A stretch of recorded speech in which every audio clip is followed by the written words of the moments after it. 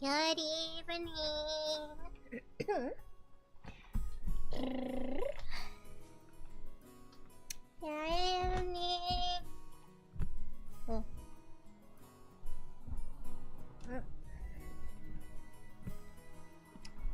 Hi, Emil. Hi, Evan. Good evening. Hi guys, I see Arco Eyeswack, Hotaru no Haka, Typical Troll Fan, Frost. Good evening, we're reading again. Reading! Yeah. Unbelievable. How's everybody's day?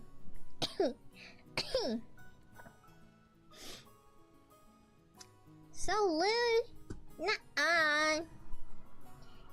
This is a dress. Boy.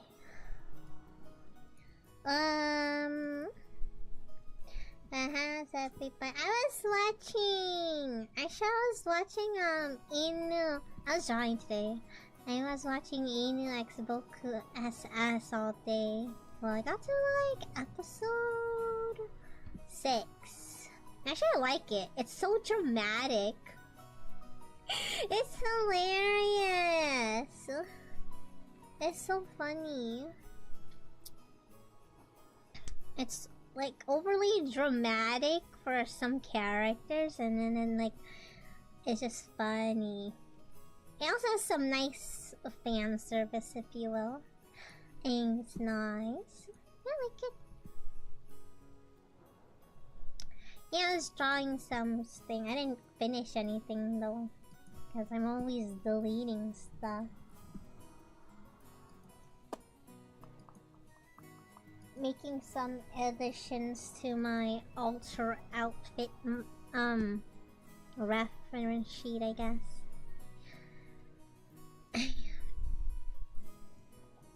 I was like the last episode I watched for this anime called Inu X Boku, there's this dude in a mask, and he was talking about S&M basically, and he was like, I can tell if someone's a sadist or a maso. And I'm like, what the heck? And then it got to the ending song, and the ending song is him literally just going sadomaso, sadomaso, sadomaso. I'm like, what is this song? I'm gonna have to remember this for AMQ later. Yeah, it's like his whole shtick is S&M.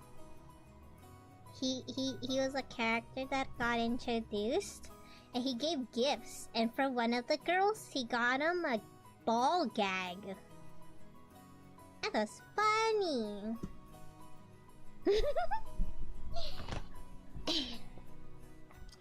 I like it so far. It's one of those comedic, not overly the top fan service or anything, but it's funny.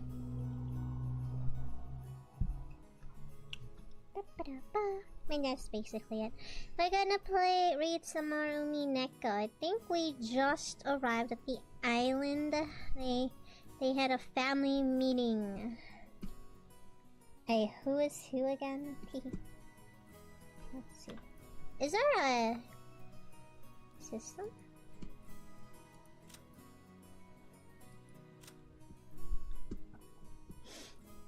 Okay, those are characters.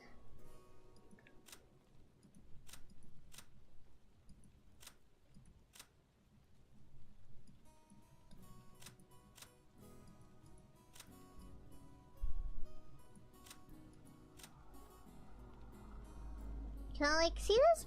Some character. Who's Rudolph? Oh, okay. See like some of these characters, and they have like a little gold emblem on their clothing. So I think that symbolizes their blood relation to the family. I guess it's easy to tell who is blood related or not, I suppose, as an indicator. Damn, her dress is all that. And she's got a tattoo. He's got a thing on his leg part. Hers is a tie. His is this vest. And so these two aren't blood related.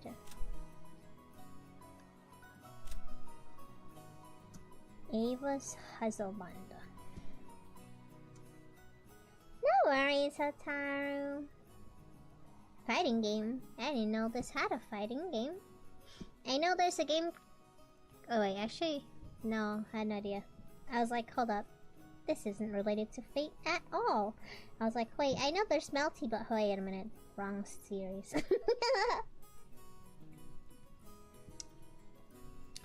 Ah, the same reason I haven't checked out Melty Blood, because it's got spoilers for Tsukihime, so I never looked into it. But again, I don't really play fighting games.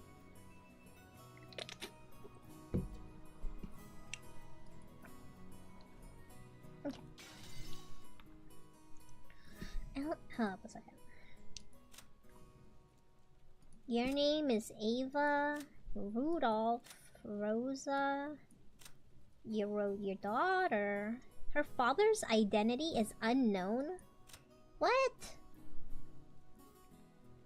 The youngest. She has a weaker position. Oh! Hello, Renoxy! How are you? Thank you so much for the raid! Hello! How's Resident Evil 2? I just started the stream. I'm reading something called Umineko, a visual novel. I'm infected! Hello! JDM Xiaomi, anime is for life. Hello! Welcome in, Raiders. I'm M4Ri. I like JRPGs, visual novels, and I'm relatively cozy. Hello! Thanks for the raid.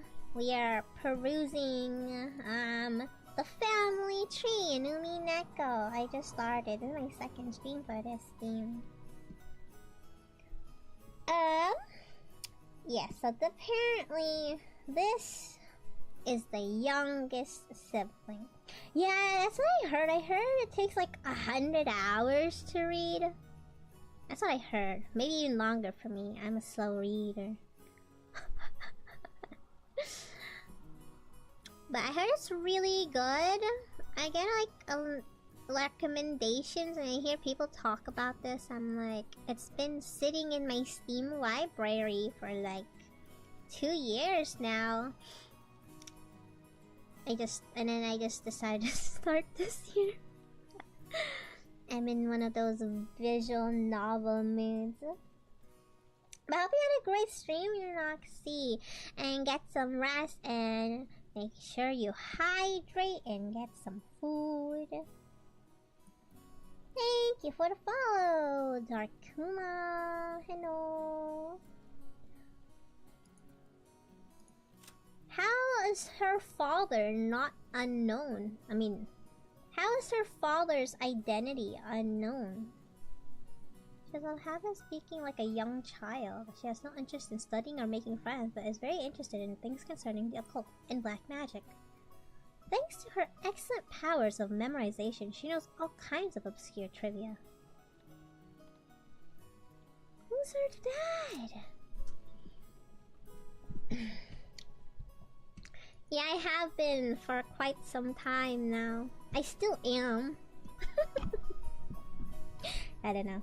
I've fallen in love again with VNs. Okay. Should have taken the boat. The boat. Yes, here the game. Fall! What? Achiru? Fall! She sounds so cute. That's enough. But what a surprise. I thought there was nothing that could scare Battler-kun. Did he get scared? Thank you, Renoxy. Have a good sleep. Thank you. This guy can't handle vehicles for some. Don't you guys think about Battler's dad? I don't know, he looks kinda, I don't know. He doesn't look that old to me. He looks kinda young. This guy can't handle vehicles for some reason. Always yells about falling and sinking and stuff. You're a disgrace of a man, you are. What a dad. Shut up! That thing was seriously shaking way too much. Just got a little stressed since it was my first time on a small plane like that. You call that a little stressed? It sounds like it'd be fun to take an overseas vacation with you, Battler-kun. Would you like to go to Egypt with your aunt? You'd get to ride a plane for a full 14 hours. That's so long.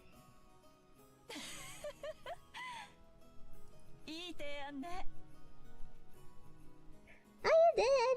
Hi, Alice. How's your day? That's a good plan. You should get Eva-san to toughen you up some. Still, it's so hilarious.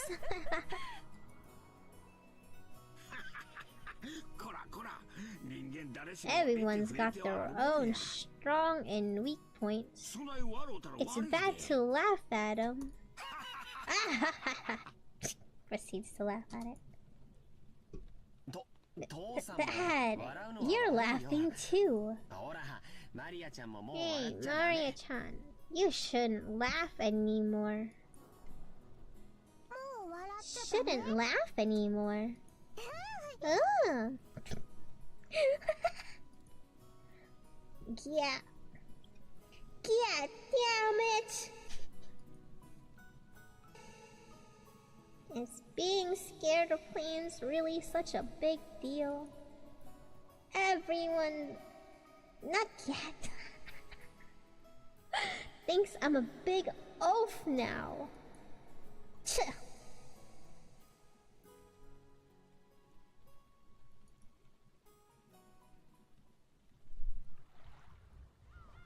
We split up into separate taxis from the airport to the harbor. From there on, we would be taking a boat to the island. The islands are right next to each other, so the distance of the trip wasn't that great. By boat, it was a leisurely 30 minutes to the island. When we reached the pier where the boat to the island was anchored, we saw a figure waving at us. Hold up, I want to check.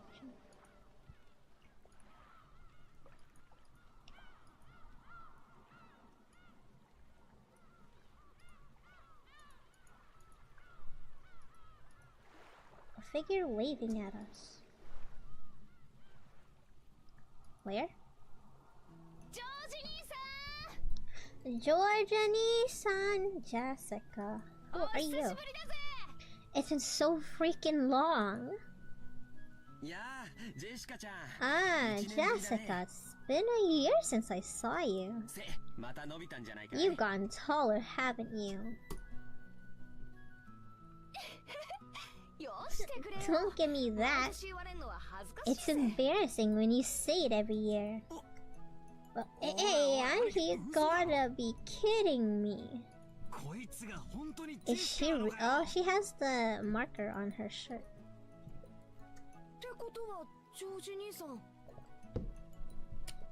Wait a second, George.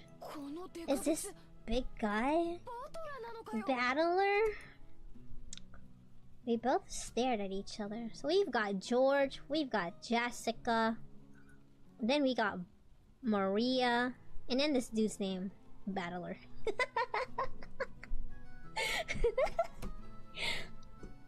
She definitely didn't. Oh, wait.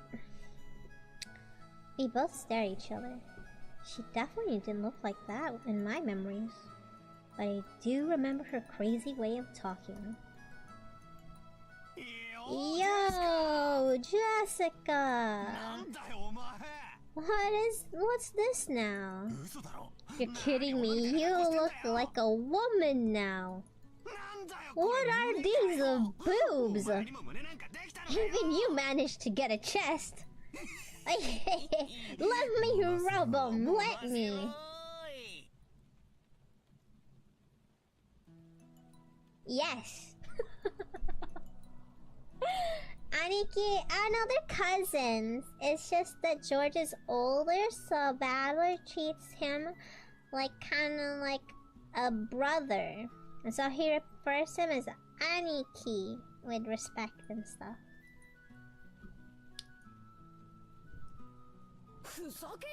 Don't screw around with me. I'm a blushing flower of 18. Of course my hair grew longer and I got these. What, you think I got boobs just to get fondled by you, loser? Ah, speaking of, you sure are ridiculously huge. But did you get a bit stronger too? Don't screw with me. I'll show you how much training I've done since back then. You're pissing me off. I'll beat you at your own game. Are they gonna wrestle? This headstrong girl's name is Kanji. She was born under the same unlucky star as me, sharing the same kind of weird name. Anyway, Kanji is pronounced Jessica. She's Dad's older brother's daughter. His what now? She's Dad's older brother. Okay, so your cousin. You're older. No, wait. Older? No, actually, that depends on when they're born. Older brother. Okay, so his dad has he has another uncle. I guess we haven't seen him yet. The reverb for thoughts, yeah.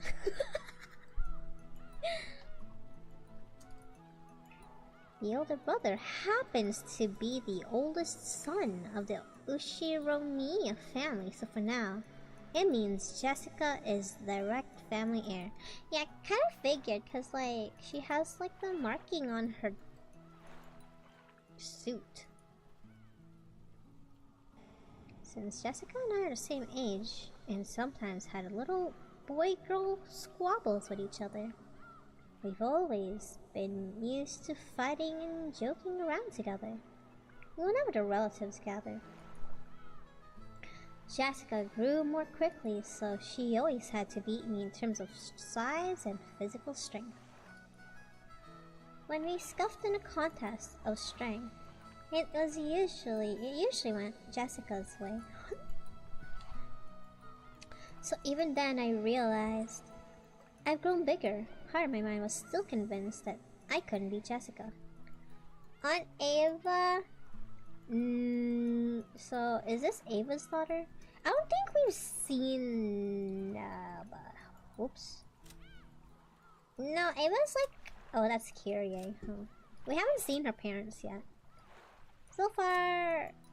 Wait, where's... Ava, this one. Now, Ava's kid is George. The second. Oh, so he's the second youngest, his dad. And then we haven't seen Jessica. Jessica is like the oldest family. So even though I realized I'd grown bigger, part of my mind was still convinced that I couldn't beat Jessica. Whoa! Ah! What the? You're getting all serious. What are you getting all serious for? Ow, ow, ow! Hey, this is nothing. Jessica, you've gotten weak. Shut up! I'm a girl. So of course I couldn't beat a guy with a physical strength forever, right? Well, you got a point there. The meal I put on my arms all went to your chest. It looks like I'd be pretty even to test the strength between my arms and your boobs, don't you think? Man, he noticing those booba, alright. Thank you for the follow, Patroset. Hello. Yeah, me. I said meal. I told you my boobs aren't for you to feel up. Besides, how about you? Did your cute little elephant song get a bit bigger to go with the rest of you? Stop it, idiot! No, you perv! I'll be ruined for marriage! Don't you touch my crotch! Don't say stuff people are gonna misinterpret! Honestly, I was so surprised at how feminine Jessica had become that I had to joke around like an idiot to hide it. Well, considering what a bossy brat she was 6 years ago, anyone would be surprised. And I guess she's just as surprised. She probably wasn't expecting to lose to me in a test of strength. After losing that easily, she must be shocked at how much I've grown in the past 6 years. 6 years. Once again, I'm being shown just what a huge gap of time that was. Ha! Total defeat. Don't... What? Wait, what do you mean now? This guy's down bad.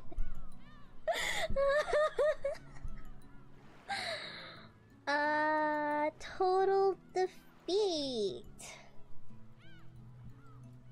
What?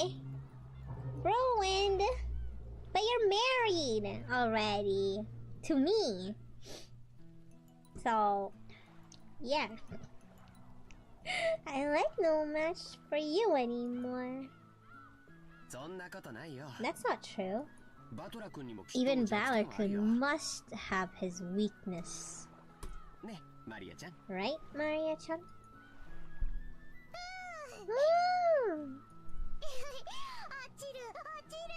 She really likes saying that word. Fall, fall. Cut it out, Maria. Let's keep that a secret, okay? How old is she? Fall? The hell are you talking about? I guess it's because she shocked him, surprised him after they left the boat. Sorry, but there's no chance you'll see that weakness of mine. Yeah, his weakness is like airplanes and boat rides. After all, the nightmare plane trips is already over and done with. The only thing left is a nice, quiet splashing of the boat ride. Oh wait, is he thinking all of this? I never thought I'd start that piece of junk boat this much. Loving. No wait, he's not thinking that. Is he saying that out loud? Huh? Georgie-san. Is there something wrong with his head? You'll understand soon. Very soon. Very soon. At the time, I didn't get what Aniki meant with that big smile. Are they riding a boat? I mean, there's a bunch of boats here. Kumasamachiya. What have we here? Oh! Battler, how much you've grown! Who is it this time? It's an old lady with an apron. Oh yeah, that takes me back. I remember now. You remember her, right? It's Kumasawa-san, the servant. I could never forget you, Kumasawa-chan. I could never forget you. Wait, after all, you haven't aged a bit in the past 6 years. If anything, I'd say you're looking younger than ever. Wow, look at this guy. Oops. Lately, my skin's been getting quite smooth and silky. And look, hasn't my chest gotten bigger as well? How'd you like a little feel, Art Isaac?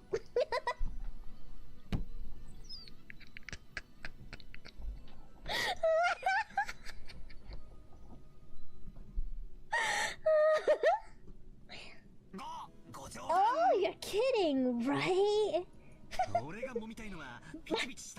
Breast fondling is limited to bouncy girls. What a pervert! Oh, I was quite bouncy in my youth. Don't be shy.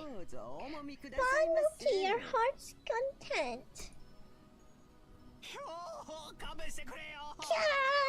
Give me a break. It's girls I'm looking for, not grannies. I no longer like this game.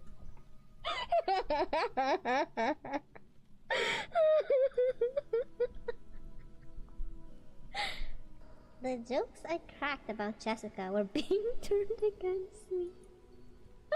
Come to think of it, Kumasa has always been the type to tease people.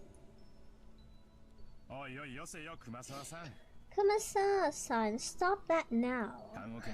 People with one foot in the coffin should jump around. This guy has no chill. Thank you for the follow, Focal Neil. To sport with the young is the most rejuvenating medicine. Oh. Henna, come here. Yeah. I have, well, there shouldn't be echo right now. I turn on my reverb for those inner monologue thoughts. Yes, I'm enjoying it so far. Hi, Wakami.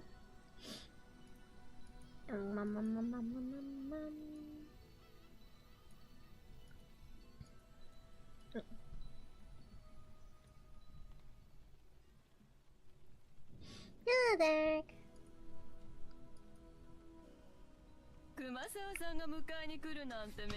Any characters? Not exactly. Yes, Maria is cute. Ah! Oh my god, I thought that was a fly. It was just dust. It's rare for you to come pick us up, Kumasawa-san.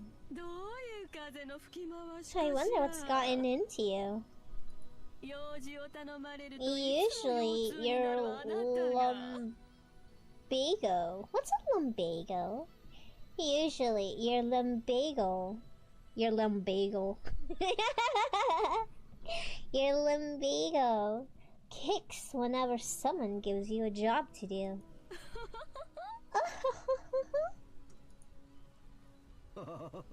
Oh, Oh, you Ava-sama. You're as harsh as ever. I found myself with some urgent purchases to make. And while I was at it, I thought I would welcome you all. Although it does give a bad impression if the one waiting to greet you is a decrepit old woman.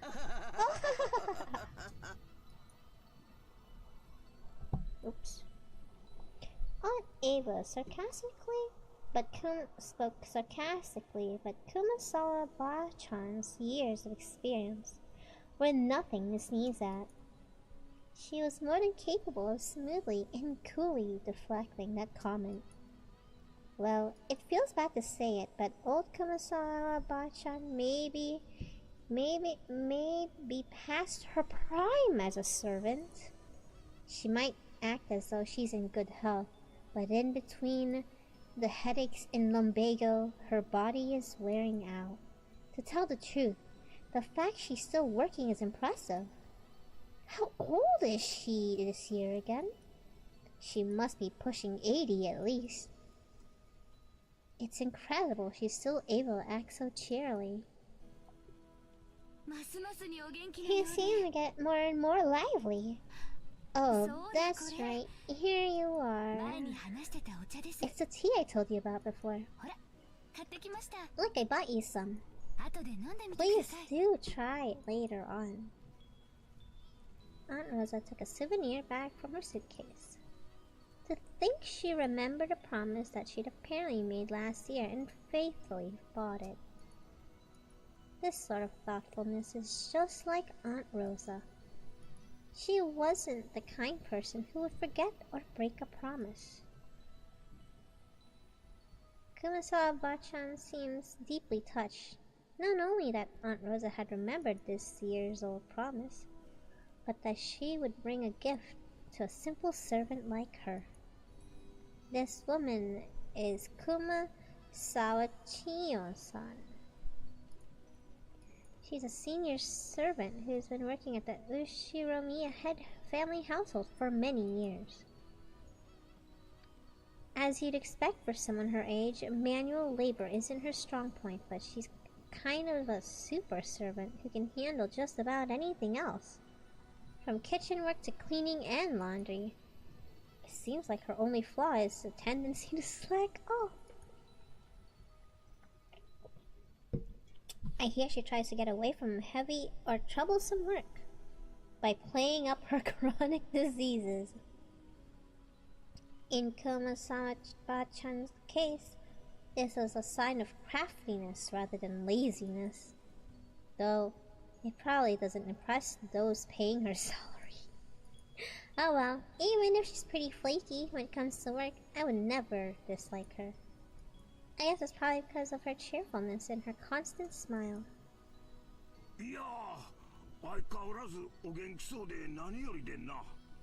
Uppity, yeah. She has guts, I guess? I don't know if that's the right word. Ballsy? Yeah. Hey, glad to see you're still in fine spirits. How's your back doing then?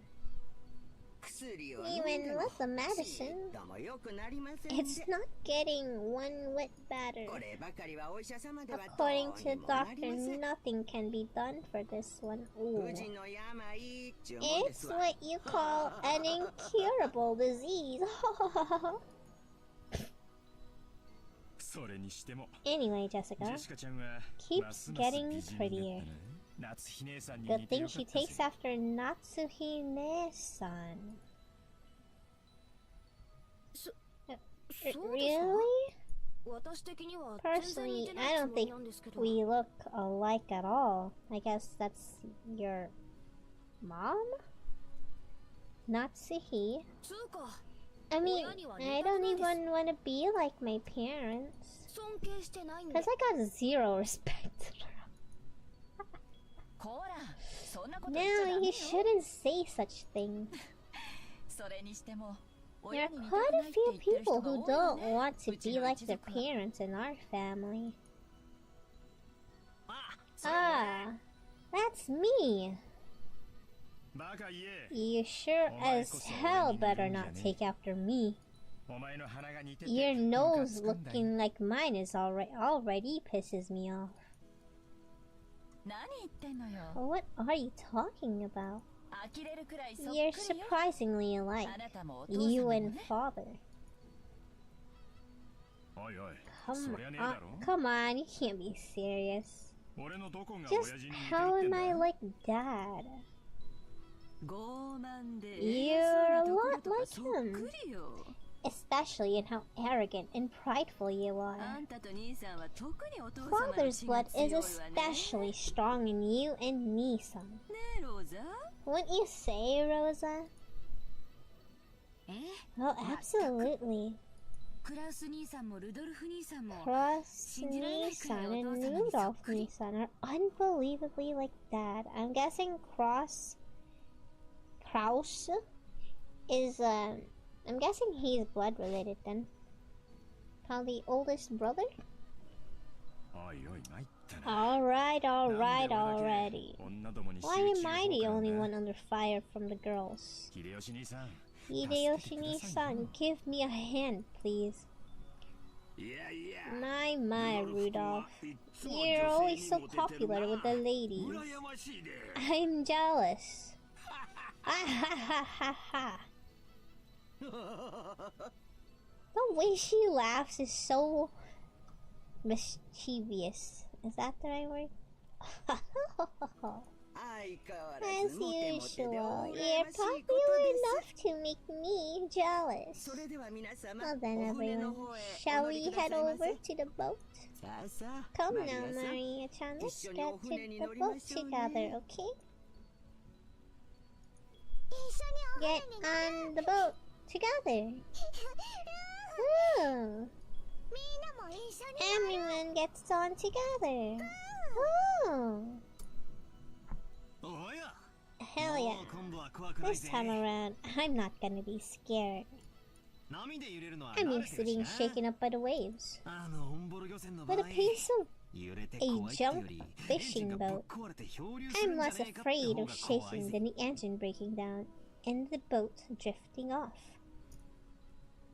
Oh yeah.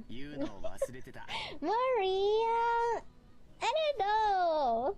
She's cute, but at the same time, do I trust her? This is the person that wrote Higurashi.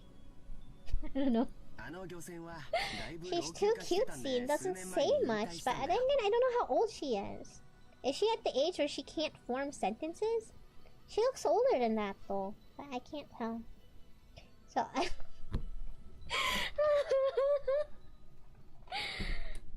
You know, she could be like... I don't know. I don't know. I did watch Higurashi a little bit. As in the first season? First 2 seasons? Gut instinct. We'll see.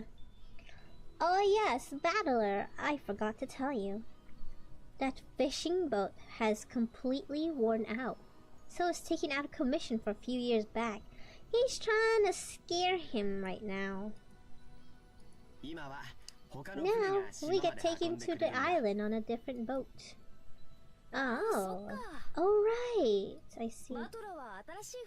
It's his first time in the new boat. It's super comfy. And so fast. It can go crazy high speeds. Oh, those boats, I guess. Oh.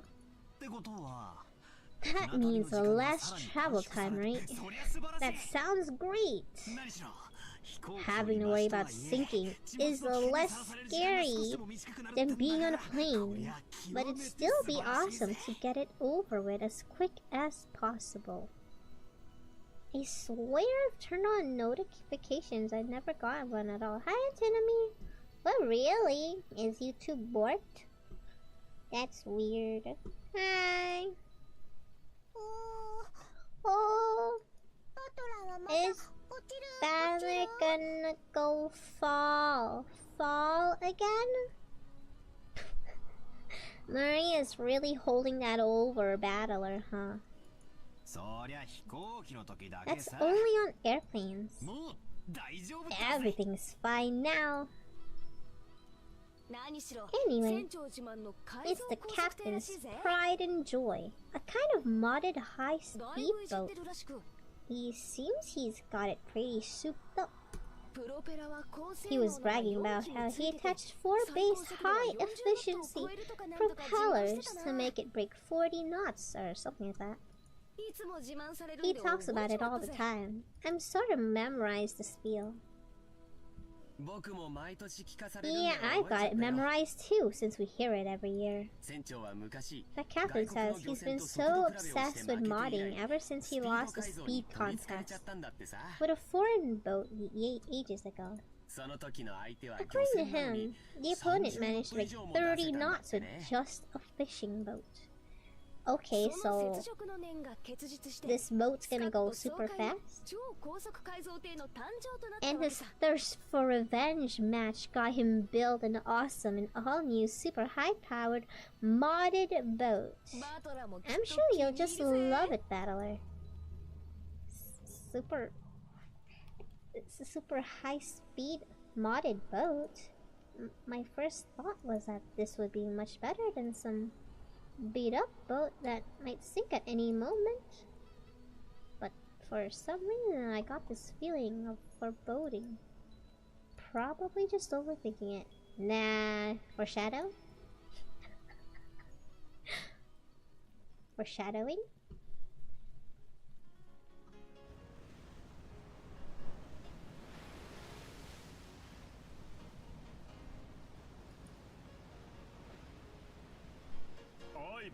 Hey, battler. Maybe you should just swim to the island. Battler, you shouldn't lean over the railing too much. You might fall. Oh! She's so happy. She wants him to fall. Fall! Fall! Damn it! So this is why you were all grinning back there? You should sit down. Is there a chair? So this is a super high-speed boat that the captain started modding. Oh yes, that piece of junk fishing boat from 6 years ago doesn't hold a candle with this guy. Ah, it's shaking, it's shaking, it's shaking! I'm gonna fall!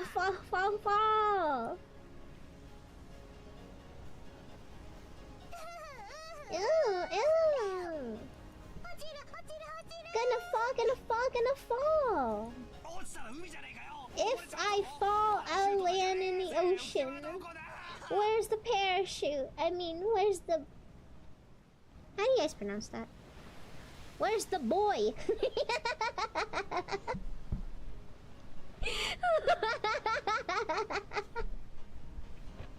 Buoy? Did I say it right?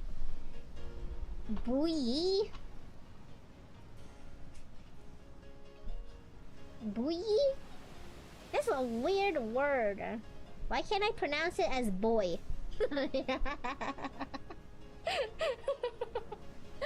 Buoy. Buoy? Buoy. Buoy? I hate this word. I hate this word. Like, where's the E part? I just want to call it boy. With a silent U.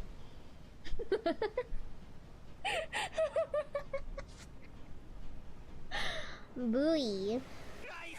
Give me a life jacket. Come on, golden Kim. Yeah, I can't laugh like that. Hi, Vista. What the heck are you doing that for?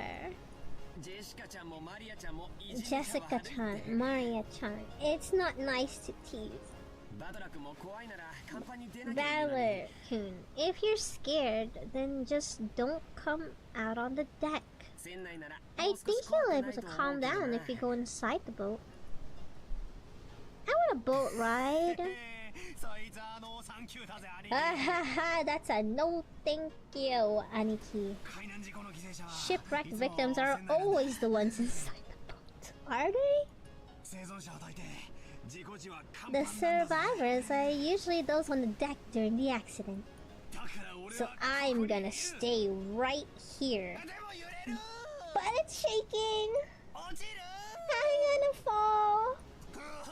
You know the amount of times they say the word fall? I bet he's gonna fall at some point in time.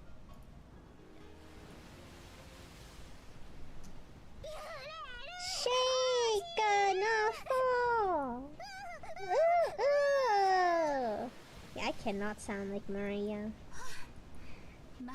Maria, I told you to behave yourself. To turn on the rest of my redeems? Oh yeah, huh. I forgot. Those are off from the collab. Yeah, I'll turn them on tomorrow. Thanks for the reminder, or before I end the stream. But Batter looks like you really can't handle it. I will go to the captains to slow down for you. Whoa, Rosa, thank you. I can tell you now that safe, slow driving is definitely the way to go, even on the sea.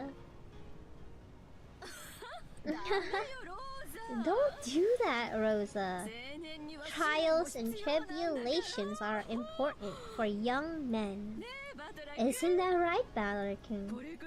You'd better be able to overcome a little scare like this.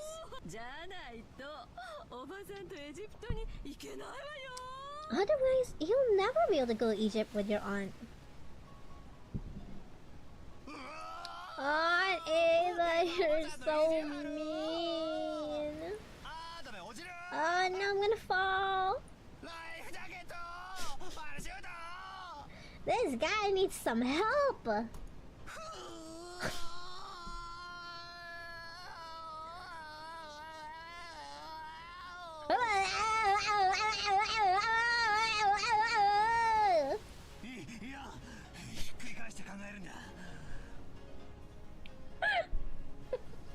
This is so ridiculous. Hello, J-Ralph. Thank you for the follow.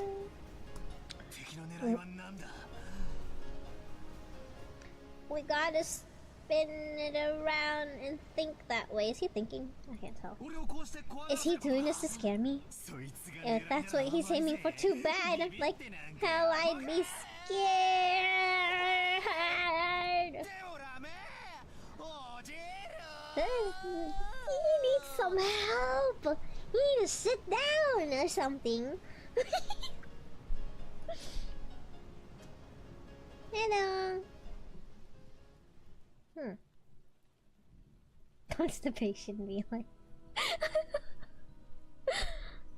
So after I made a huge fool of myself for a while, Aunt Rosa had a talk with the boat captain and he slowed down to a more manageable speed for me.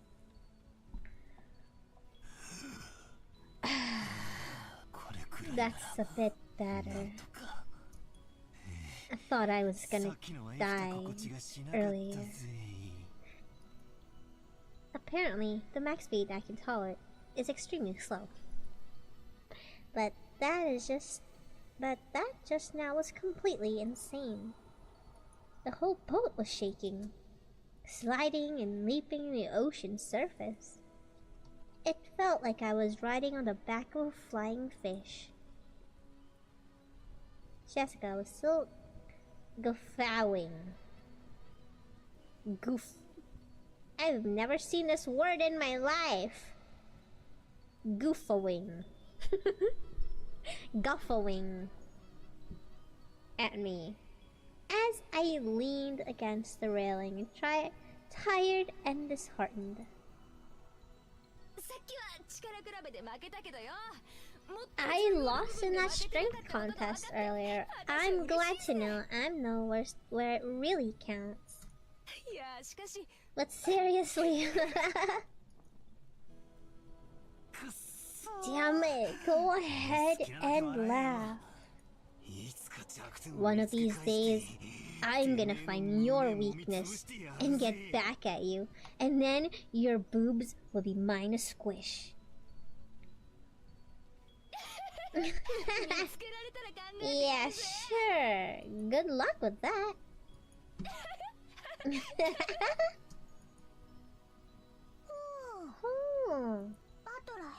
Battler all week. Yeah, Battler all week. I won't die on land, not in the ocean or sky. Maria was patting my back, so I patted her head in return. Her expression was blank, as usual, but I realized that she wanted to console me. Battler, the captain's throwing in drinks to make up for this. Would you like one to calm yourself down? George Aki and Kumasawa Bachan brought us all ice-cold cans of soft drinks, covered with beads of water. Judging from Kumasawa's big grin, our parents inside the boat were probably all rolling around and laughing at the moment of my pure terror. Damn it, I'm so embarrassed. I can't bear to face any of them. If I didn't change the subject somehow, I had the feeling I'd be the butt of everyone's jokes for the whole trip. So I tried to think of something harmless to talk about. Hey, Jessica. How are Uncle Kraus and Aunt Natsuhi doing? My old man? And Mom? Unfortunately, they're fine. Though every other word out of their mouth is study, study, which pisses me off. I'm so jealous, since it doesn't look like Uncle Hideyoshi or Uncle Rudolph would say stuff like that. Oh no. Before I had my exams, my parents kept pressing me about it over and over. I thought it was annoying, but now I'm grateful. Huh. I knew it. You are awesome, Aniki. Anyway, I have to look after myself. No one tells me what to do. Well, it's not like I'd listen if it did. Oh, Battler son, you still not returned to your parents' home. Well, kinda go back now and then. I've got lots of clothes and stuff left at the house I was living in until recently. Oh? Battler has 2 houses?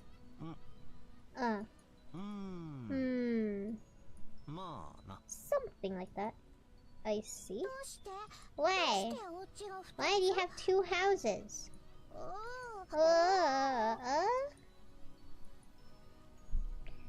Only Maria, who couldn't really grasp the situation, voiced this naive question. However, others just shot nervous glances at me, choosing not to respond, even though they knew the answer.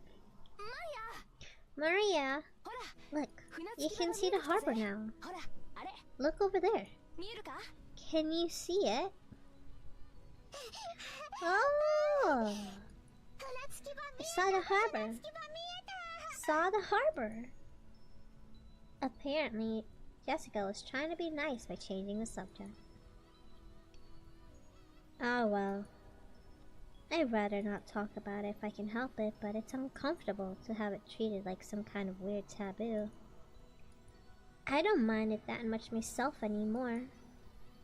I may be a member of the Ushiramiya family, but the truth is that for the past 6 years, I've been living with my grandparents on my late mother's side, and I've been using her family name. When those grandparents passed away one after the other, I basically had no choice but to go back and live with the old bastard. Don't get me wrong. I didn't just run away from home or anything like that. The only one at fault here is my dad. I don't really blame Kirie-san. Being able to hold that old bastard's reins and ride him out is no mean feat. Still, the way that old bastard betrayed my mom, well, unfortunately, I still haven't gotten over that. I see.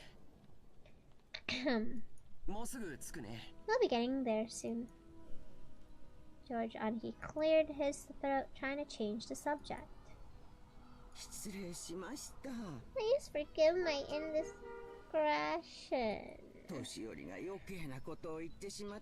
seems this old woman has said too much already. If I hurt your feelings... I don't mind it. No one's feelings are hurt. Don't worry, Kumasawa-bachan. Kumasawa seemed to regret speaking out of turn. But I was more concerned about being worried over something like that, so I stood up and passed it off lightly. Yeah, there's Clark. After that, I had a sip of my drink and headed over to Marie-chan and Jessica, who were gazing at the silhouette of the island. Oh, I saw the island. I saw the island. There. Ew. Well, where is it? Oh, I see it now. Even after 6 years, that island hasn't changed a bit. The small island silhouette it is in front of us had gone pretty close. This island's name is Rokkenjima. It's a small island about 10 kilometers around, located in the Izu archipelago. Since they call it archipelago, the Izu 7, lots of people think there are only 7 islands, but that's not true. There's actually several more, and Rokkenjima is one of the minor islands that don't get counted. Even if that weren't the case, I doubt you'd find many people who know this island. Only people connected to the Ushiromiya family ever go there. In other words, outsiders and tourists never have any reason to care about it. So you'll never find this island's name in a travel brochure. After all, Rokkenjima is an estate possessed by the Ushiromiya head family. Only the Ushiromiya family lives there, and the only people connected to Ushiromiya family come and go from there. There's nothing there except a harbor and a mansion. The vast majority of the island is still uncultivated forest. Such a waste when it could be made into a nice golf course or something. However, when you realize the entire coastline is a private beach, it starts to sound pretty magnificent.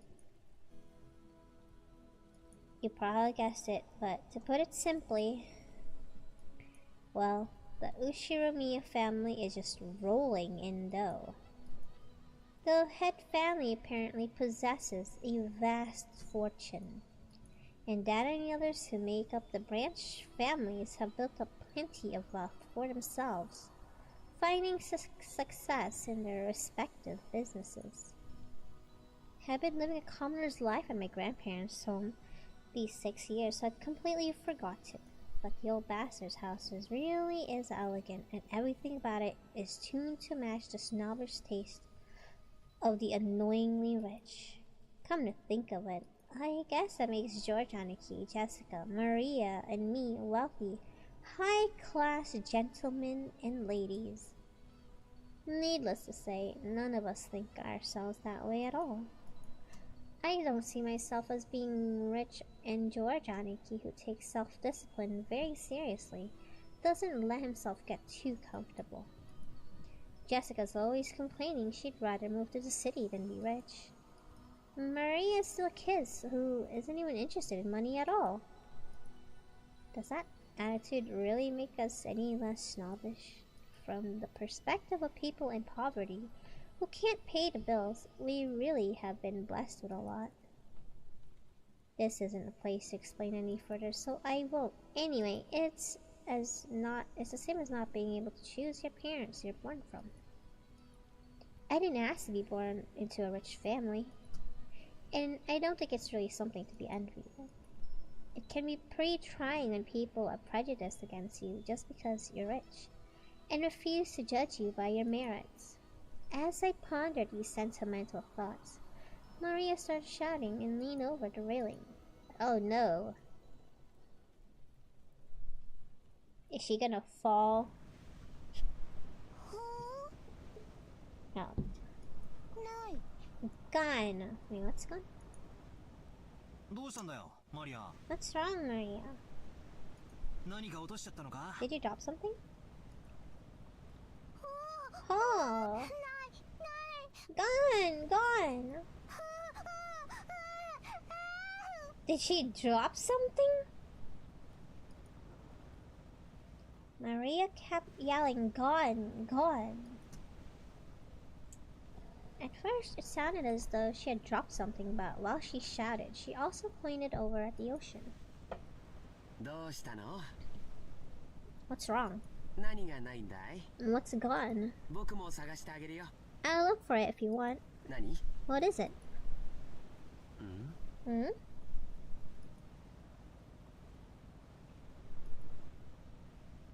If she dropped something, she would probably have looked down at the floor. But Maria was looking over at the ocean. One would assume by that gesture she meant she spotted something, but she kept saying it wasn't there. Strange. However, since my last memories of this place from 6 years ago, I was able to spot it before Aniki, who comes here every year. Ette? If I remember correctly, wasn't there a Tori or something on the small crag over there? Hi, Bibo. That's right, it was definitely there. I remember it well since we get closer to the island. It's the first thing to greet us, like a landmark. Oh, you're an amazing battler. Although it's been 6 years, you remembered. It was here, wasn't it? I remember too. The tutelary god shrine and the Tori-like thing were standing all alone on that crag. And now that you mention it, they're gone, aren't they? Tori?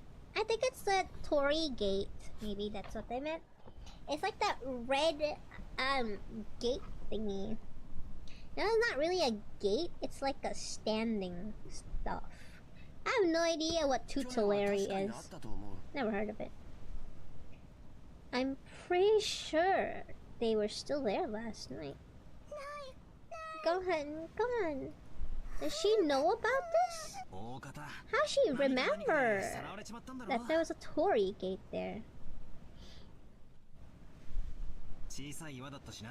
It was a small crag, so it probably got worn out over time. That's my theory too. Wait, has Maria been here before? Isn't she young? How does she remember it? It was last summer that it disappeared. Oh. But she saved... What? Crag? I think it's a word. I've heard of it though. They say an enormous lightning bolt came crashing down one evening and smashed the shrine. The fisherman whispered that having a thunderbolt fall upon our honored tutelary god must be portent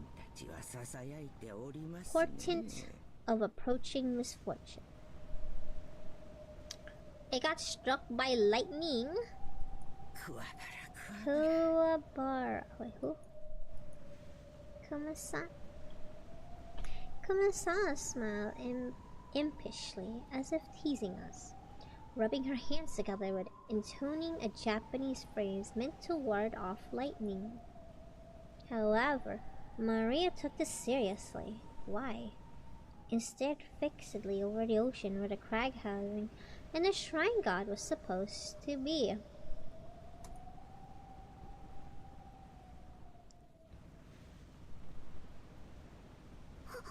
A portent of misfortune?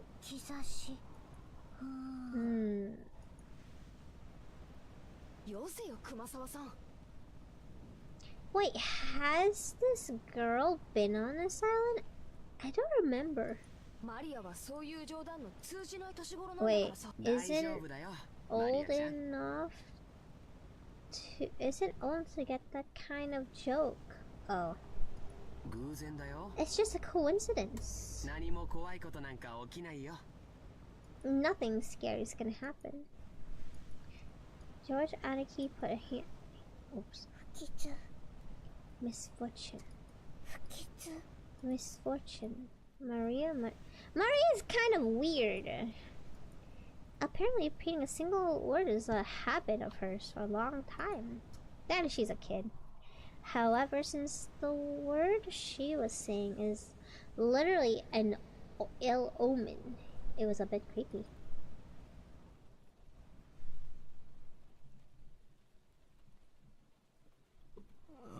Hey now, Maria.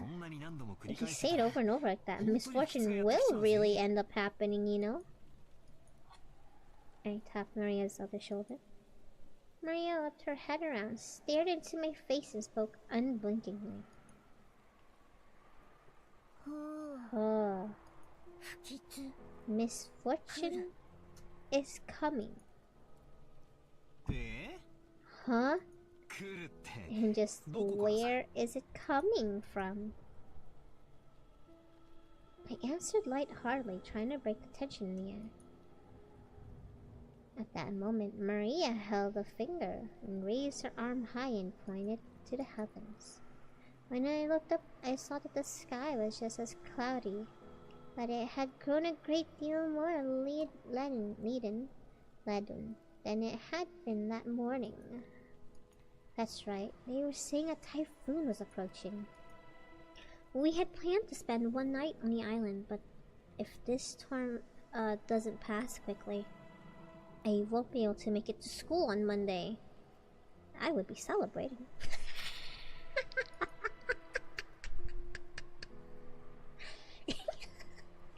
Well, I guess it makes for a pretty good excuse to be absent.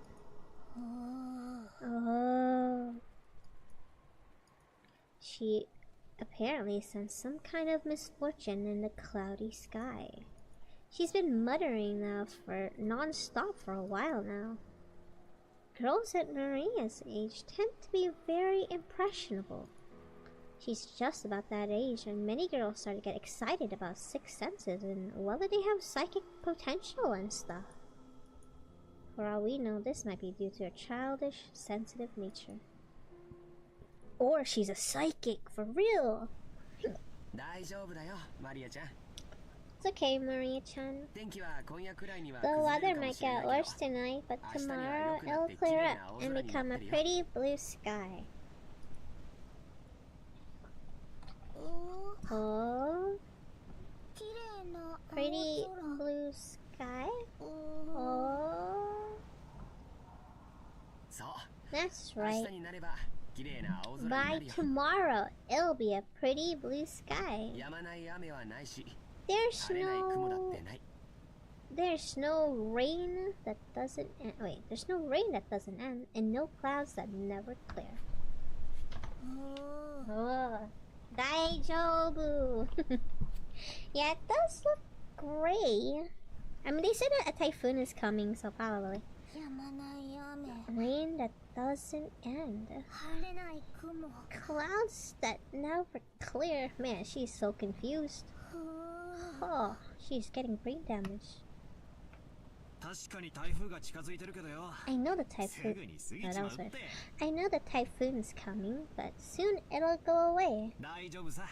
It'll be okay, Maria. Oh, she looks upset. Huh?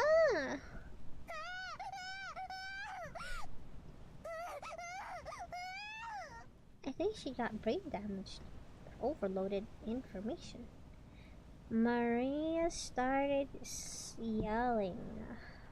Ooh. Ooh. It looked as though she was having a tantrum because no one could understand what she was trying to say.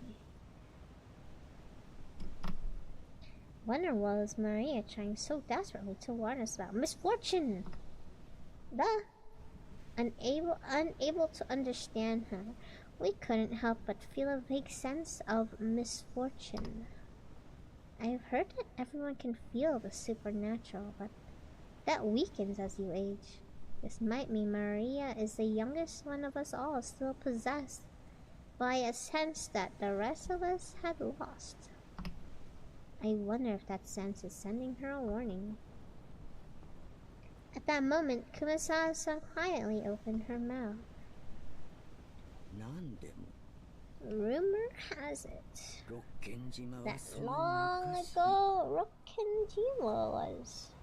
Kumasawa-san, let's not talk about that right now. Just as Kumasawa was about to tell some kind of story, Jessica sharply interrupted her. Jessica's tone was extremely firm for her. I wanted to push further, just out of curiosity. But judging by the look on Jessica's face, whatever Kumasawa-bachan was likely to say would probably make Maria even more uneasy. If I did try to press her for the story, the odds were pretty good that it wouldn't be anything bright and cheery. I do apologize about that. The winter is hard to bear for the elderly, so if you would excuse me for now. Gossipers have no reason to hang out or hang around after they've been told to stop chatting. When Kumasawa-san finally realized that she'd overstepped her bounds, she went back inside the boats. Bah! Hey. After she left, Uncle Hideyoshi showed up in her place. Since he'd arrived mid-conversation, he completely failed to notice the complicated atmosphere that hung around the scene. So he refreshingly and unwittingly swept the atmosphere aside. So in the end, his lack of tact that brightened the mood. Looks like we're almost there. Okay, just a bit more. Took forever at that speed we went today, huh? I wonder whose fault that was. Oh, Uncle Hideyoshi, give me a break already. Oh, come on, don't stop there. Seriously, thanks to Balor here, it's taking forever. Oh. Maria probably thought that everyone was refusing to listen to her. She hung her head wearing a fretful expression. And as she did, George Aniki crouched down to meet her eyes and spoke to her kindly. There's nothing to be afraid of. Because we're all together. I'm just gonna move this mic here. There's nothing to be afraid of because we're all together. There's nothing to be afraid of if we're together. Go ahead and say it. There's nothing to be afraid of if we're together. Yeah. There's nothing to be afraid of if we're with each other. Ah. That's right. Exactly what George Aniki said. If we stick together, there'll never be anything at all to be afraid of. Right, Jessica? Yeah, no doubt about that.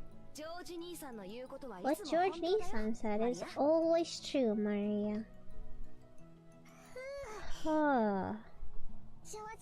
But George Oni-chan says always true. Yes. I don't lie. Watch, he's gonna lie later.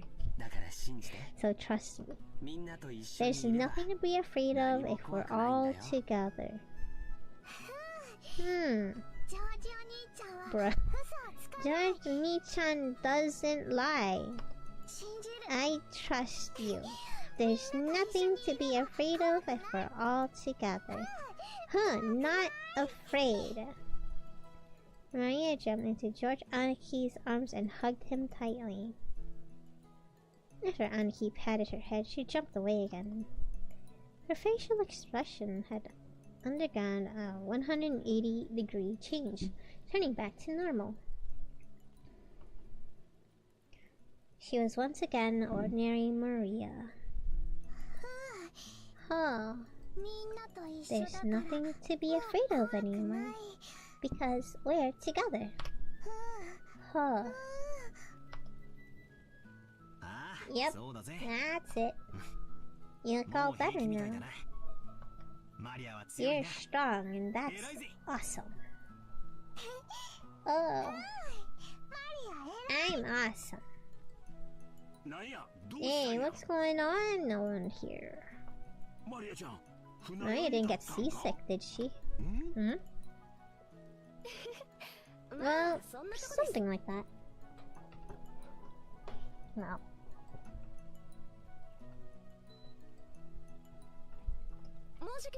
We'll be arriving soon.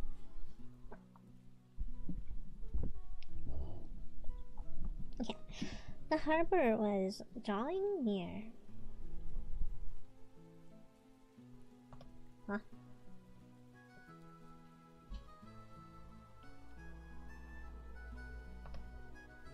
Transition.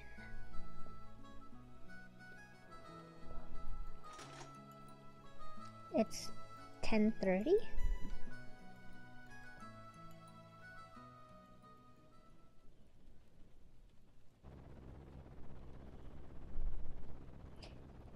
The boat gave a big shudder. Seems like we've docked at the harbor. The boat driver came out and jumped to the pier with a mooring rope.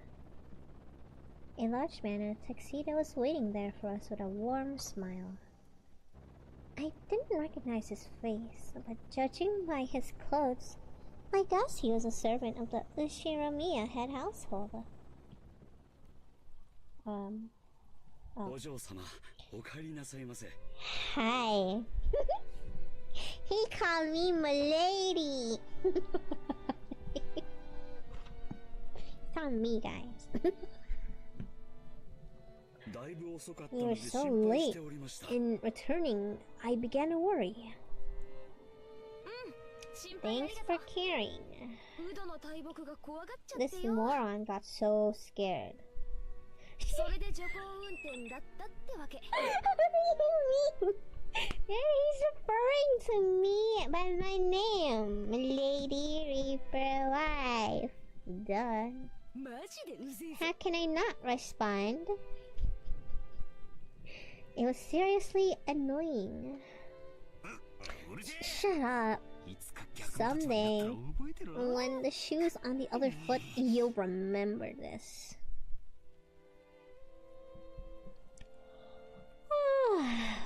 At this rate, word will spread to the whole family, and I'll be the big conversation piece during dinner. Even without this, everyone would be talking about me because of that 6-year gap, but now I've given them an even juicier topic. Damn it. Why does the Ushiromiya head family have to live on this isolated island? In the meantime, the boat had finished its mooring. A small plank was lowered that we could get down. One by one, our parents came up inside the boat. You must be quite tired from your long trip. Madame, please allow me to assist you. Thank you. It's been a while, Goda-san. How are you? Thank you for your concern. It is always a pleasure to serve. Valor, isn't this your first time meeting Goda? If I'm not mistaken, you weren't working here 6 years ago, right? Indeed. So please allow me to greet him for the first time. It's an honor to meet you, Valor-sama. Oh, I'm pretty confident about my height, but you're huge. This is definitely our first meeting. I'll never forget a meeting a big guy like you. It is a pleasure. I'm Battler. I was looking forward to meeting you. I am Goda, your servant. I've been working for the Ushiramiya head family since the year before last. It is a pleasure to make your acquaintance. If there's anything you need, please feel free to rely on me anytime. Goda, it's been some time. It's been too long, George-sama. Please allow me to assist you. As usual, you're a pro at welcoming guests. If you ever need a job, let me know, okay? I'd hire you anytime. You do me too much honor. Please allow me to assist you, Hideyoshi-sama. Goda-san lent a hand to everyone as they disembarked, greeting them as they passed. His speech, mannerism, the refined polish of a professional. He was very graceful, in contrast with his initially tough-looking appearance. His large size made him seem a bit scary at first, but he was much more polite than my first impression that led me to believe. He claimed to have served on the island for 2 years, but he had doubtless worked at a similar job somewhere before. After everybody disembarked, the mooring rope was untied and the boat started to steer away from the harbor. It was probably returning to its home port in Nijima. The captain waved his hand in farewell. Maria conscientiously waved her hand back. Consciously? Now that I think about it, that must be why I've felt something out of place for a while now.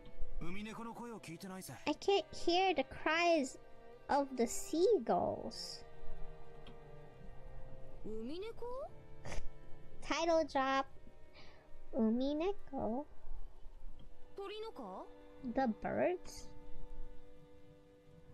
If I remember correctly, whenever we came to this island in the past, the seagulls always greeted us.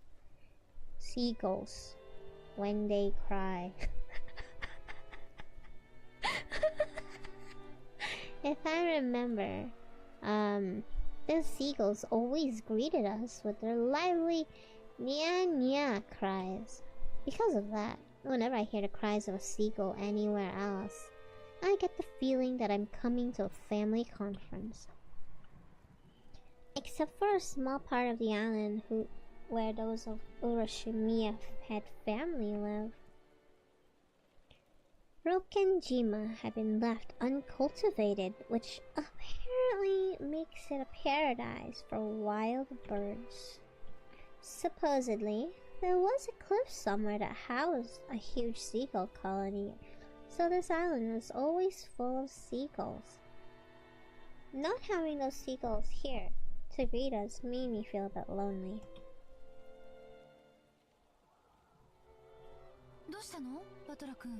What's wrong, Battler?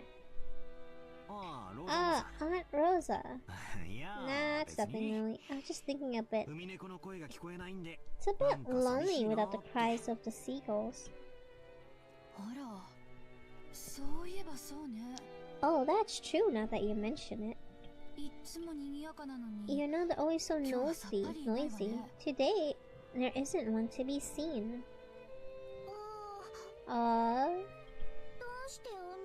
Why no seagulls? Maybe because seagulls are having a get-together somewhere too? Mari, did you want to see the seagulls? Oh, I wanted to see them. That's a bit strange. There isn't even a single one around. Maybe Jessica grilled them all and ate it. Huh?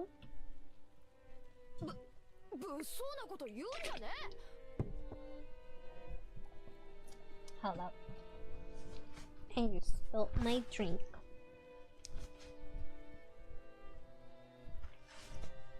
Don't say disturbing stuff like that.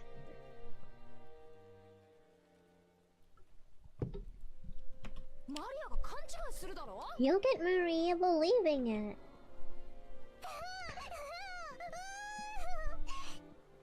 Oh!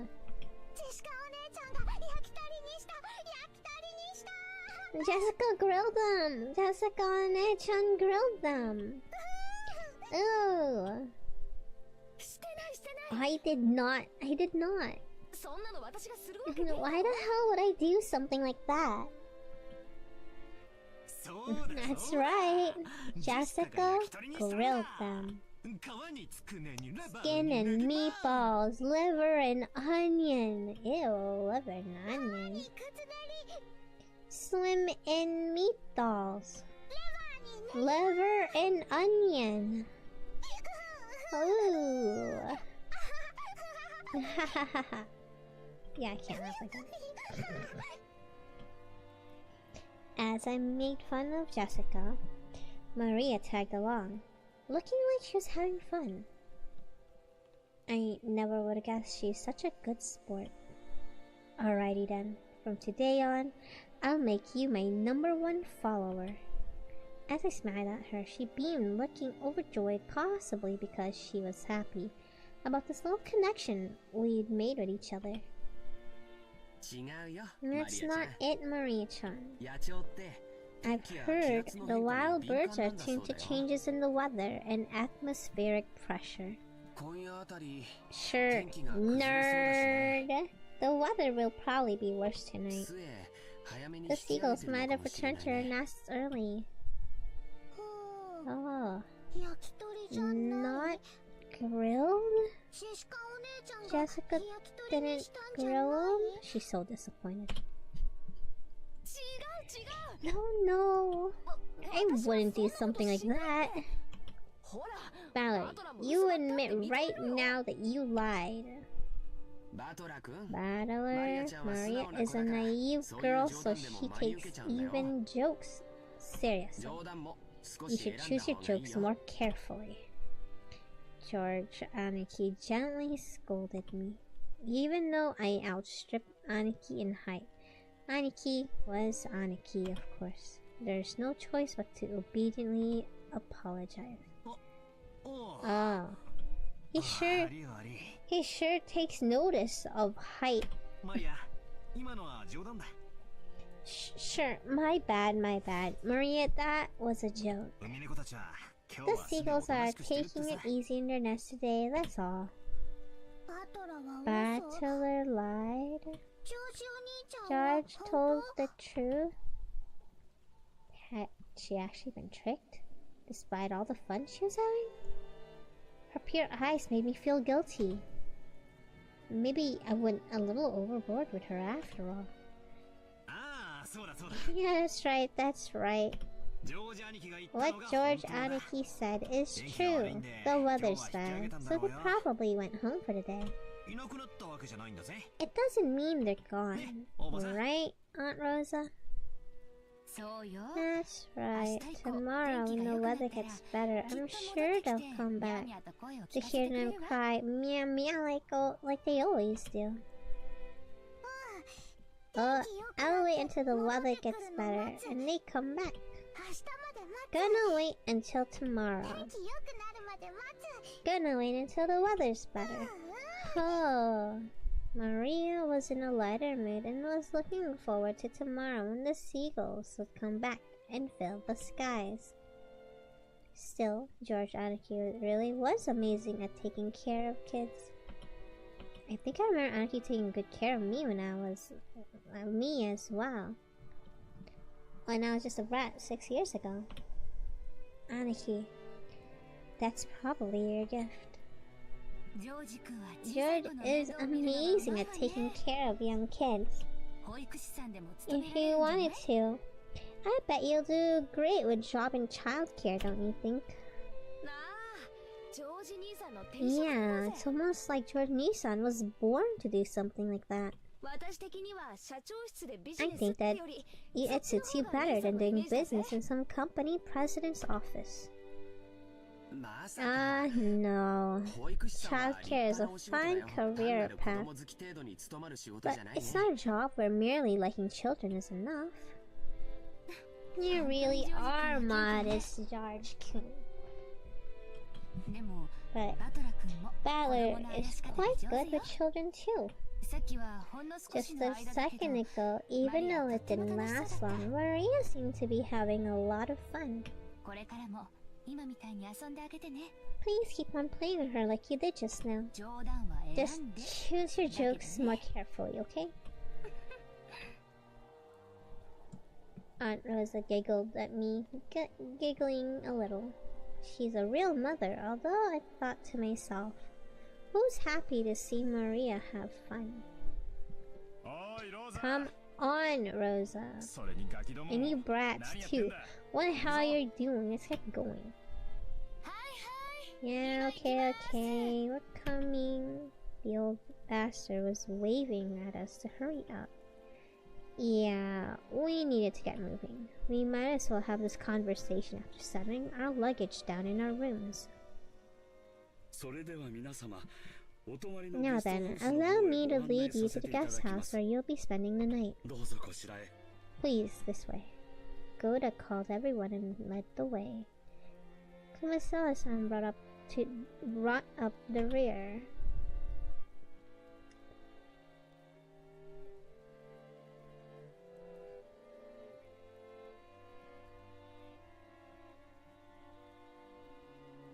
A serpentine twisting path led through a dim forest.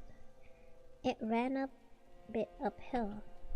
I guess the path was made of all twisty, so the slope wouldn't seem too steep. But personally, I'd be happier if they had the guts to make some stairs in a straight line.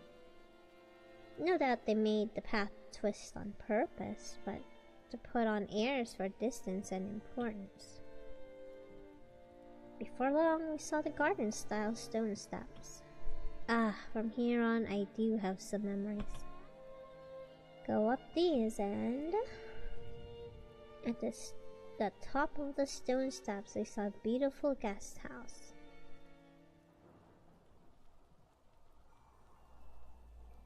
Its facade was lovely, of course, but more importantly, we couldn't enter its doors without having our hearts stolen away by the splendid, beautiful rose garden spreading before it. Ha! It's as beautiful as ever this year. A real delight for the eyes. After climbing the stones of the people greeted by this rose garden gave voice to their impressions one by one. Is this just me, or are the flowers a little less lively this year? It's probably because it wasn't that hot this summer. I also believe that was a factor. Sadly, this year's blooming is a tad inferior when compared to last year's.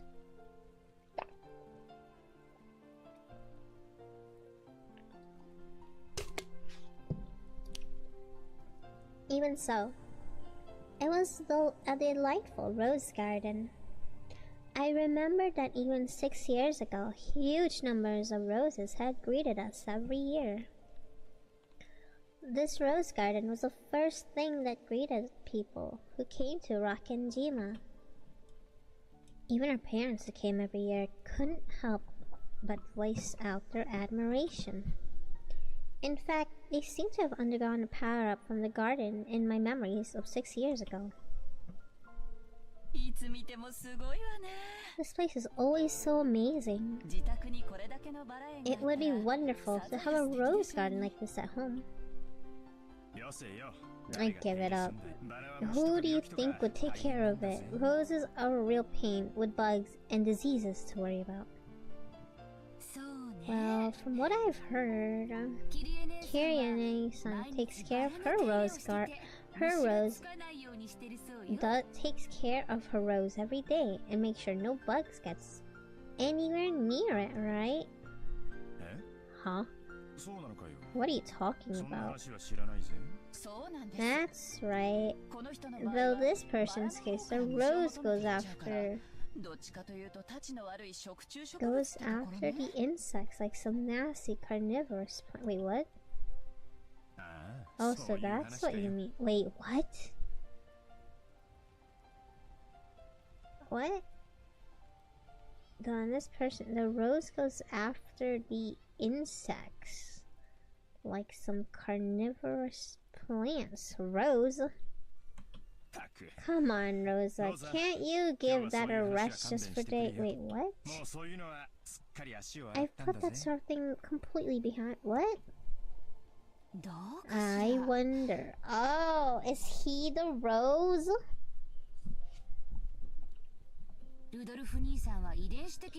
I wonder, after all, you are a womanizer on an almost genetic level. No need to worry, Rosa.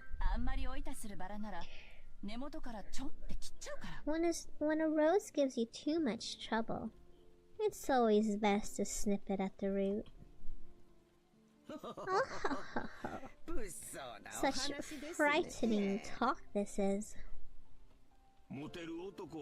Who's more popular with the ladies? Wait, guys who are popular with the ladies are always forced to live dangerously. I sure hope I turn out a bit prettier in my next life.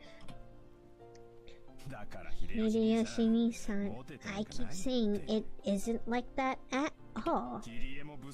And here, stop it, you're freaking me out. You've made my rose wilt. Hey, Maria-chan, come over here. These roses are especially magnificent. Magnificent roses? Oh. Smells pretty sweet. Look, this suits my elegance perfectly. Hey, cut it out. Maria's gonna imitate you and get hurt by the thorns. She yelled at me as I leaned in to smell the roses scent with an exaggerated gesture. I thought she was overacting, but when I turned around, I see Maria imitating my every gesture, and George Aniki smiling broadly at us. Maria, be careful. Rose thorns can hurt. Huh? Jojo-ni-chan. Only this rose is strange. Strange? What's wrong? Maria pointed out at a single rose. I immediately understood why she found it odd. In the midst of those magnificent roses, one single rose was just starting to wilt. There wasn't any particular reason. Some roses flourish and others wilt. That's all there is to it, but Maria seemed very concerned about the one unhealthy one in the group. It must have made her feel lonely. That hurt. Yeah, if you touch the thorns, that kind of shut. So you feel sad that this rose because it's the only one that isn't healthy? Oh, the others are all healthy. This one's sad. Well, they all bloom and wither at their own paces.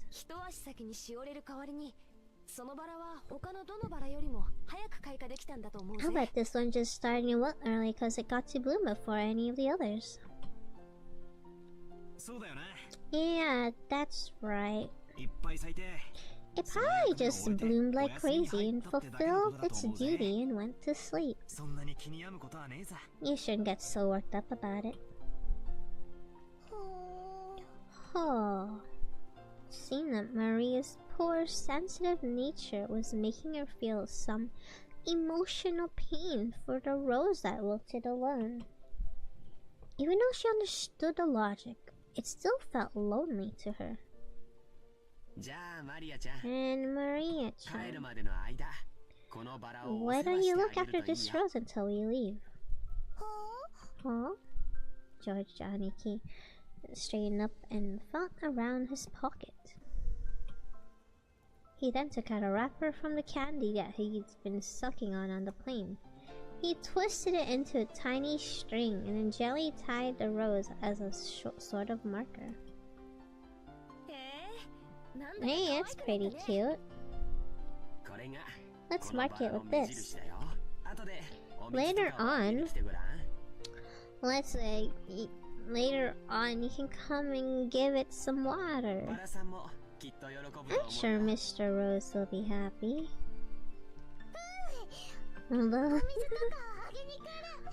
I'll give it water. Mr. Rose here, a name. Kind of, I guess, gotcha. Name a flower. Its name is Mari. A name. Oh. She's gonna name it. Oh. And began to consider intently. She's gonna name it Misfortune. At the very least, she appeared to have been completely pulled out of her salon. Nice going, Aniki. How many models? 4 custom models, I guess? I don't know. I didn't really count. I got several customizable models. And, yeah.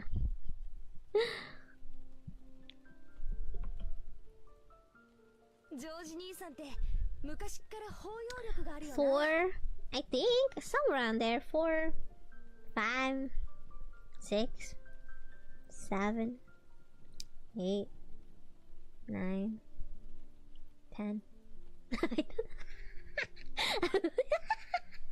Proceeds to count. You guys impressed? I can count. You can't help but respect them. Yeah. I guess I was just born that way. I guess he was just born that way. We gotta start picking up tips.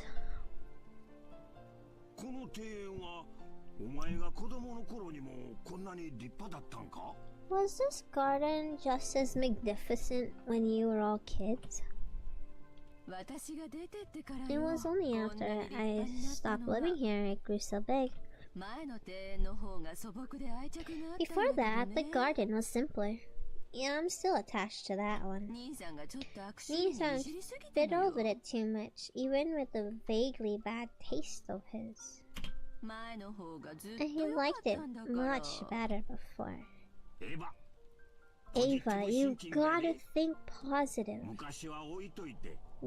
Setting aside how it used setting aside how it used to look, it's pretty, its beauty now is something to be admired. You'll be able to relax a lot when you look at it that way. I didn't mean it like that. I was just saying I wanted to see the garden. The way it was before too. Everyone, if you please. I shall guide you to your rooms now.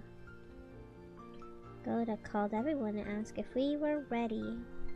But our hearts had been completely stolen away by the rose garden that none of us had seen for a year. So we didn't pay much attention to him. Since we weren't a travel group, it wasn't like we had a strict schedule to follow. Besides, since our parents were visiting their old home, full of nostalgia, it wasn't like they had to let themselves be urged on by anyone or anything. Understanding the situation, Goda-san continued to smiling widely until our parents got tired of the roses and told him to guide us to our rooms.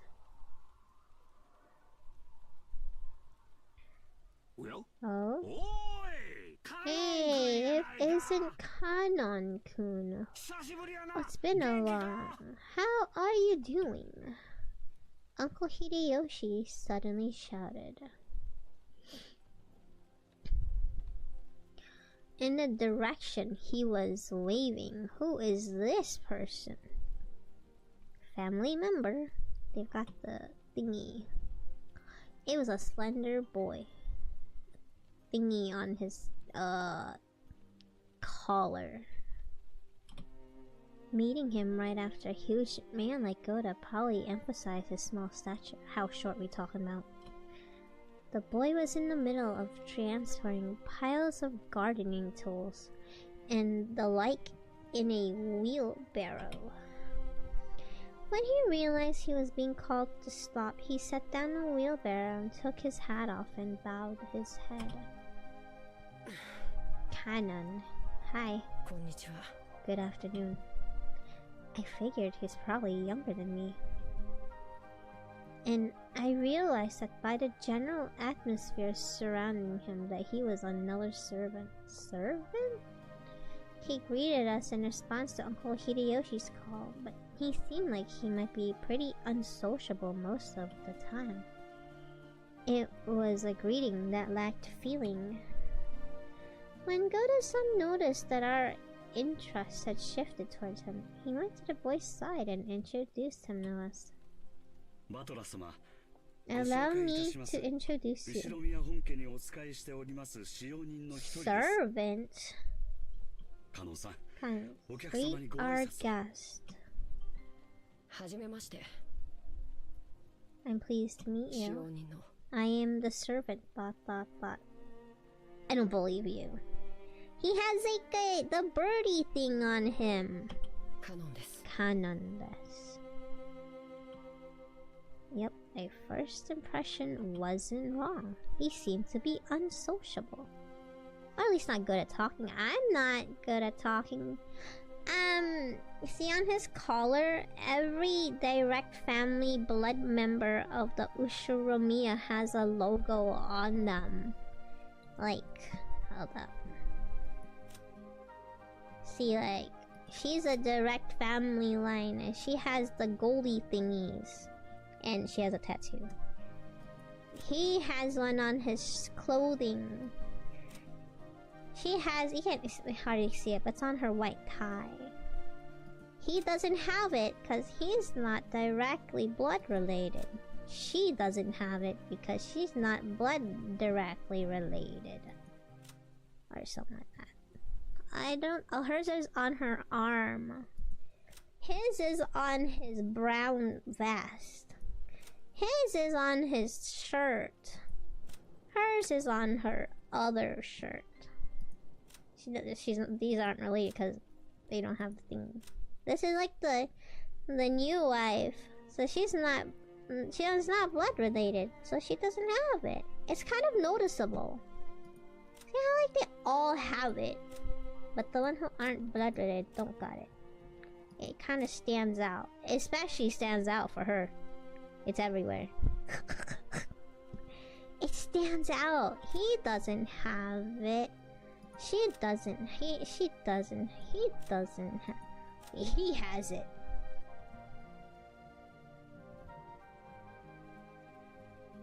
A servant? No way. I bet you're what was that the word where someone's like a secret child? He and Shannon just happened to be the ones on duty that day. Who's Shannon? There are multiple other servants with the on their pseudiums. Sure, whatever that means. Servant Cannon. I guess there's another servant named Shannon. That sounds like Cannon. Does he have a sibling? I just think it's... It stands out! He seemed to be unsociable. Also, he looks kind of pretty. I think so. Illegitimate? Maybe. I bet you that's an illegitimate child. Suspicious. You couldn't help feel an inexperience. Typical of his age, I stretched. When Goda-san urged him to, in a whisper, to give him a bit of an introduction, the boy named Cannon only cast his eyes downwards. Kanon-san. Could you perhaps give it a little more of a greeting? No. Damn. Because we are furniture. What? Furniture? He didn't seem to be refusing to greet us out of spite. Rather, he seemed to have fallen silent because he didn't know what else to say to us in greeting. So lucky.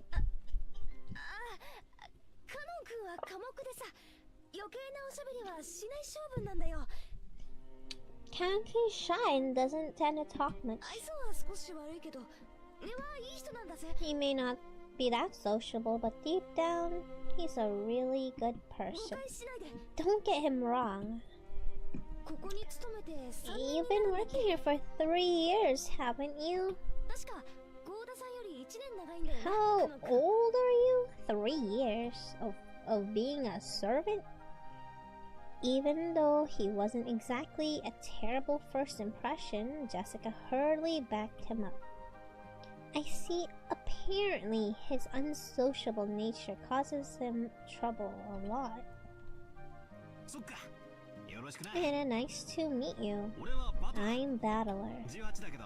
I'm 18. How old are you? He fell silent, as though wondering whether or not it was a question he'd have to answer. But here again, Jessica plowed ahead. If I remember, he's 2 years younger than 16. So he started working as a servant when he was 13? 14? Yes, that is correct. Damn. It looked like he would have preferred not to tell us his age if given the choice. That was probably because he thought we'd look down on him for it. I remember when I was around his age, I hated being asked how old I was by adults. I see, 16, huh? That's gotta be a delicate time. Which means I probably asked something I shouldn't have. I'm glad you're about our age. Just be cool and call me Battler. I'll call you Cannon. Thank you.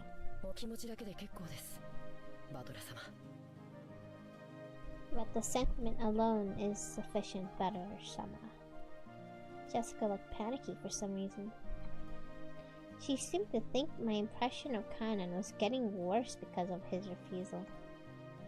Well, as a girl, Jessica probably couldn't understand the fretful male heart at his age. Ette's elder even by just 2 years. I took it upon myself to be understanding of that. Kanon, perhaps it could be a little more courteous. A smiling face is always part of a servant's duty. My apologies. He does not like us. Maybe. I shall make an effort. He's a terrible servant. Oh, I wonder, I guess she knows him. Kanon's just trying his best, yes? It looked like he was often warned about being unsociable. Apparently he hadn't improved one bit. Goda kept his business smile, but let a small sigh of resignation escape. Well then, I still have work to do. If you'll excuse me. If I can, was uncomfortable with remaining silent here any longer. After another perfunctory bow, he turned around and started pushing the wheelbarrows again. Just then the wheelbarrow suddenly wobbled and fell, scattering the load. And lost its balance. Oh. Oh, what do you think you're doing? Not now, clean it up quickly. Urged him to hurry in a quiet voice, as though hinting that it was shameful for a servant to appear clumsy in front of guests.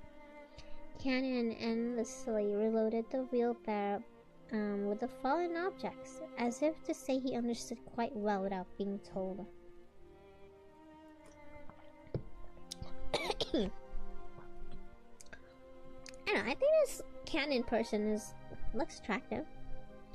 He seemed fine.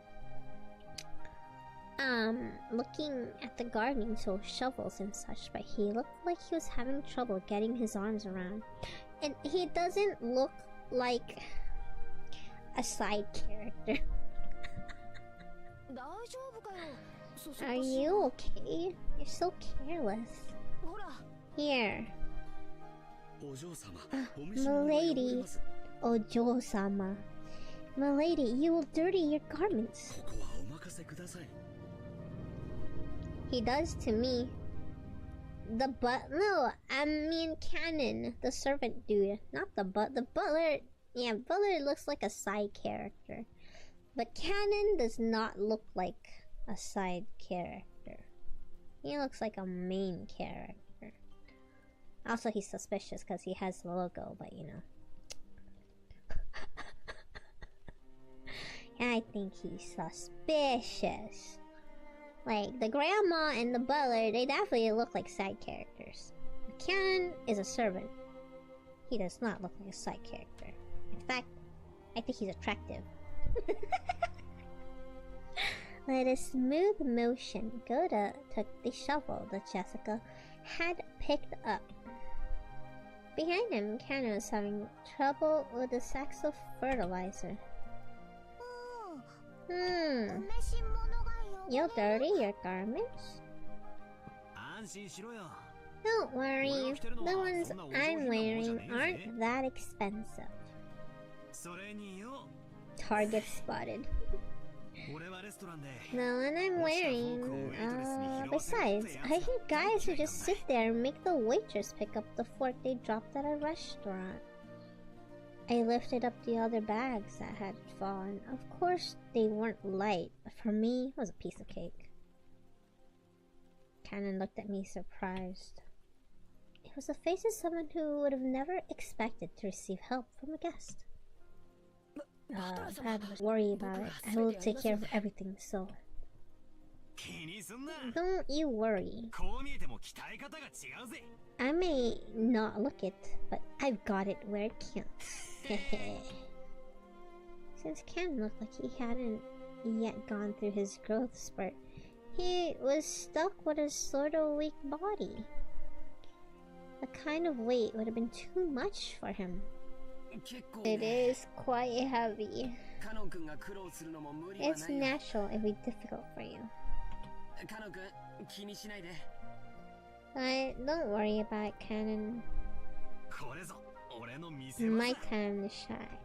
Is it laggy? Oh yeah, it is. Live stream. Oh shoot. Oh. Uh-oh. Hello. Wow. Hello? Let me just check my speed real quick.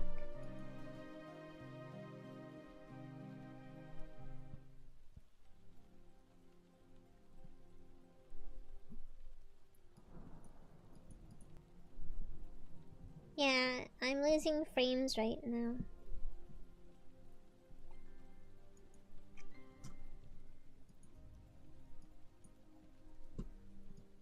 Hello, are you okay? Let me just check my speed. Make sure my upload is not doing great. Hold up. Oh wait, no, it's going up.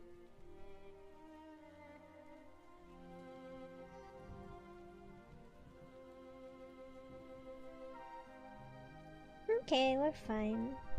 Looks fine.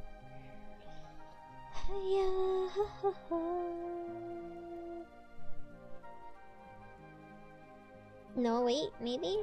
Is it okay? I'm dropping frames again.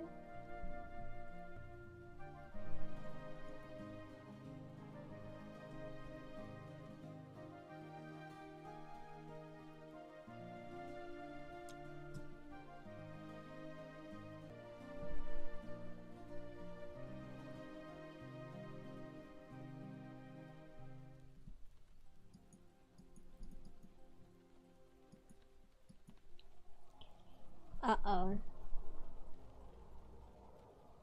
Yeah, my upload speed is like less than 3 megabits. Mbps. Whatever the M stands for.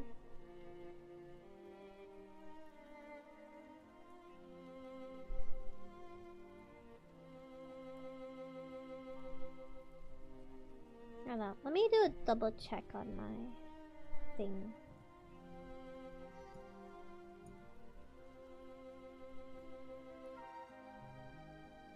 It's going up. Kinda.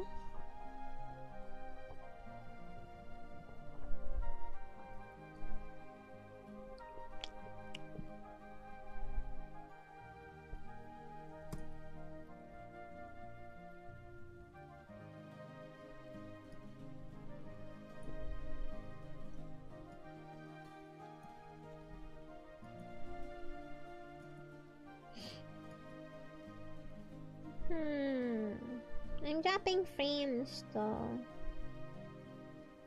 Oh, it was at 3 and then it went up to 33, which is pretty much normal speed for me. But let me test it again.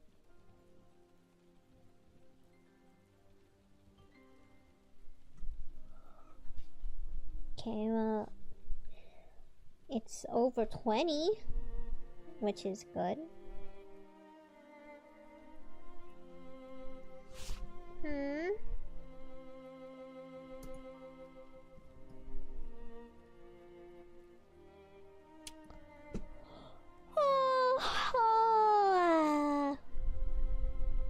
Not sure why I'm lagging. No.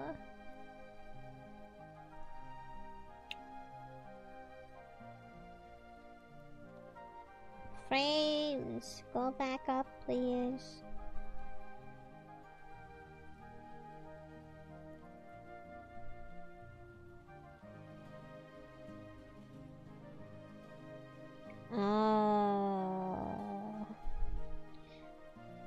Let me just check if anyone's downloading anything.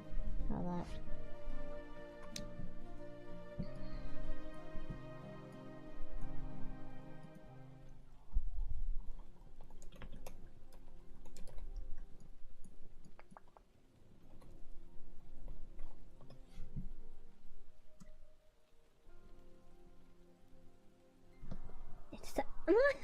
I don't know. I don't know.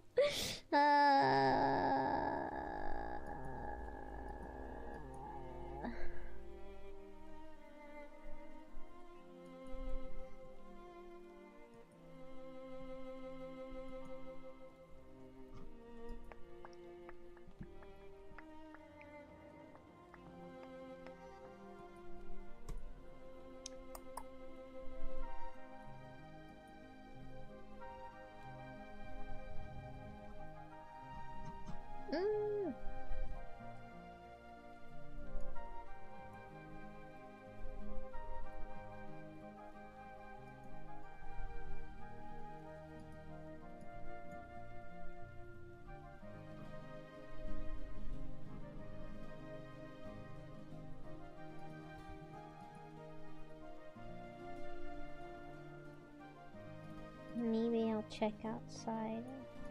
Wait, let me retry again. I think my speed went up. Hold on.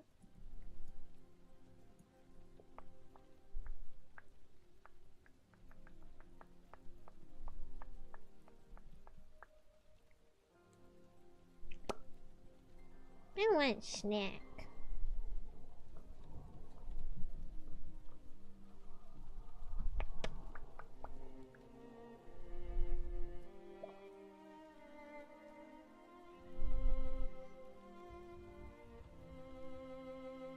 Yeah, my upload is up by like 20, which is normal for streaming, multi-streaming.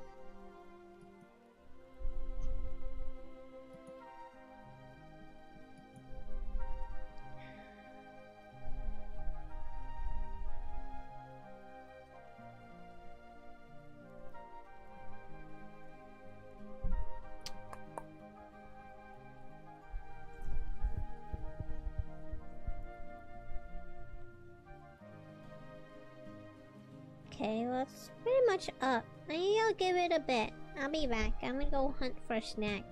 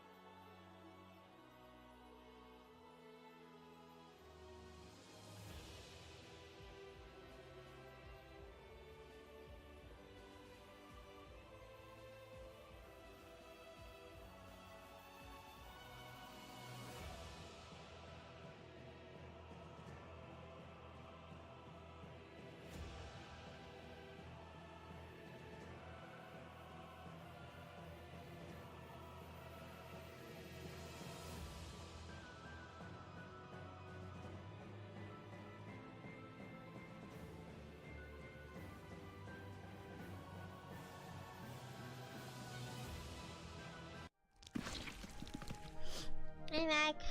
I think we're back, right? It's green now.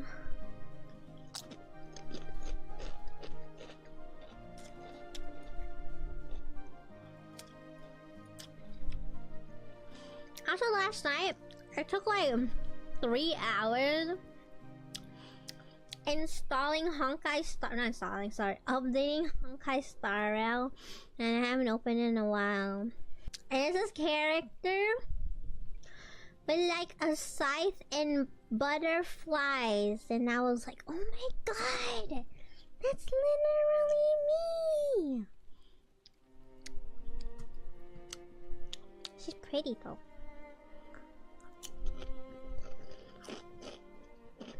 Yeah, I like logged in, I rolled, I didn't get her though. I just sagged. I think it's still around for 19 days though. So maybe I'll continue the story.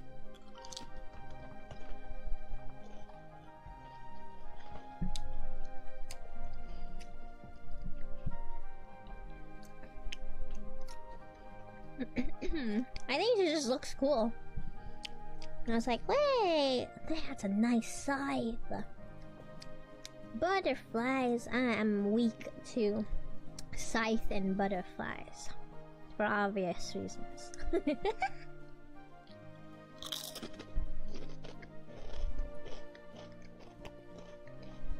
I'm eating sun chips.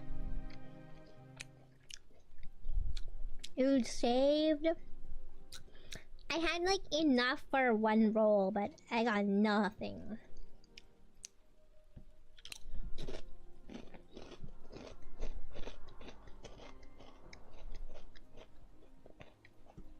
Am I chewing loud?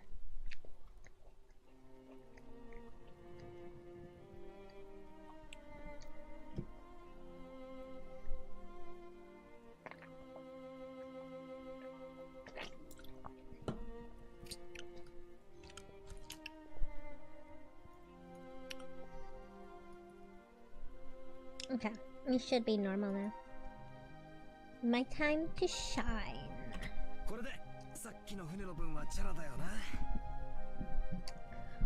This makes up for the boat stuff from before, right? Huh. As if this could make up for freaking out like that. Oh, later, I'll tell you about it. Chikan. Valor's totally hilarious. Oh, this is embarrassing.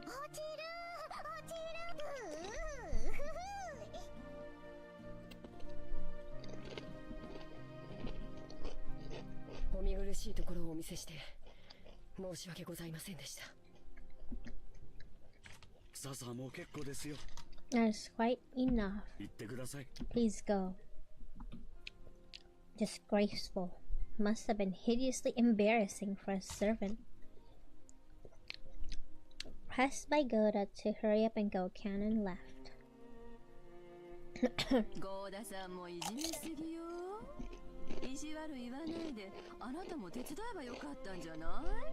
Shouldn't you have helped him?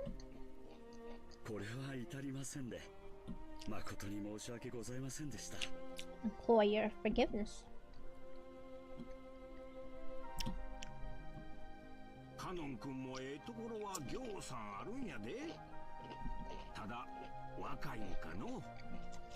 Being young works against him all the time. A crying shame. Why is he working there at 16?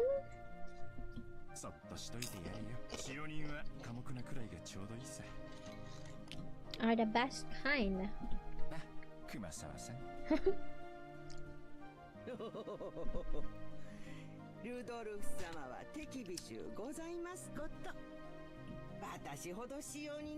There's no servant as silent as me, of course. Right.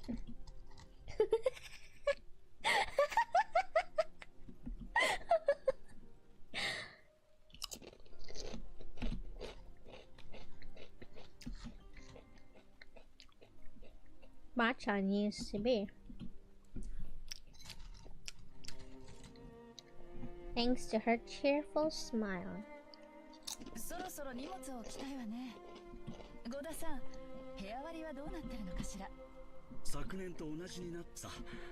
Allow me to guide you, please, this way.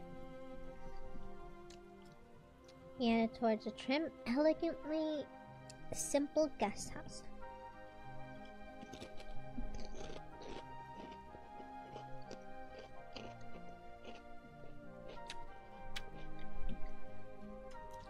The hedge as all guests entered the guest house.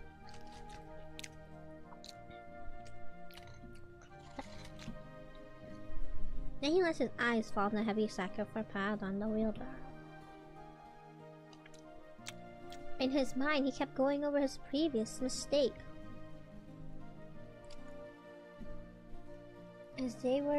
As Valor, big and strong, had picked up the sacks in front of him. The sack's cannon couldn't lift him. He's 16, though, and kind of skinny. It would be extremely difficult for an outside observer to guess what emotions that favor had stirred up in Cannon. But as far as you could tell by watching him hang his head, there was something he just couldn't let go of. But those were murmured were so soft they didn't reach his own ears. Even I. Cannon hung his head and biting his lower lip. What the heck? He is very mysterious, alright. バラの庭園は記憶にあったんだけどよ。このゲストハウスっつうのは記憶にねえな。これ建てたのは最近か？ Was it built recently? The visitors retreat. The brand new Western style gas house which stood overlooking the roses had magnificent design carefully done in harmony. Correct. それ以降は僕たちはこっちに止めさせ年季の入ったボロ屋敷よりこっちの方が好評。私も自分の部屋をこっちに持ちたい。 Wish my room was here. I want a room here too. Hey, want one. The display of wealth was shocking, as was the fact that they'd built a kind of awesome guest house. エヴァ様、秀吉様、こちらのお部屋をお使いください。こう和風やで。日本人は畳の上が一番くつろげるんや。Hot tub. 新しい家を和風にするか洋風 And にするか 500 our で new 喧嘩 house, してね。 Japanese or Western? お父さんが和風で着工させたのを母さんまだ根に持ってよく言い合いをするんだよ。ジョージ兄さんのところは両親仲が良くて羨ましいぜ。 I want to see her うち parents. なんか冷め切ったもんさ。 Mine are so frosty. そのくせ私の成績の話だけは連帯しやがる。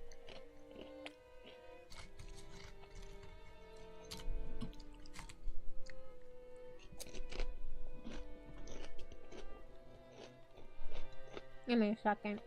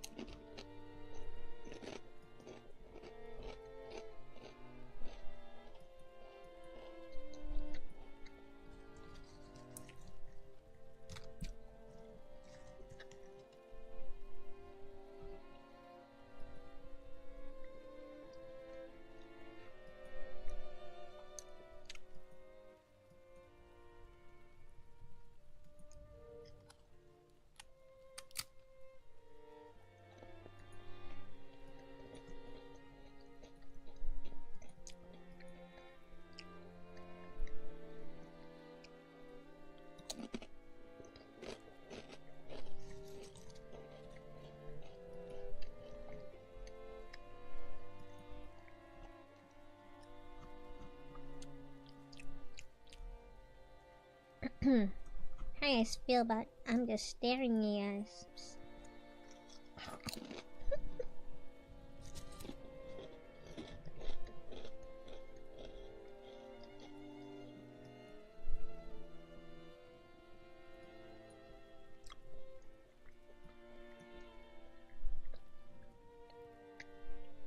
Huh?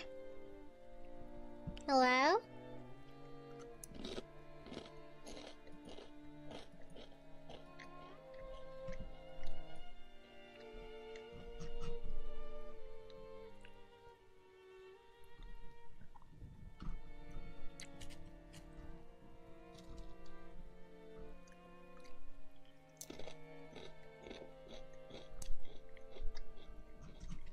My OB dash disconnected. Hello? Hello?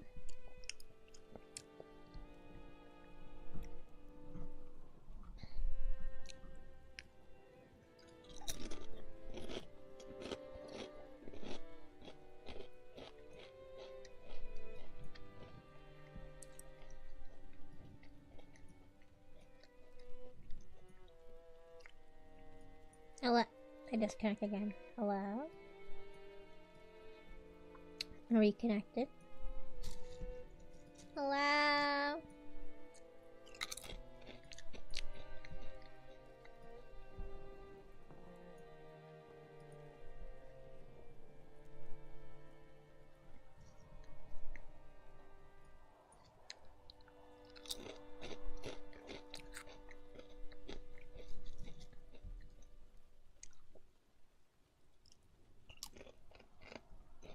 I would like to talk.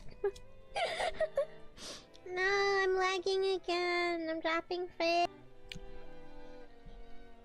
I mean, I wasn't doing anything. I was just eating my chips, but... How would you like to talk about our Lord and Savior at Piffle?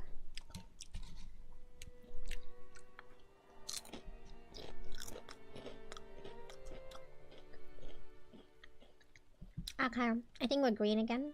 Hello?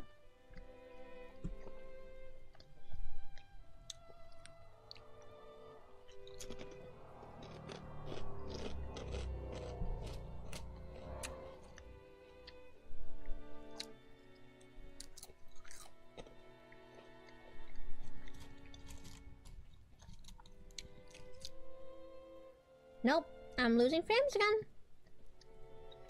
Nope, it went up again. This is so weird. What is happening?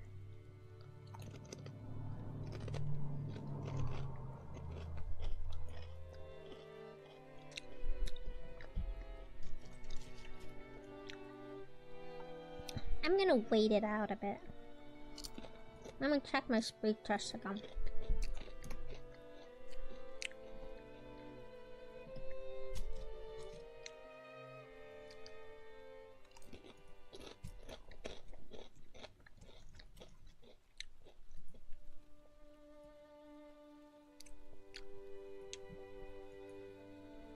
Let me check my speed test.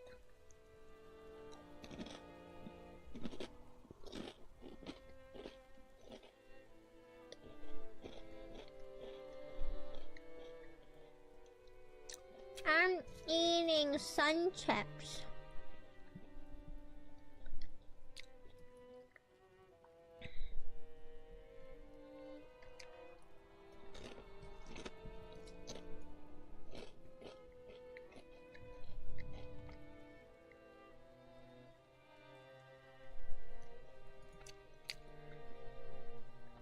Cheese. Cheese.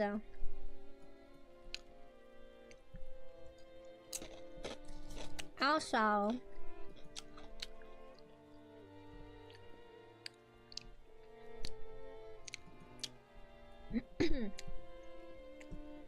I'd have to eliminate. Wait, what? Which flavor of sun chips would you eliminate for? Salsa? Fiesta?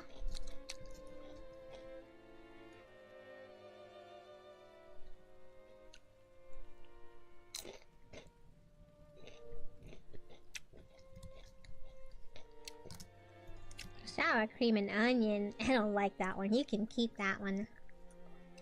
I'm a cheese flavor person. How's that? Alice is playing Reaper with Curious Starrier. Is she winning, guys? Those that watching.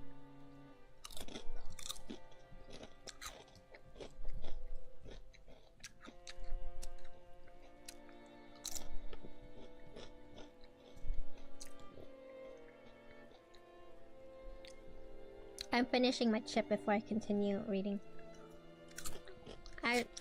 I'm almost done, guys. Num num num num num. Num num num num num.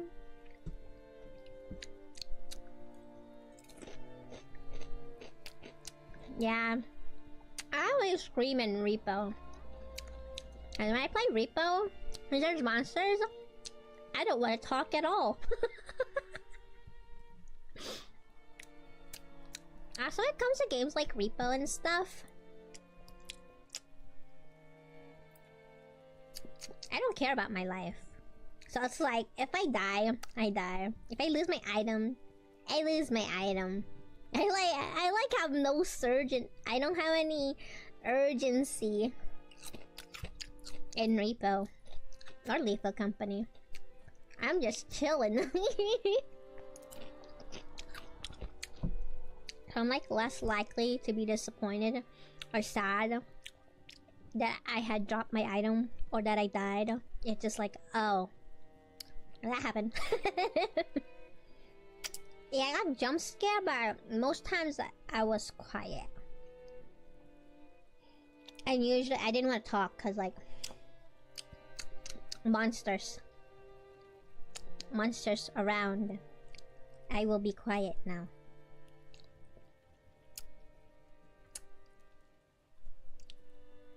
So I was like, I was mostly cozy. I was mostly cozy playing Repo. Okay, I finished. And I think my lag is gone.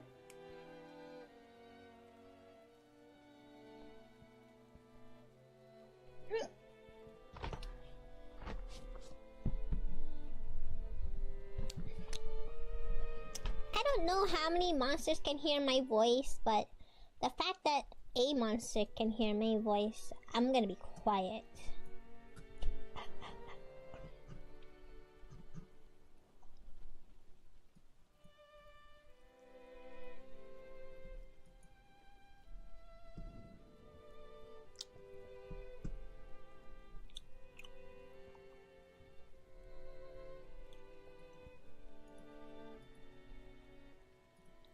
Yeah, me second. Okay.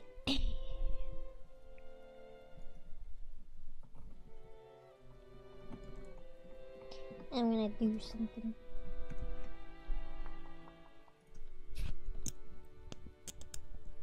You guys hear this?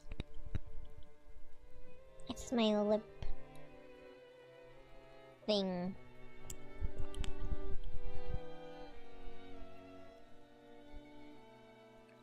And my lips are dry.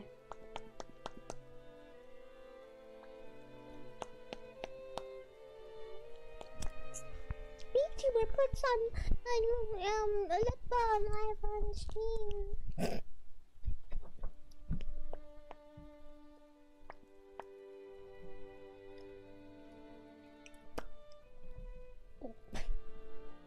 Oh my god.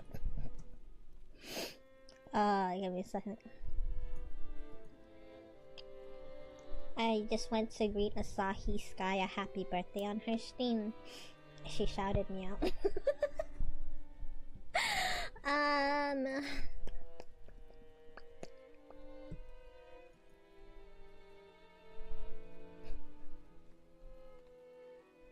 Hi, Linkstrom.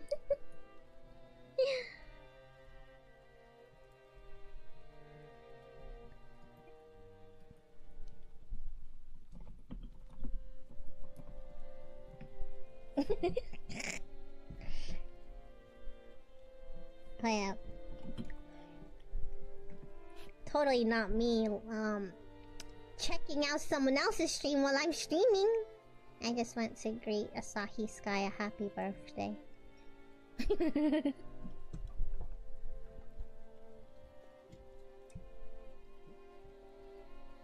I knew I knew it!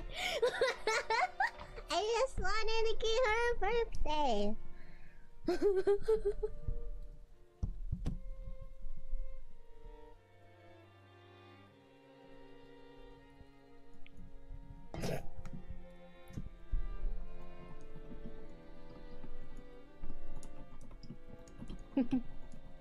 I see our guys there.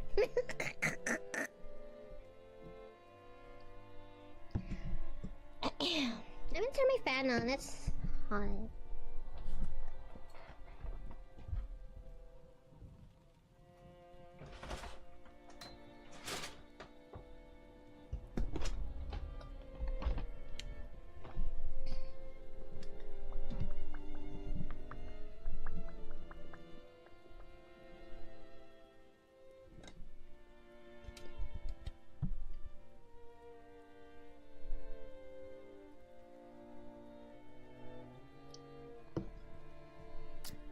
Finish it.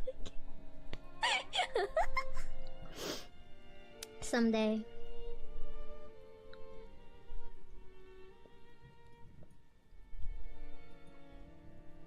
Okay. Hopefully having like multiple other people's streams isn't gonna make me lag more than I already am lagging.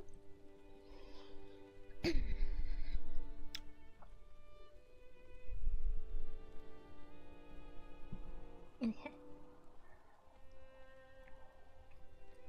Man. Also, I opened up Pokemon's Violet antinomy. When I was eating my food for lunch, I opened it. I fought someone and then that was it.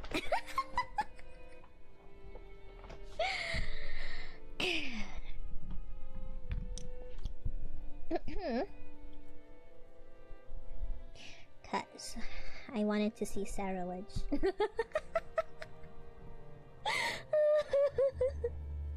I don't know. I think I wanna also write that fanfic sometime of Saralage and a distant M4Ri replica of non-canon to my story.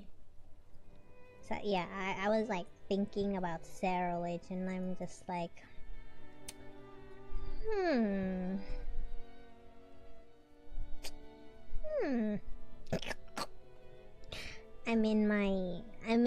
in my visual novel thingy is also inspiring me to write fan fiction of Sarah. Well, okay, the idea of Sarah was already there to begin with. I just never wrote it. But now it's in my mind.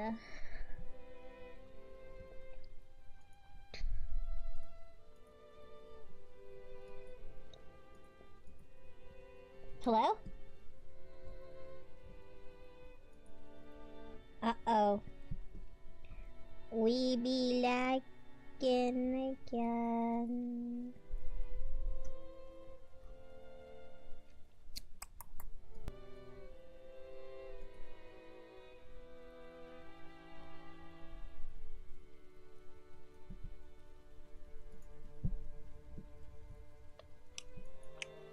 Why am I lagging so much?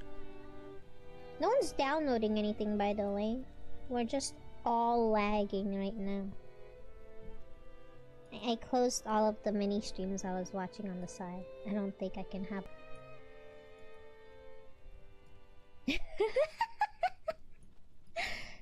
Okay.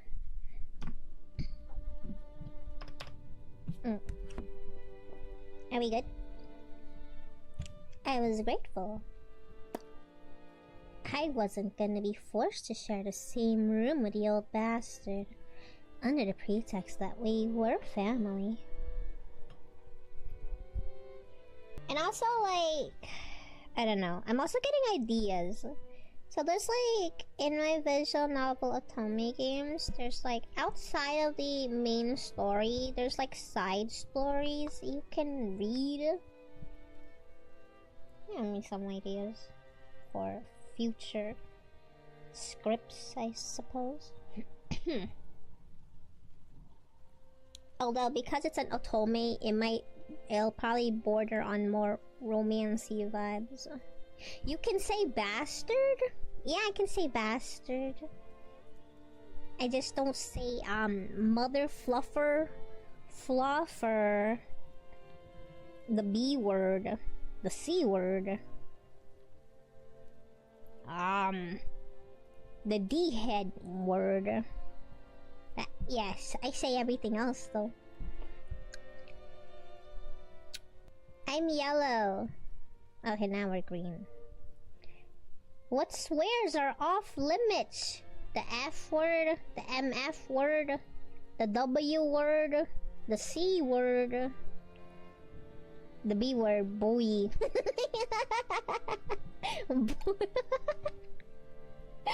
Oh no, my YouTube stream went down. The D word, the D head word, yes. And the D word, What else? Yeah, basically. Ugh, I'm dropping frames. I don't know what's going on with our net. But yeah, it'll be like romancy, maybe. It'll be like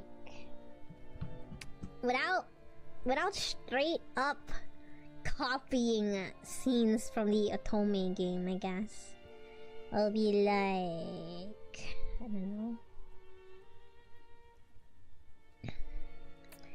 The W word, yeah. It ends with a E. Yeah, the W word.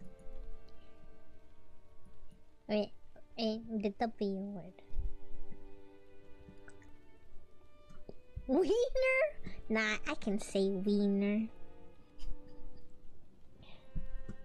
Woman? No, I can. It's the W that ends with a E. And rhymes with more.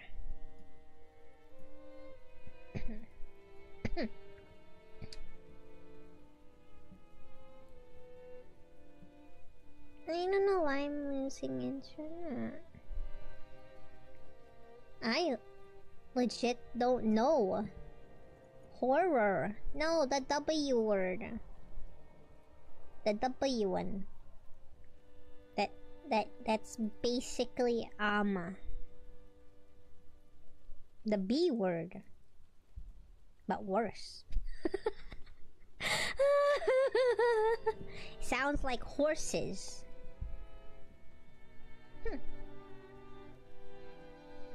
That one. Can't say that.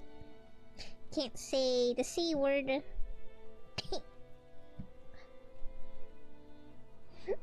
Can't say the F word.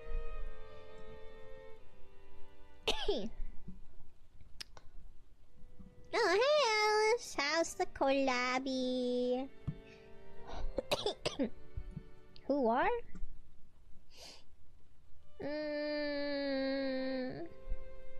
I've never heard of. I'm not gonna say. You're not gonna trick me again. I'm not saying it. No, like horses. I like horses, but I don't like the W word. No W word.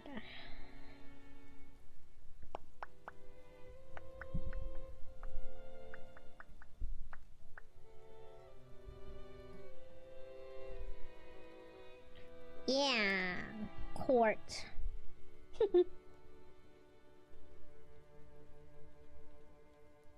Okay. Okay, I think I'm not lagging anymore. But are you winning in Reaper, Alice? Are you winning? Are you pro gamering? You've got a lot of experience in the game.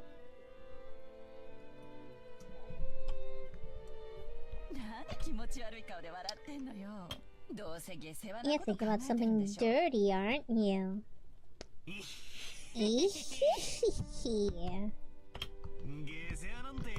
Nice. Something dirty? Of course not.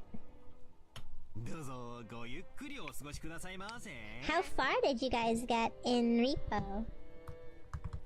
Or level, I guess. I feel uncomfortable saying the listed words above, basically. So I don't say, level 2. Pro gamering. How are you enjoying playing it? Is it modded or non-modded? I know you play a lot of modded, Repo. Ouch!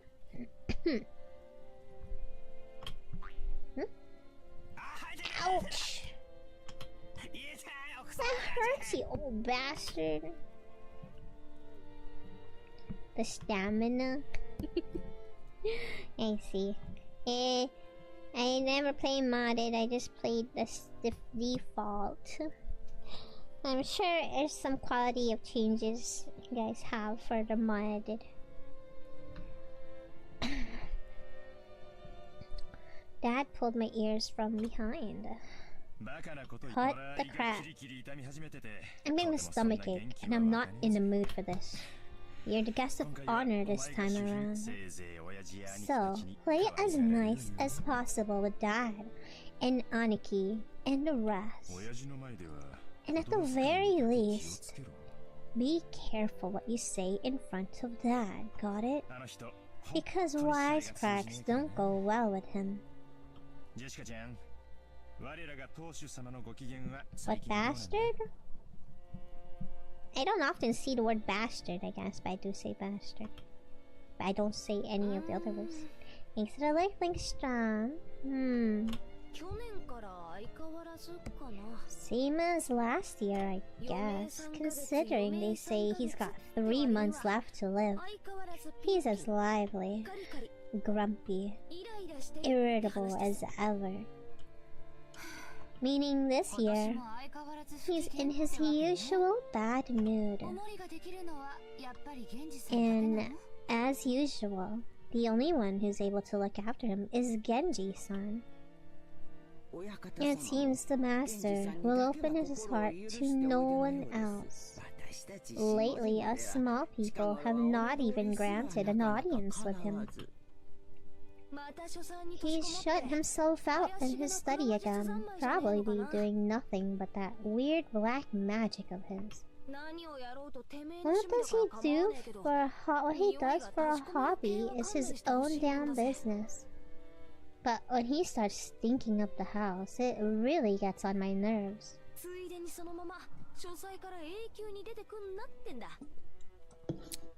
I wish he'd never come out of that study again.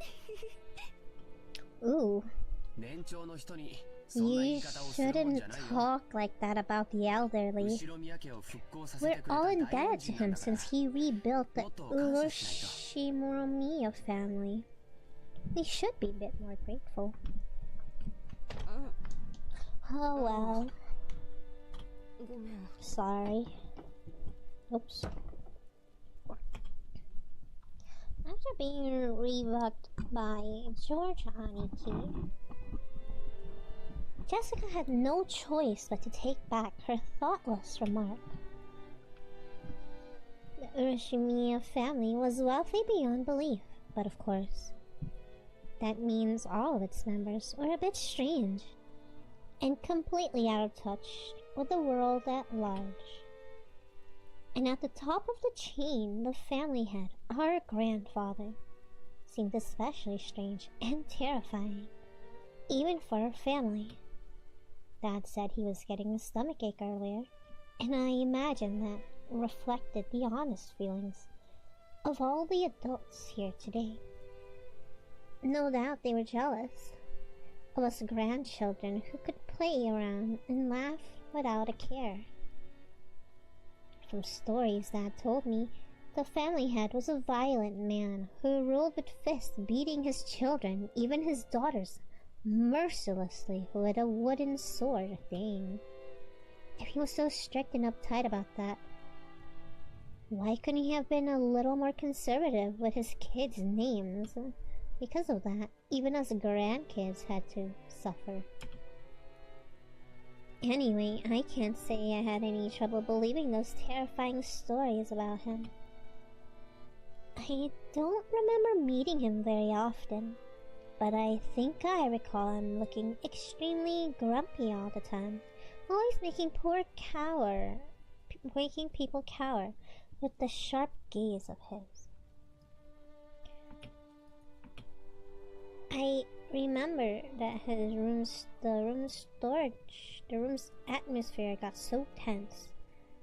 When he was around, you couldn't even breathe. What my dad said about me being the guest of honor now carries a little more oomph for me. Oomph. Oomph. Oomph. That's a lot of oomph. 6 years ago, I was an elementary school student. But now, I'm a high schooler now. If I act up, things could gets serious. Oh, scary. He does look frightening, but he's not so frightening that you need to tense up like that.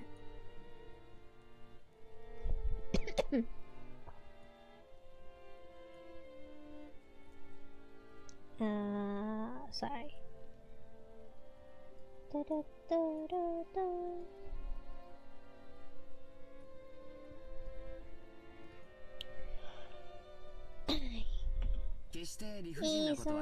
Nothing of what he says is truly unreasonable.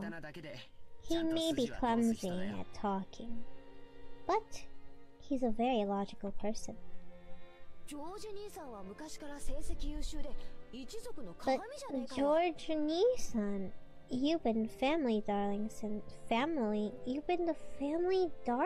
since like forever because of your awesome grades, right? Grandfather treats us completely different. I've never even been slapped with a whip. I mean, that's a good thing.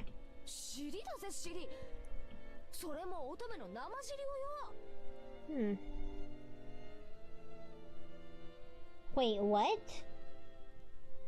I was looking back, so many people tried to help, and I feel don't. Thank you for the help. Wait, what? Wait, what are you talking about? Huh? Help? Help with what?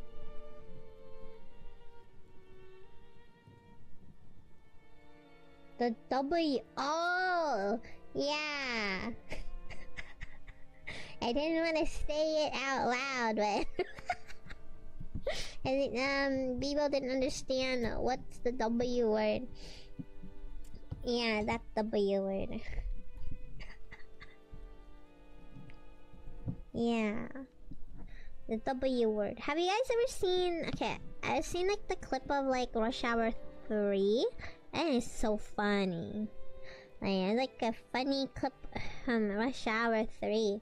Where it's like... And you 2-bit W blah, blah, blah, blah, blah. And then the dude's like, Carter, it's spelled with a W. It's spelled with a H. I'm not sure. Because they're talking to a nun. And they couldn't curse or swear. So they're like, your blah blah blah is a W. Something like that. It's funny. It's that word.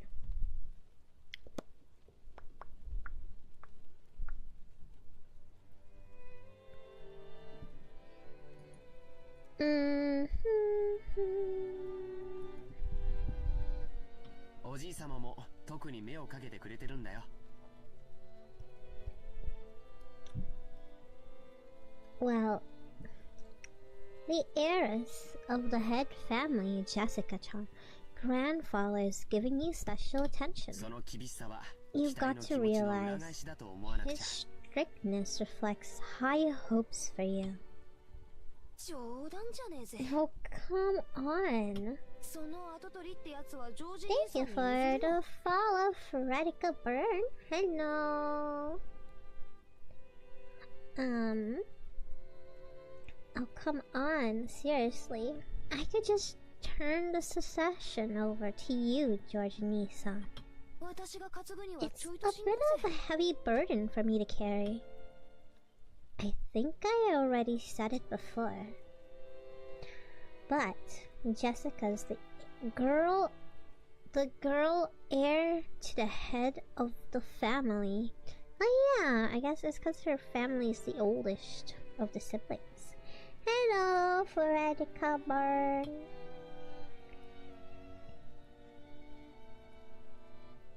Although I don't think that's what it says in the Japanese, but hello. We're only cousins in the branch. In the branch families. So, she probably feels totally different sort of pressure than we do. Oh. Jessica One-chan, is that heavy? If I help hold it, will it get lighter? Aw, thanks. It's okay. I'm not gonna push it on you. I'm gonna bear this cross until my grave. Don't worry. She was grateful for Maria's innocent concern, but Jessica's face still seemed to contain some sort of uneasiness she felt towards the future. Maybe we were in the same boat. Any high schooler with exams approaching would have trouble hiding their anxiety for the future.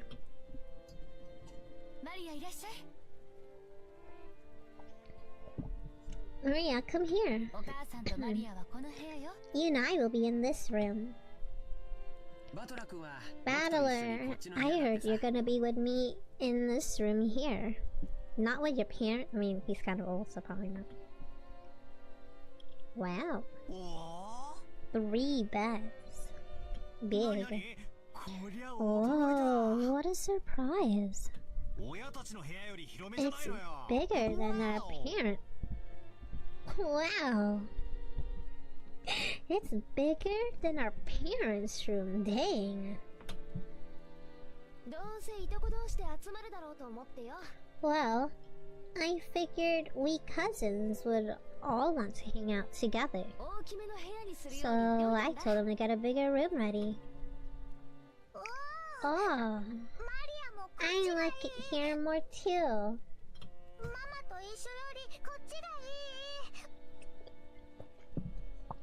I'd rather be here with Mama than with Mama. Oof.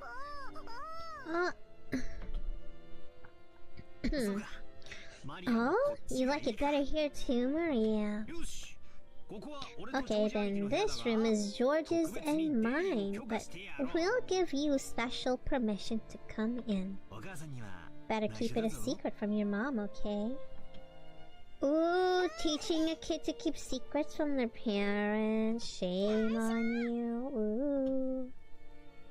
Aunt Rosa was right behind us, but Maria still answered, striking the air with the fist clenched tight. Oh, never mind. This is fine.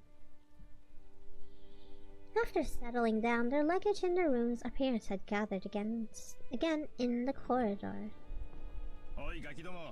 Hey, what are you brats planning to do?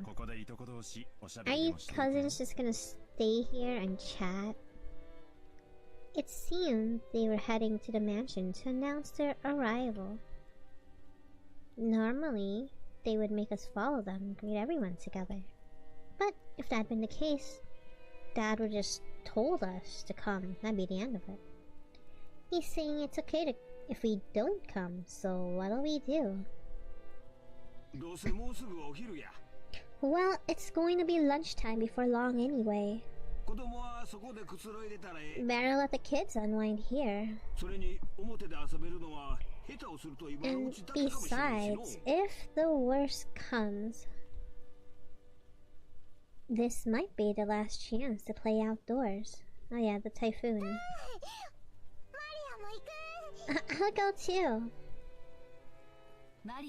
Maria, you house sit for Mama, okay? Behave and wait here. Since Maria was being told to house sit here, we certainly couldn't leave her on her own. George Aniki noticed this immediately and gave a clear reply for all of us cousins.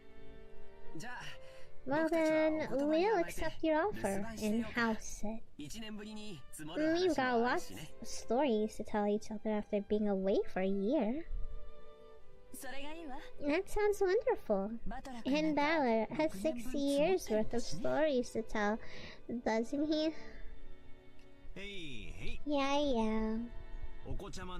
I'll take care of the house like a good boy. Kumasawa, I'm gonna stay here too. We'll break and leave the rest to the adults. Perhaps that would be the best. I'll report it to Madame. Then allow me to guide you all to the mansion. This way, please. The other children are one thing, but George is getting to be an adult. Wouldn't it be better if he came with us? If we make him come, then poor George will be the only one out of place.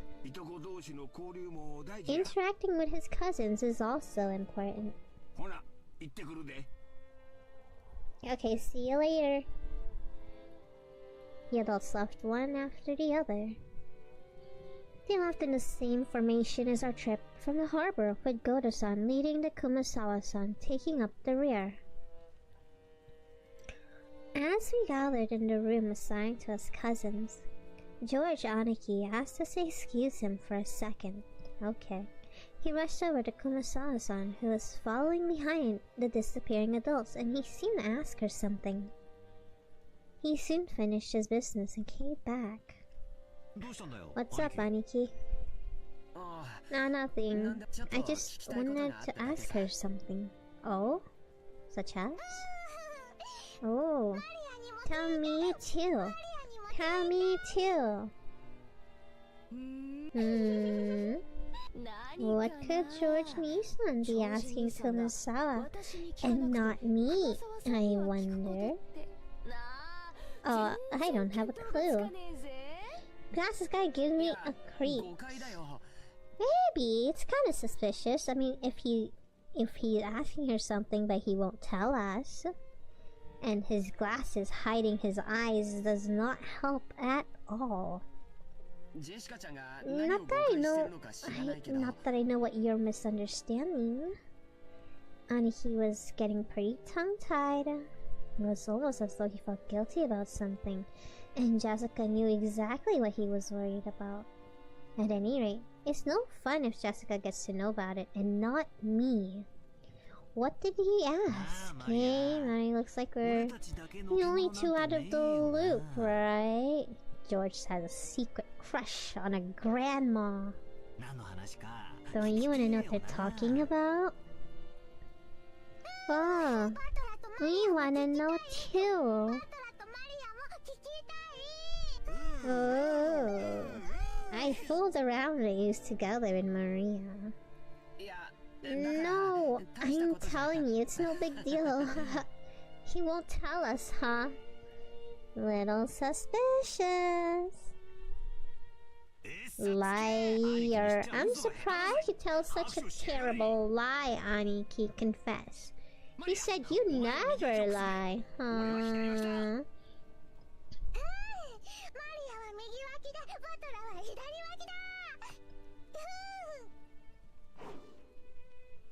Oh, wait a second. Wait, you too. Stop. He's ticklish. Confess now. Maria and I played around chasing George Aniki as he tried to escape rolling on the bed. I realize high schoolers aren't supposed to bounce around like kittens, but I still miss this kind of fun. A warm, cozy kind of fun. George Nissan, what were you asking Kumasawa-san? Well, I've got a good guess. It's been a year since the last time he visited the head family. Who knows what servants have come and go during that time? Either way, it looks like he'd like to go in and say hi. Oh? Say hi? I want to say hi too. What the hell? That's nothing to feel guilty about, Aniki. Huh? I'm not buying it. Maria, don't be fooled. Aniki is hiding something. More torture. Stop it! Seriously. You stop already.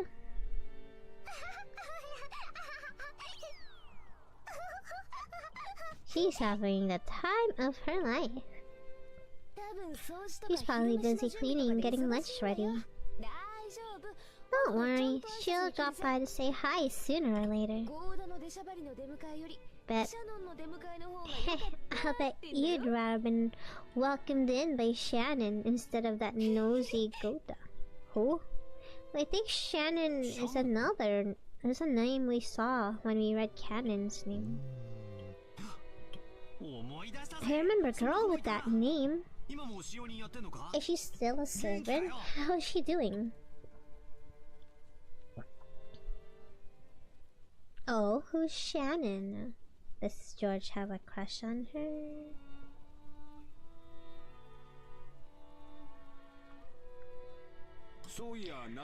Natsuhine-san, how's your headache been lately? Seemed pretty serious before. I've been much better lately. Oh, that's her? Thank you for your concern.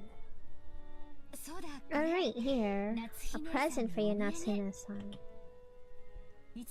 Thank you very much. I'm always receiving gifts from you. Hello, Ranjakami. Is this black tea? It's herb tea with peppermint and lemon balm. It's a blend from a well-known store, and it's supposed to be good for headaches. Though it might help you too. Rosa was always a conscientious woman. And probably because she was the youngest of the four and much younger than the other three. She managed to grow up without gaining the venomous nature of her siblings. Her kind words got Natsuhi to soften her expression for just a moment. But it wasn't enough to melt her stony gaze, hardened as it was by long years of mental stress. Why is she stressed? Come to think of it, you're always complaining about those headaches. Pull yourself together. Jessica has her exams this year, right? That's gonna be a turning point in her life. Will she really be able to rely on you as her mother if you're like that? Ooh. Besides, Natsuhime-san, you're 3 years younger than me. You should get your act together. Oh, she's young.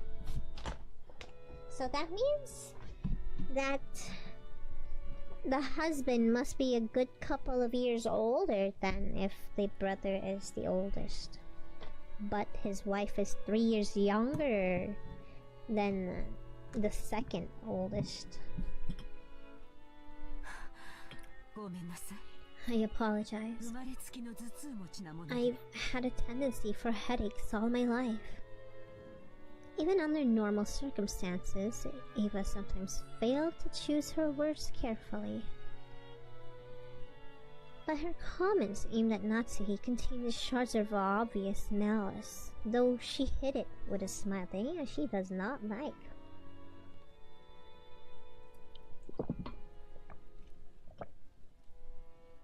Of course, that fact didn't escape Natsuhi. She frantically contained her urge to grimace and pretend to ignore Eva.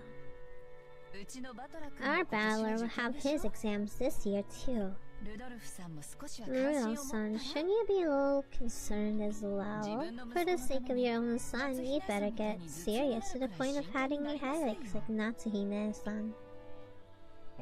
If I say anything, he automatically rebels. Oh. Thank you for the bit, Golden Cream. Golden Cream collecting badges, I see. Ah, thank you for the biddy. Should I say the opposite? It's okay to mess around. That's probably the only way I could get him to listen to me. Hideyoshi-san. George did really well on his exams, right? Please, you just gotta teach me a trick to handling children. Oh well, it's probably because I got him to understand why he should study. Studying isn't worth anything on its own. Looks like the real point is to practice research and stuff on your own whenever you bump into something you don't know. If you can't do that, you can't be useful to society. Society? I don't even wanna be useful to society.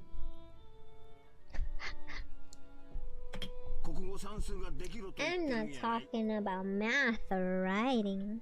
You gotta learn how to learn. That is splendid.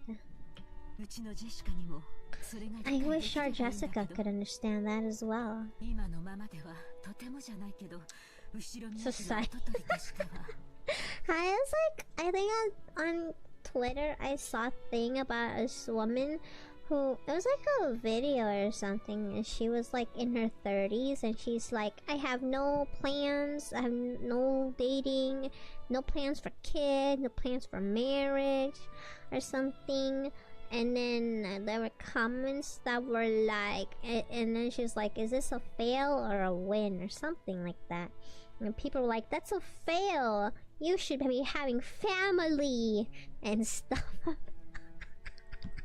And like, and she was happy because she got to like work with animals, lots of different animals, and travel and stuff.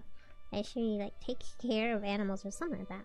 And then people were like, those animals aren't gonna hold your hand when you're old.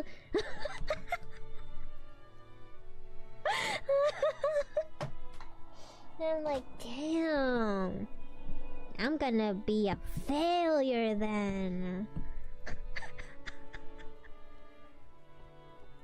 I'm gonna be deemed unworthy to society. I'm a VTuber. No plans for any of the things they listed. Pro failure.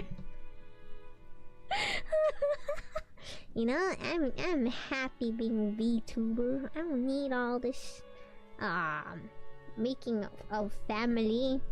Unless it's a live 2D family, then that's perfectly fine. I mean, if they're happy, you know, if they're happy, then that's fine. I wouldn't call it a failure. And there were like people being like, family is the most important thing. And I'm like, no it ain't.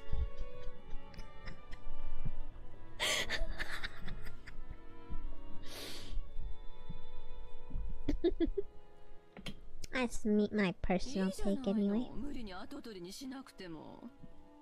Do you have to force her into becoming a success? Do you really have to force her into becoming the successor? After all, oh, so they want to make Jessica the successor. A woman has to find a woman's happiness. Parents shouldn't force such things on their children, don't you think? I bet she wants George to be the successor instead of Jessica. Maybe. Oh, hi, J.R. Alvarez. Still awake, I see. Thanks for the gift member to Verictorga. Can't determine. You're happy, then you're winning. Yeah, it's just that the comments were like, damn. Really? I'm like, I think she's winning. If she's happy with what she's doing, it's fine. Hold your horses. Yes, hold your horses. Each family. I just woke up from a 4-hour nap. Oh dang. Then when are you gonna actually sleep then, J.R. Alvarez? But happy waking up.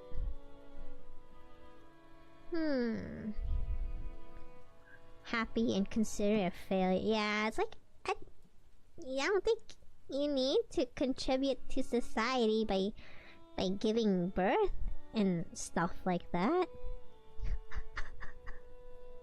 Some people just don't want to have kids. Each family has their own way of raising their kids. So I cannot imagine being a parent, guys. Like, that would literally probably scare the living hell out of me. I would probably enter depression forever. Okay, I wouldn't know. That's just my personal opinion on it. I don't. unless that kid is a Pomeranian, then I'll be a mom. Here's my baby, Pomeranian. Its name is Borat the Omega.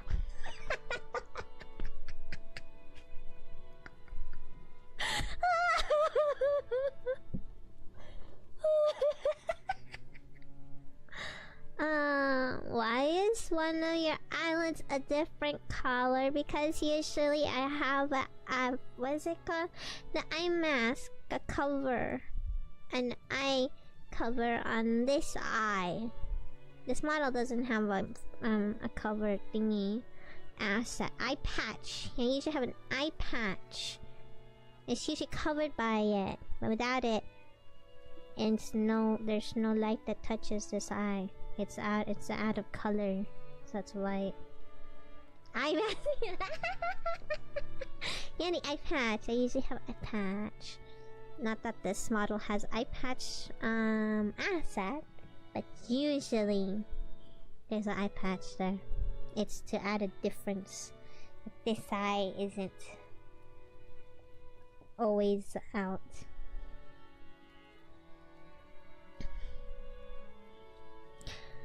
No worries here, Alvarez. Do them dailies.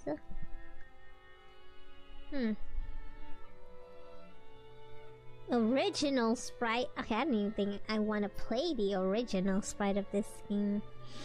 Like Higurashi with the ball hands.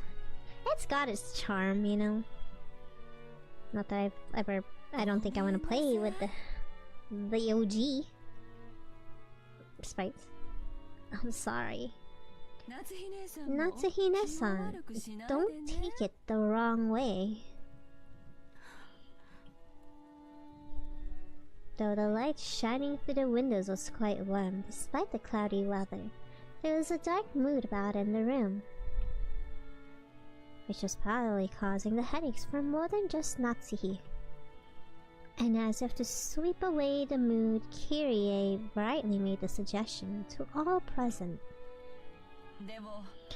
Still, this black tea has a really lovely aroma. Let's drink it right away. In Japan, surely you can't find something like Leopold's black tea anywhere but Ginza, right? I see you know a lot about it, Kyrie-san. I guess it was sort of worth going the trouble of buying it. Kyrie and Rosa stood up from their seats and made it as if to prepare the black tea. And Natsuhi forestalled them. I thank you both, but we can try that later. One of our people will soon be coming to bring some tea, so please relax. Leave it for later, you two. Let's enjoy our welcome drink. Rudolph gave us a subtle signal with his eyes for them to sit down again. Kyrie and Rosa understood instantly and obediently returned to their seats. The initial greeting of the guests was complete, and so it was time for them to be served some tea. It was embarrassing for the host of the tea was late, especially now that the guests were talking about making tea themselves. Natsuhi bit her lower lip, frustrated by the ineptitude of the servants who were late bringing in the tea. Seeing her face, Ava immediately started to giggle. Of course, Shannon had no way of knowing what was taking place in the parlor. She came pushing the serving cart piled with teacups. For no apparent reason, Natsuki gave a pained look, and Shannon couldn't help but flinch without knowing what she had done wrong. Oh, that's Shannon. the other servant. Your tea is ready. Oh, Shannon. It's been a while. You keep getting prettier every time I see you. Oh. Thank you. Save the chatting after you've set the table. Where's your husband? The tea will get cold. I apologize, madame. She apologized like a small frightened animal bumped against the serving cart. It made a jarring racket as she dropped several teaspoons. Her clumsiness made Natsuki's expression turn even darker, which made Shannon quail even more. Oh, come on, Natsuhina-san. There's nothing wrong with her exchanging a few words in greeting. The tea must be cold already, considering how long we've been kept waiting.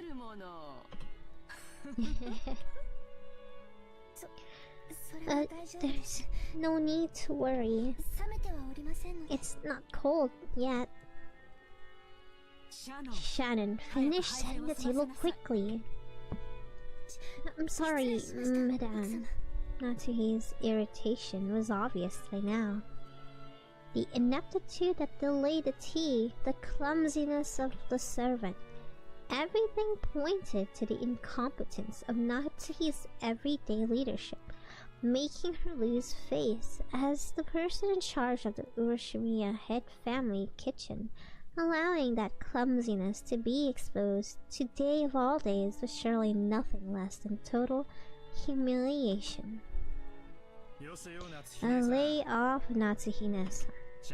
Don't we think it's a little harsh to bully Shannon when she's trying her best? I'm not bullying anyone. What a nice aroma. May I ask what brand this is? I'm terribly sorry. I'll go find out for you later.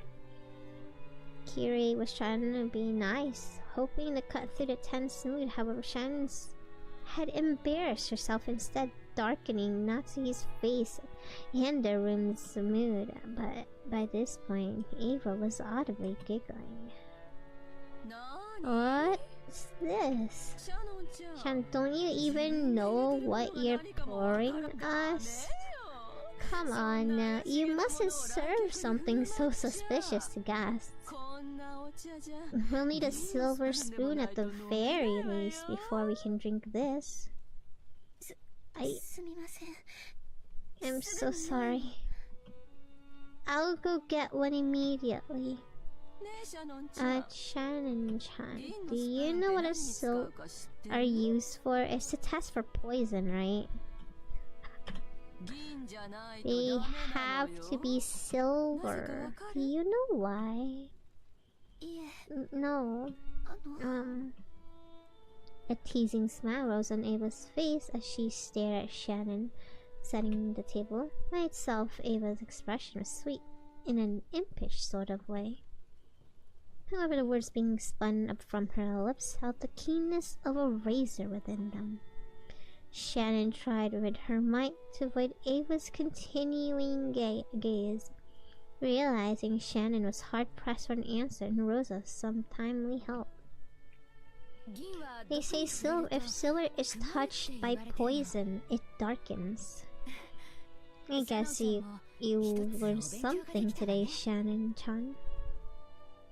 They were acting as though this tea needed to be tested for poison before it could be drunk. In Natsuhi's eyes, this was an insult to both the tea and to herself for serving it. Rudolph laughed flippantly and patted Ava's shoulder. Silverly cutlery wouldn't do any good for you, Aniki. Just one lick of your poisonous tongue and a silver plate would turn pitch black.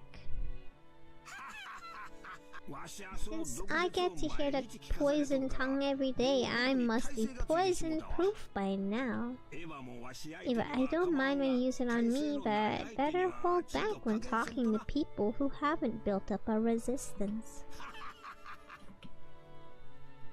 My, how cruel. All I did was teach Shannon-chan a bit about tea, didn't I? Man, there's so much aggression here. Everyone followed the lead set by Hideyoshi's horse laugh and chuckled, though not easily. Only Natsumi didn't join in, but for the time being the conversation inside the parlor could now be mistaken for a lively and friendly chat. This is normal, sadly. That sounds terrible. As Shannon finally finished setting the tea table and tried to leave, Kiri apologized in her low voice for not being able to help.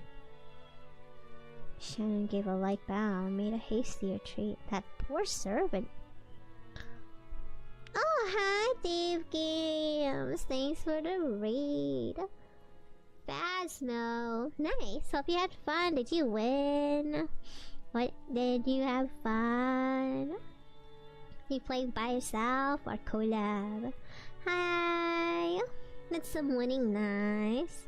Hello, Demerosa and Jigglyfly. I was gonna read your name as Jigglypuff.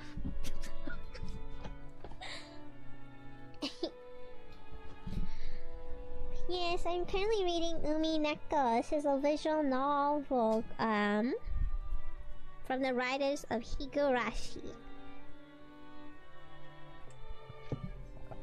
I don't know what is happening yet in terms of plot, but basically we're visiting our rich grandpa's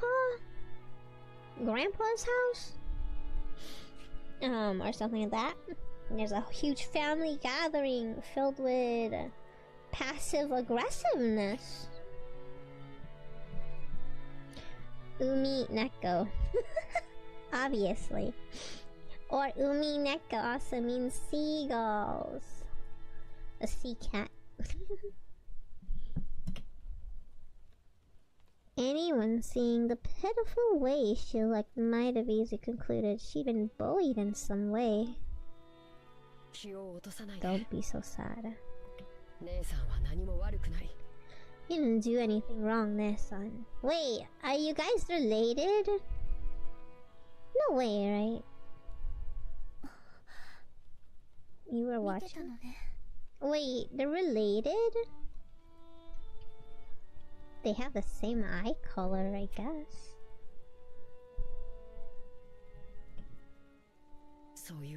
That is my role. Your role. Madame and neighbor-sama can go to hell. Damn. But the worst coward is that guy. Who? Why do you guys work here? Why don't you quit? Yeah, hateful. In the opposite direction of the parlor. The grandpa? The preparations for the tea had been delayed by some trifling problems in the kitchen. The problems were not Shannon's fault. This is like meta sport. Wait, what?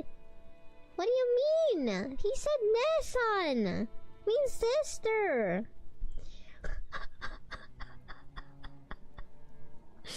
Hold up. Let's go look at this. He performs his duty diligently, but is not so highly regarded as a servant. He's unsociable. There are multiple other servants with the on kanji character in their pseudium. Wait, what's a pseudium again? He and Shannon just happen to be the one on duty that... Oh, on? Like can on and Shan on? Servants. Goda, you're not one.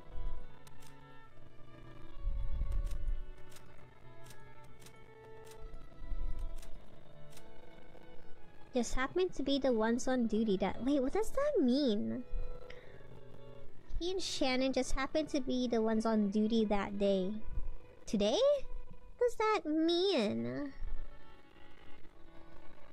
I guess. Actually, I should save. I haven't saved in an entire day.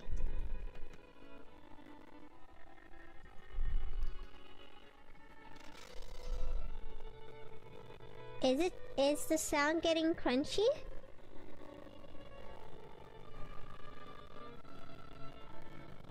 They kind of look close. I mean, not close. Like, it's just the eye color looks similar, but maybe just the eye color. Wait, is the audio okay?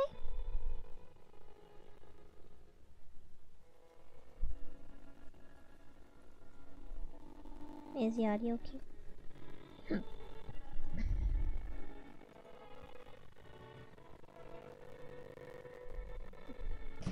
Hair stuff? Maybe just the eye color.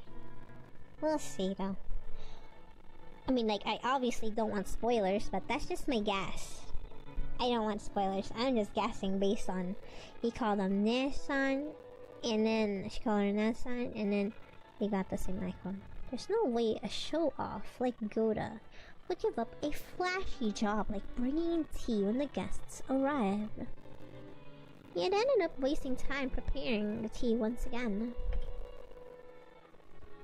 Yeah, I heard it was good, but also extremely long.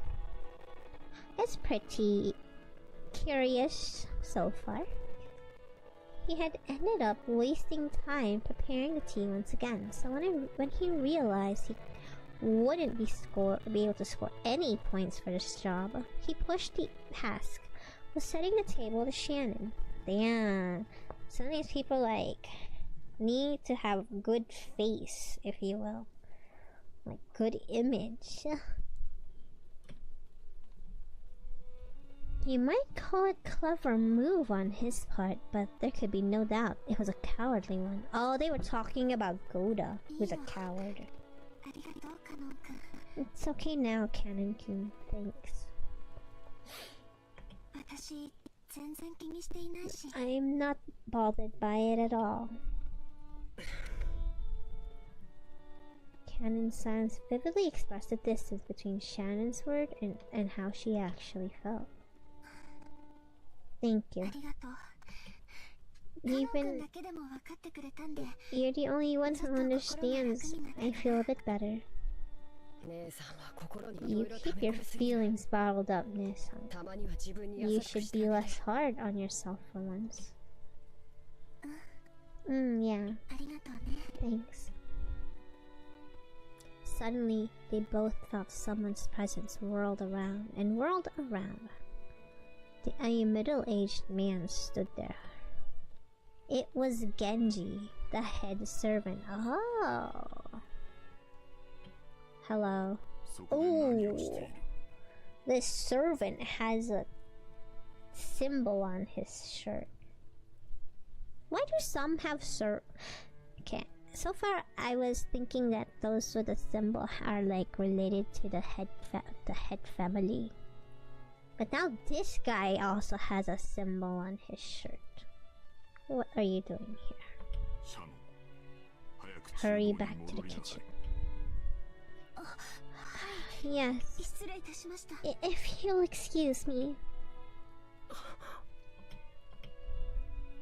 Shannon humbly obeyed and promptly made to push the cart and leave.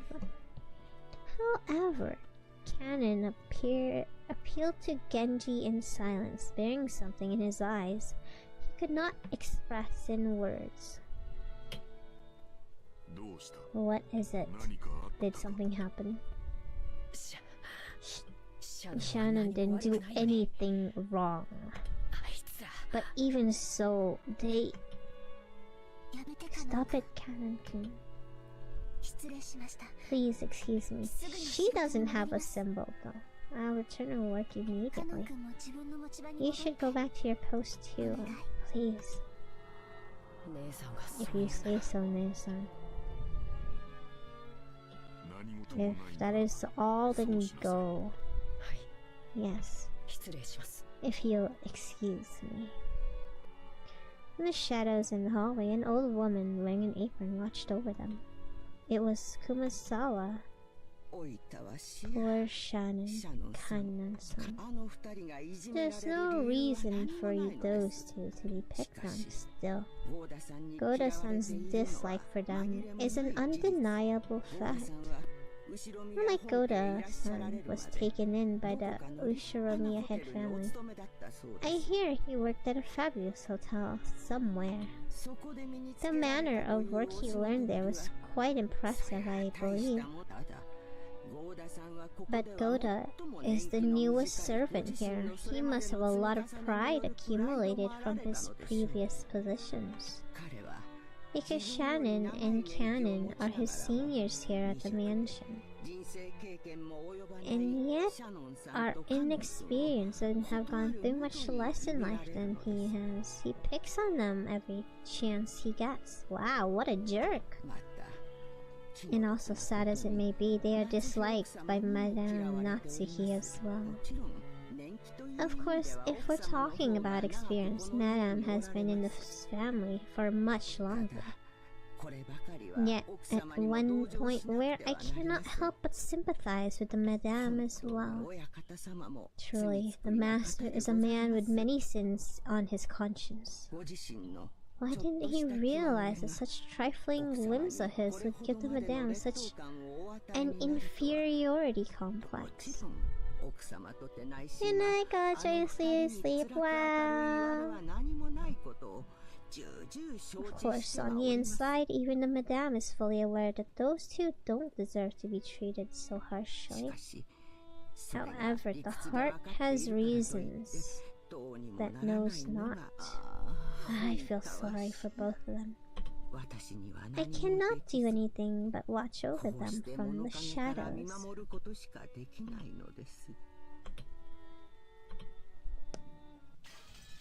Wait, what? It is now, midnight. Cool.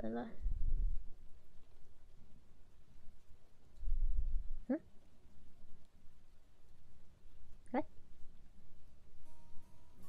The four of us cousins were enjoying our stories, just shooting the breeze. Anyway, there were both girls and guys here. Plus, we had people over a wide spread of ages. Adult, high school, and elementary. Even if we just talked about our own lives, the other three kept listening attentively. I think I'm finally getting used to all of this. Jessica and Maria have grown much more than I could have imagined in the past 6 years. I'll be honest, I was feeling a bit uncomfortable, but talking like this, I guess that on the inside, nothing really changed since back then. I agree. You haven't changed a bit, even after 6 years. Your body has gone gigantic, but you're still such a kid inside.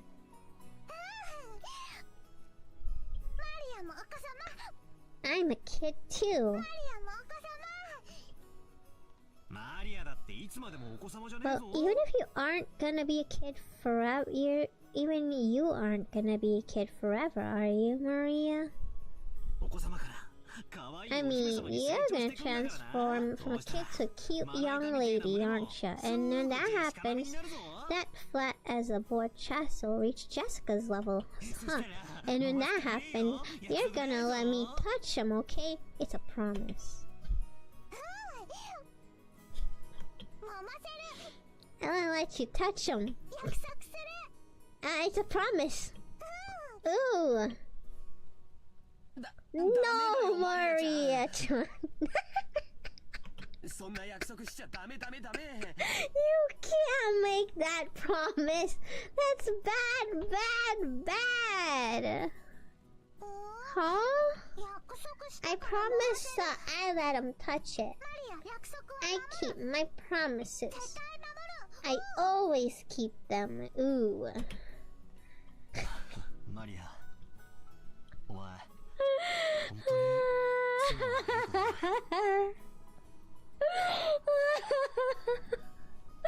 Bro, Balor is such such a bad influence. That the guy you marry is gonna be really lucky. Hey, stop trying to change the subject by making it sound pretty. Maria, that promise never happened. Never. Oh? The promise is cancelled? Oh? As I thought, without Valor and our little quartet, this group of cousins just didn't feel complete. The 6 years have been kind of lonely. That's true. We didn't really goof off like this. Still, yeah, he's a bad influence. Still, we did have some pretty constructive conversations, right? Like preparing for a future, exam taking, finding jobs. Oh, I'm so sorry. Now that I'm here, we just talk about stupid stuff and mess around. But I'm having more fun this year. Ooh. That's true. I agree. This year's the most fun yet. Maria's sincere words probably spoke for everyone present. George Aniki stroked Maria's hand. She giggled like a happy kitten.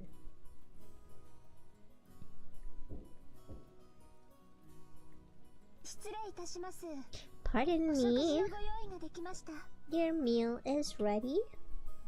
A timid knocking sound, the equally timid voice of a young woman, came through the door.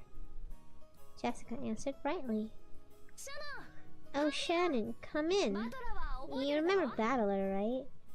Jessica stood up from the bed and opened the door. And there stood the servant girl, who must have been about our age.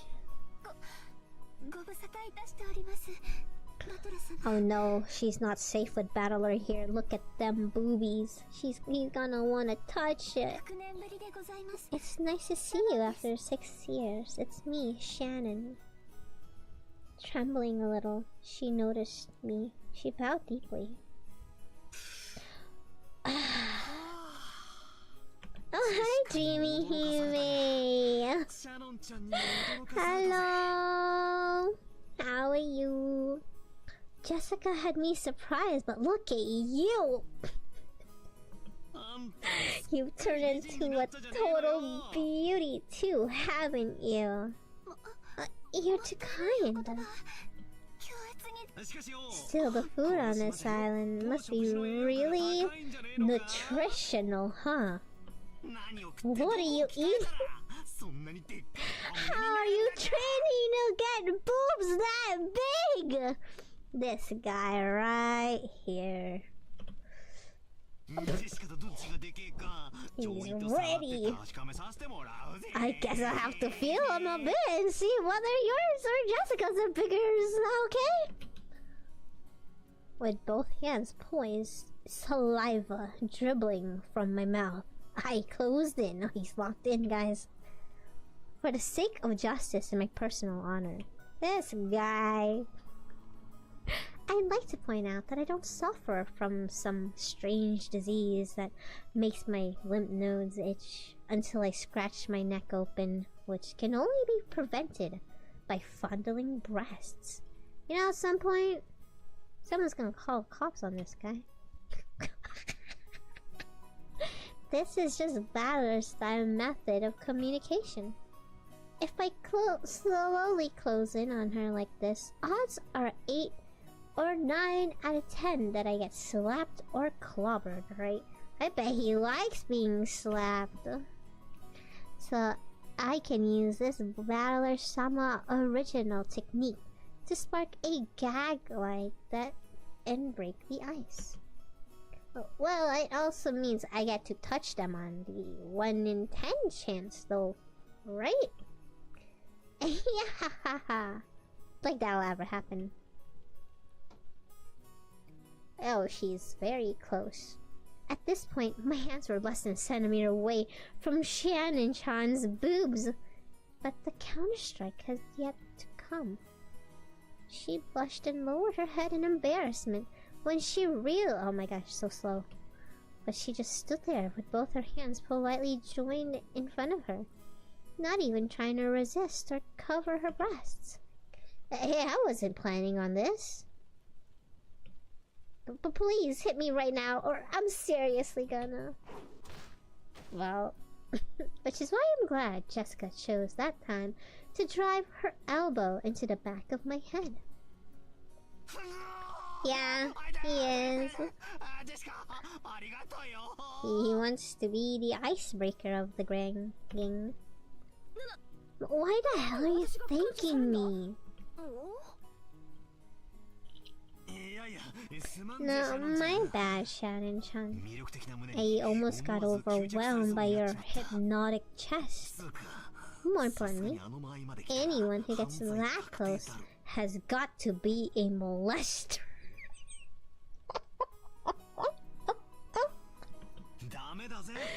Gotta fight people back when people do that. But you are an important guest, Bauer-sama.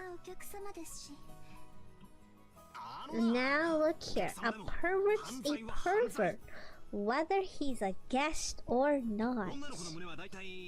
A girl's chest has got an air defense identification range of about 10 centimeters or so.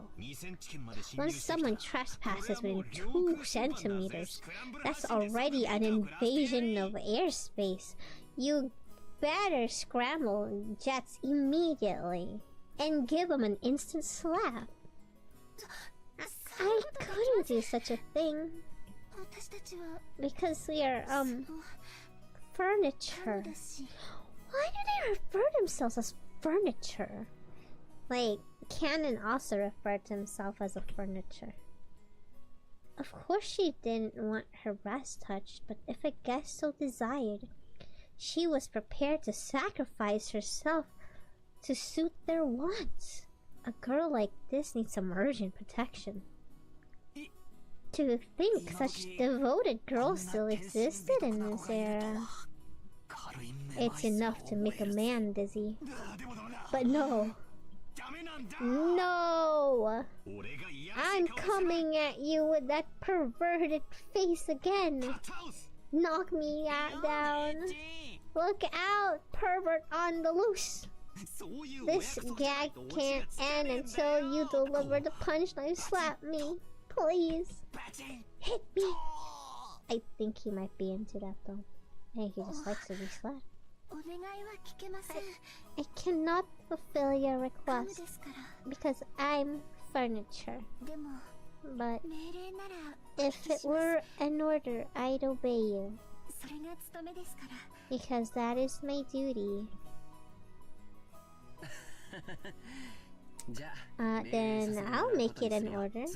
The next time Bala tries to touch your breast, counter-attack with a slap. Got it? Yes. And that's how the servants see themselves in this place. They see themselves as furniture.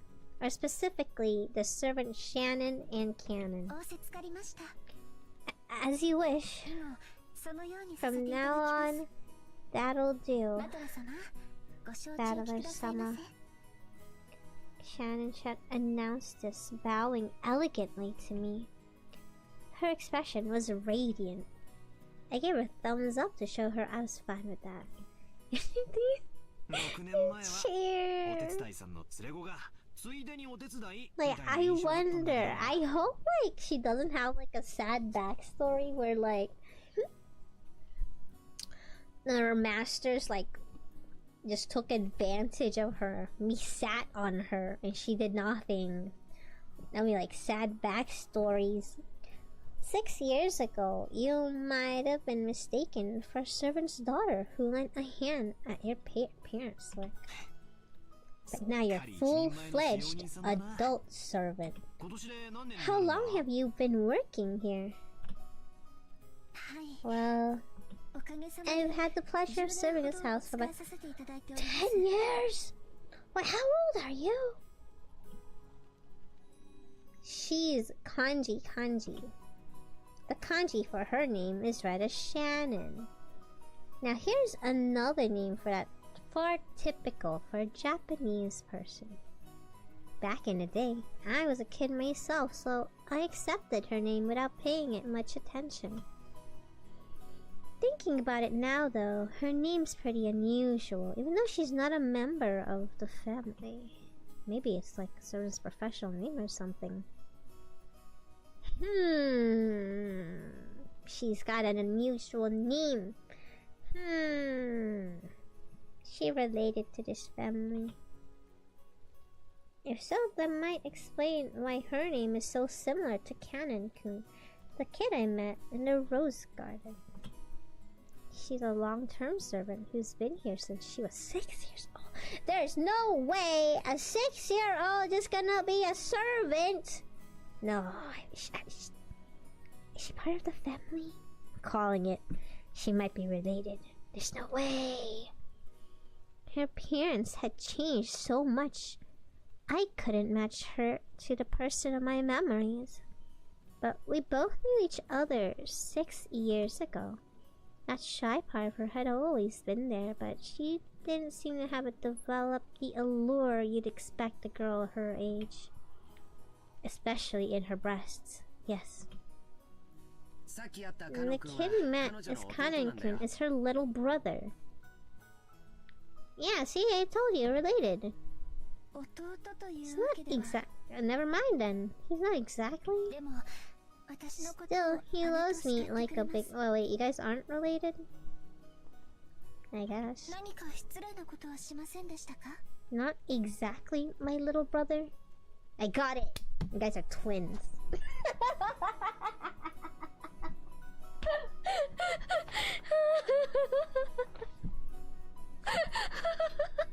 I don't know. They don't look like twins at all. Besides the eye color.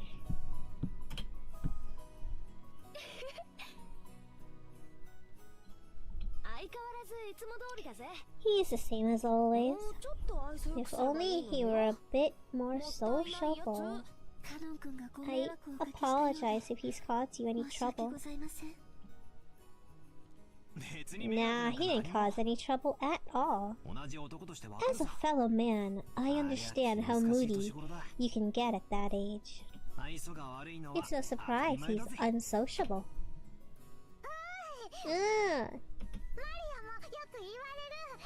I get called that all the time too.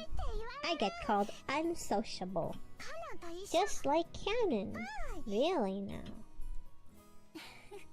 You aren't unsociable, Maria-sama. Huh? Wanted to be like him. Oh. You said the meal was ready, right? Yes. I'm sorry. Your meal has been fully prepared, so please allow me to guide you to the mansion. Shannon bowed formally and returned to her duty mode. We realized that if we made her stick around for any more light conversation, it would actually make it harder for her to do her job. We got off our butts to avoid interfering with her work any further. So, shall we go to the mansion? Everyone's probably hungry, right? Yeah. I'm looking forward to Goda-san's food. That guy was apparently a chef at this famous hotel, so he's super good at cooking. Goda. Oh, he did chef work and not, I don't know, cleaning, I guess. I can't wait. Let's go, Maria. We're gonna stuff ourselves like pigs. Stuff ourselves like pigs. No, no. You can't take everything Ballard says seriously, okay? Because he's always just joking around. Okay, let's go. Under Sharon-chan's guidance, we headed towards the mansion. I'm curious about the eye colors. Are most of their eye colors grayish? Met once again the magnificent rose garden. We continued onward as the intimidating mansion of the Ushiromiya head family came into view. It had been built shortly after the war, so you could feel the dignity of almost half a century hanging by it. The building was gorgeous on the surface, but old as it was, equipped with such as its AC and heating were apparently quite frail. Oof. According to Jessica, midwinter was especially tough with all the drafts. Haven't these people ever heard of a kotatsu?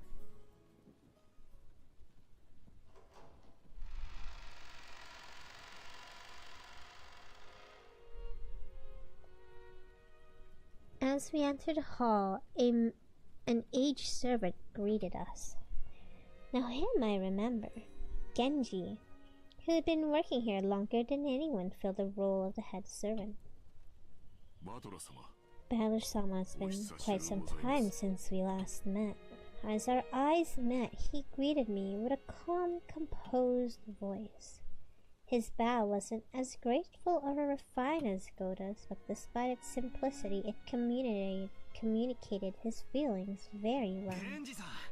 Oh, Genji, it's been a while. You look well. Thank you, I've been quite well. And Bar, you have become a splendid young man. You are beginning to resemble the master in his youth. I look like grandfather. Guess that means grandfather was pretty popular with the ladies when he was young. From here on, I shall take Shannon's place in the company. He literally ignored me. Please come this way. Shannon bowed deeply and watched us leave. And after that, we headed towards the dining room under Genji-san's guidance. Genji, just like Kumasawa, stood in stark contrast to us young people who had been grown beyond recognition over the last 6 years. His appearance was exactly the same as my memories from 6 years ago. It's as though time had stopped since the last time we met. Genji was extremely quiet and a diligent person. He was basically grandfather's close aide or caregiver. And you might even call him grandfather's companion of many years. In fact, it seems he was by grandfather's side even more than often my late grandmother was. According to Jessica, grandfather trusted him more than any of his blood relatives. Oh. But I wonder how long he served. I never got the details, but I heard something about him being here since the very beginning, when the mansion was first constructed. Which would mean he's dedicated half of his life serving here. It's easy to see why he's so trusted. As we passed through the massive hall that extended up the second story of the mansion with no separating floor, I spotted something that hadn't existed in my memory of 6 years ago.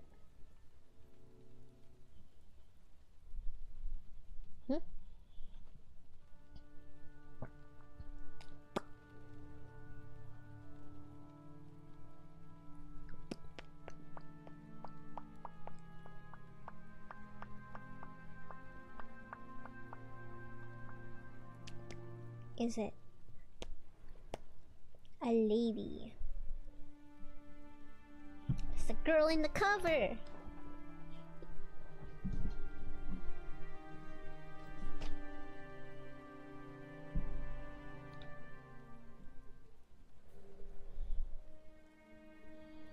It's an awfully big portrait hanging in the front of the stairs that rose to the second floor. Without thinking, I stopped walking, captivated by it.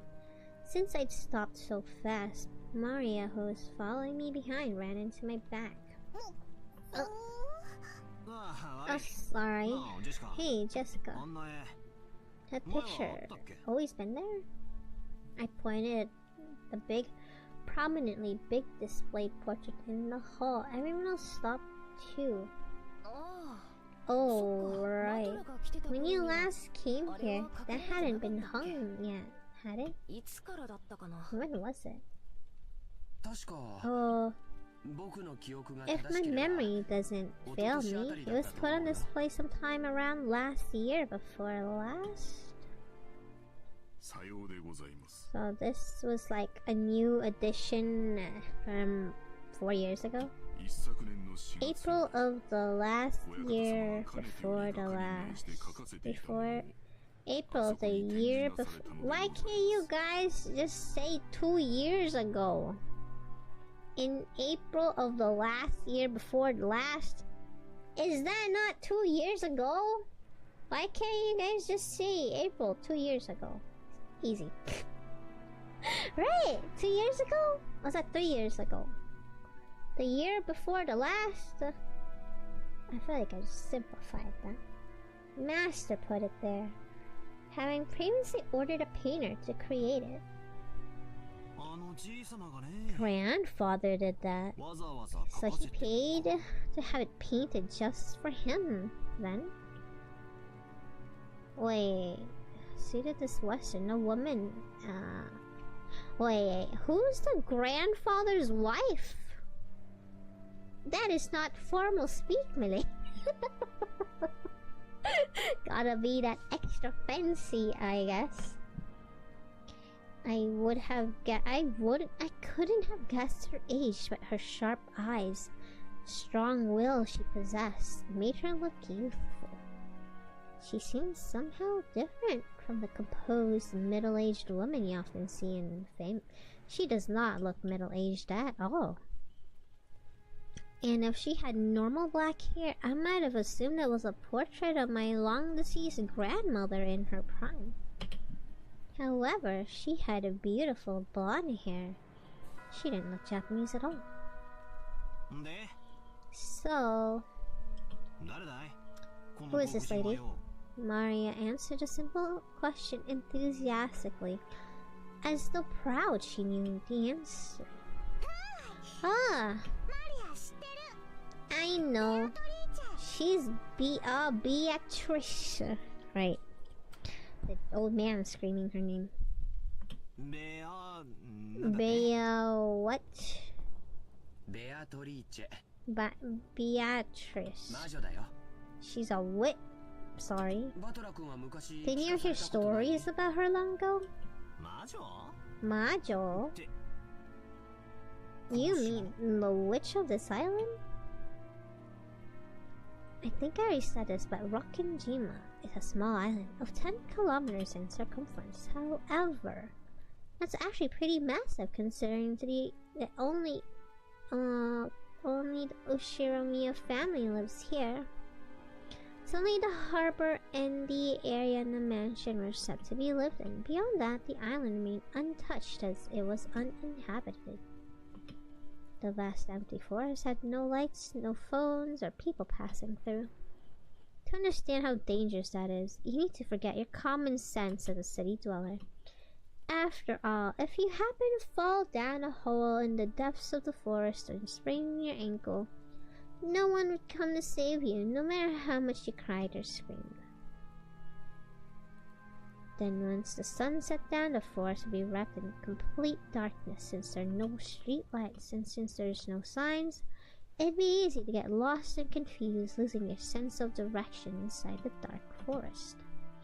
Nowadays, most people see a forest as a peaceful place, but the people of bygone areas, before the light of civilization drove out the night, forests were as geographically separated from the civilization as the sea. They were oceans above the ground. Fishermen would go into the ocean, putting their lives at risk, despite their technical knowledge. In the same way, hunters would go out of the forest are in danger despite having specialized knowledge of their own. If children were to go play in such a dangerous forest, something terrible might happen. Someone's parents must have thought so. Maybe grandmother first said it. Maybe grandfather himself. Or perhaps the story's been passed down on this island since ancient times. There is a terrible witch in the forest. You must not go in. At some point, this ghost story of Rokenjima was born. This is a legend of the Rokenjima's witch. That's why when we talk about a witch on the island, we're referring to the master of that vast savage forest. Come to think of it, when I stayed at this mansion as a little kid during those eerie nights when the wind and the rain pounded on the windows, I remember being terrified by a story of the forest witch who roamed around searching for human sacrifices. So, Beatrice, huh? When Aniki mentioned it, I searched my memory, and I was sure I recalled hearing a name like that when I was little. I see. Still, totally forgot. He just happened to have a painting of the witch in here.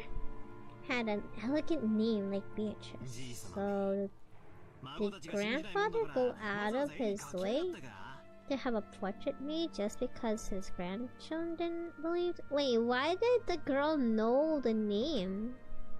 She's the witch from grandfather's delusions. She's the witch of grandfather. Ever since he had a picture hang, he's been having harder and harder time telling the difference between truth and reality. I guess their eye colors are almost similar. I know Balor's eyes are like gray-green, and I think Jessica's is just gray. Now, witch exists, but to him, she's a being that exists on this island. Exists. He says he had that painting because the rest of us would be incapable of understanding otherwise. Well, the whole thing's creepy as hell. Milady, this portrait is precious to the master. I beg you not to say such things in front of him. I know. Even if you didn't tell me, I'd never do something like that.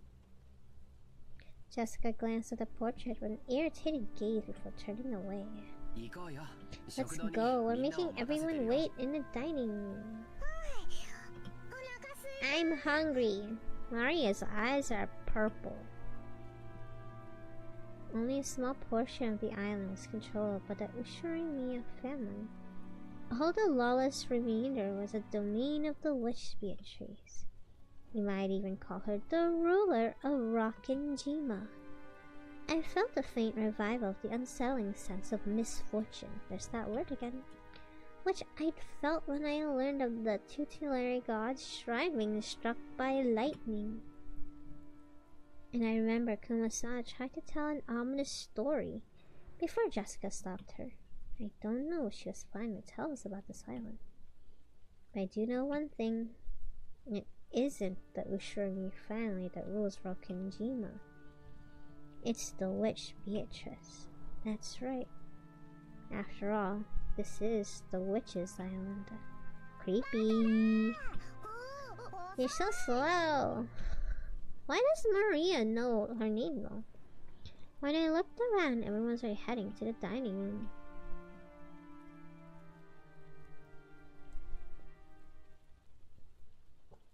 We walked to the huge double doors that led to the dining room.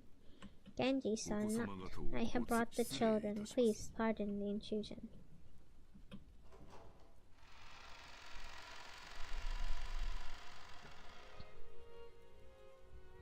Dining room, which looked exactly like you'd imagine a rich that person's dining room would be. Super long table, obviously positioned with no purpose other than to make guests conscious of the rank. Our parents were already sitting in accordance with the ordering. You're late, brats. Hurry up and take a seat. This old bastard pressed us to sit. The only gaps in our group were the people whose spots we were supposed to sit, which only made us feel out our tardiness all the more.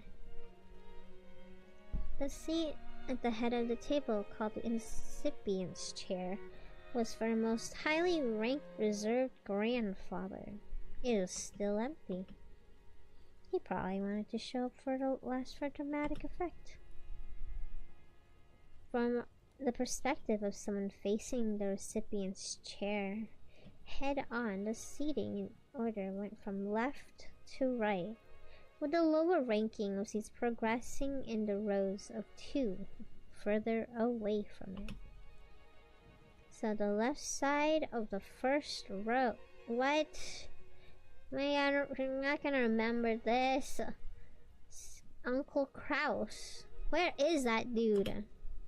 It looked like he hadn't arrived yet, so the seat's empty. Across from his chair on the right of the first row sat the eldest daughter, Aunt Ava. On the left-hand side of the second row was the 4th highest in rank, your dad. Across from him was Aunt Rosa. You might expect their husbands and wives to come. Nope, the left seat is Jessica, so basically everyone blood related to him. And then George Aniki, and then him, and then her, and then finally next to me, oh, she gets this chair, I guess? Oh, you guys are like at the end, huh? And then Aunt Natsuhi. And then Kirie-san. The seat opposite to Kirie was empty, even though silverware had been set up and everything. According to this ranking system, the spot was where Aunt Rosa's husband should be sitting. Okay. Even though he wasn't supposed to be coming, his place was made up. Kirie, Aunt, oh, but like, does she even have a husband? Well, should be sitting, I guess, cause like, what's his name? Maria's dad is unknown. It says unknown. She has an unknown dad. Like, she don't know who her dad is. Normally, no ranking system of this sort gives spouses equal positions as their partners, but Urashirima's family system was unique. Maybe it's a remnant of the male chauvinism. If you start with the assumption that a woman's womb is just something to be borrowed, then the children of direct descent would come first, followed by grandchildren. In other words, spouses have no blood ties and therefore placed at the end of the line. It's terrible. By this system, my grandmother would be ranked even lower than me if she were still alive. In their youth, they obey their father after they get married, their husband after aging, their children. The old saying, women have no home in any realm. Oof. Long ago, when I was still incapable of figuring all this out, I thought it was so great that we could all chat in our little groups.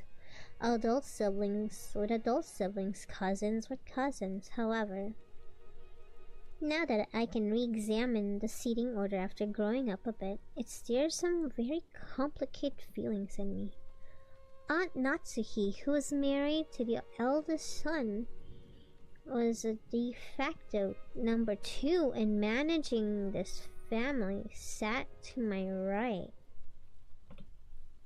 which meant she was 2 steps lower than me in ranking order. It's hard to imagine what might be going inside her heart.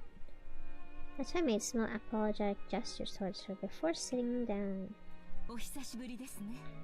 How nice to see you, Ballard. You've grown quite tall, haven't you? Yep. With 6 long years of eating well, sampling various cuisines, deriving sustenance from Mother Earth's bountiful gifts, hard work, I pulled it through. Growing just like a boy, I see. How tall are you now? 180 centimeters? But Anasahi, you're supposed to say, heck, sounds like all you did was eat. Eh? Huh? Oh, I'm sorry. She did laugh at me, but it seemed like she couldn't quite figure out what she was supposed to be like. Lady's so confused. This is Aunt Natsuhi. She's the wife of the eldest son of the family, meaning she's my father's older brother's wife.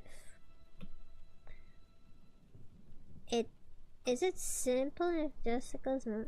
Just call her your uncle's wife. From your dad's side, or yeah. I feel bad to say, but while I didn't exactly dislike her, I didn't particularly like her either. She hardly ever spoke with us kids, and all memories of her involving her talking to the adults about complicated things and scary look on her face. In fact, since we hardly ever exchanged words, I spent a long time trying to figure out how I should approach her. Though my efforts she doesn't seem very approachable. The silverware sat neatly on the table, the meal itself had been brought in yet. As a general rule, you couldn't start a meal until the person sitting at the head of the table arrived. As long as grandfather didn't come, lunch would be put on hold indefinitely. Not even the appetizers would arrive. As simply put, the silence in this room was caused by parents enduring their hunger. While they waited grandfather to, however, the grandfather, from my memories, would always show up on time during meals like this. He was a kind person. He would never be so late that kept everyone waiting, especially after the entire group had arrived. Grandfather's pretty late. As far as I remember, he was always strict about time. Well, that might have been 6 years ago, but it hasn't been that way lately.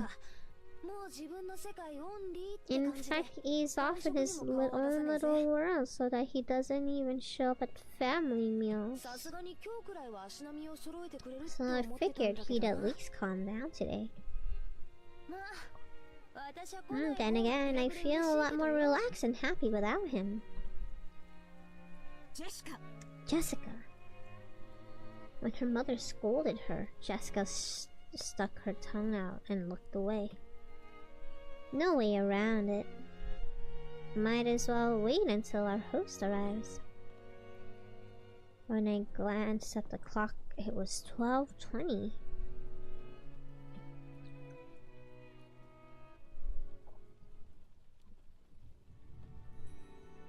Kinzo. The aged family head of the Ushiromiya head family, of course, is the dude from the very beginning. This man could be seen in his study. Oh hey, a painting of Beatrice is there too. But he didn't even attempt to rise from his seat. With spectacles on, he built up a growing pile of books with elaborate bindings, which he then read intently. You couldn't really say he was having too much fun to stop, rather he filled the room with a sense of impatience, perhaps a sense of impending danger, as though every second wasted was a tragedy. In the sealed room, a dense dust danced. A dense dust danced. A dense dust dance, a dense dust dance, a dense dust dance, a dense dust dance, a dense dust dance, a dense dust dance. That's a tongue twister. Through the air, which was thick with the stench chemicals that exuded a mix of suspicious odors. those odors were somehow sweet and heavy. If that's if anyone with normal nose came in there, first thing you do is open a window and ventilate. Wow, he's got like armor knights. The knocking against the study door had been going on for a while. A voice calling father sometimes mingled with the knocks. Kinzo heaved a deep sigh. He snapped shut the old book in his hand and slammed it on the table. He then yelled at Kraus, who was still knocking on the door. Silence! Enough with that racket, you fool! Who told you the door would be opened if you but knocked? I'll crucify the imbecile. Do you wish to suffer the same fate? Father, this is a day of the family conference which happens once a year, is it not? Everyone's gathered down below. Please come out. Kraus called out to his father through the door. Kinzo always shut himself up in the study, hating when nearly anyone, even his family, entered the room. For that reason, Kraus had no choice but to call him out in the corridor like this. Molest me not!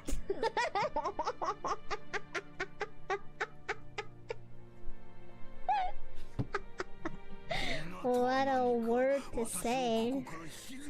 Just who is this everyone which you speak? Do you mean the fools trying to drag me out of here? Then kill them all! Computer open!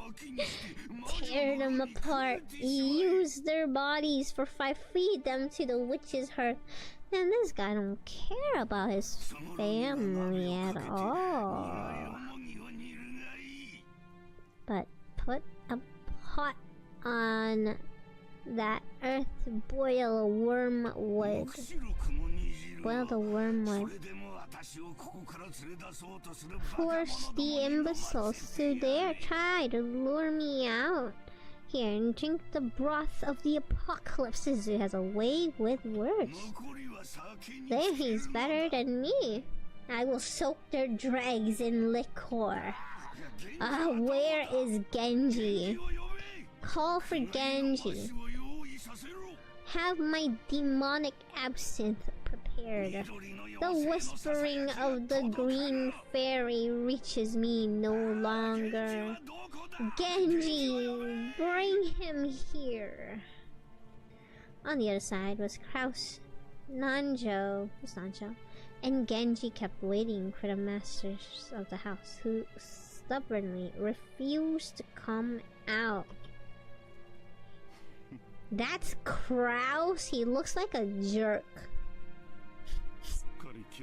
Looks like he hates me to the core. My voice doesn't reach him anymore. Kraus shrugs as though saying it's no use and smiled bitterly. From the beginning, he hadn't really expected his father to respond to his calls. However, it was the duty of the eldest son, and he had tried as a formality. Kinzo-san. Oh, that's Nanjo. Your sons, daughters have come to see you, have they not? Could you just let them see your face, even for a short while? Shut up, be silent. You dare to admonish me, Nanjo?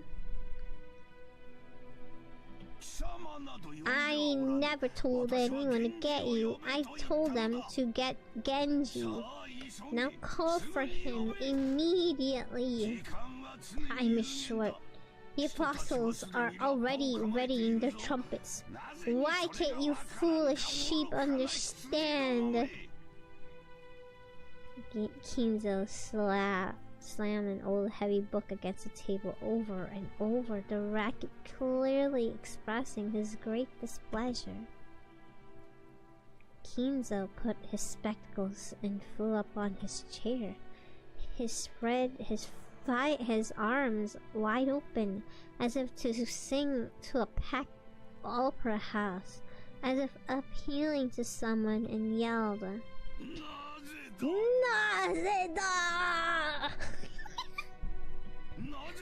Why is there always something in my way? I would throw it all away. I would offer up everything, and there's only one thing I ask in repayment. Oh, Beatrice, if I could see your smile but one more time, I would plunder this." Man, he must really like Beatrice, "and offer them up to you, oh commanders of the legions of locusts. Reap the smiles of the earth." Man, got away with words, old man. Oh, he died. Oh, ooh. Everything is filthy. Everything is irksome. Why must I suffer impediment on the most precious of days? Cough, cough, cough.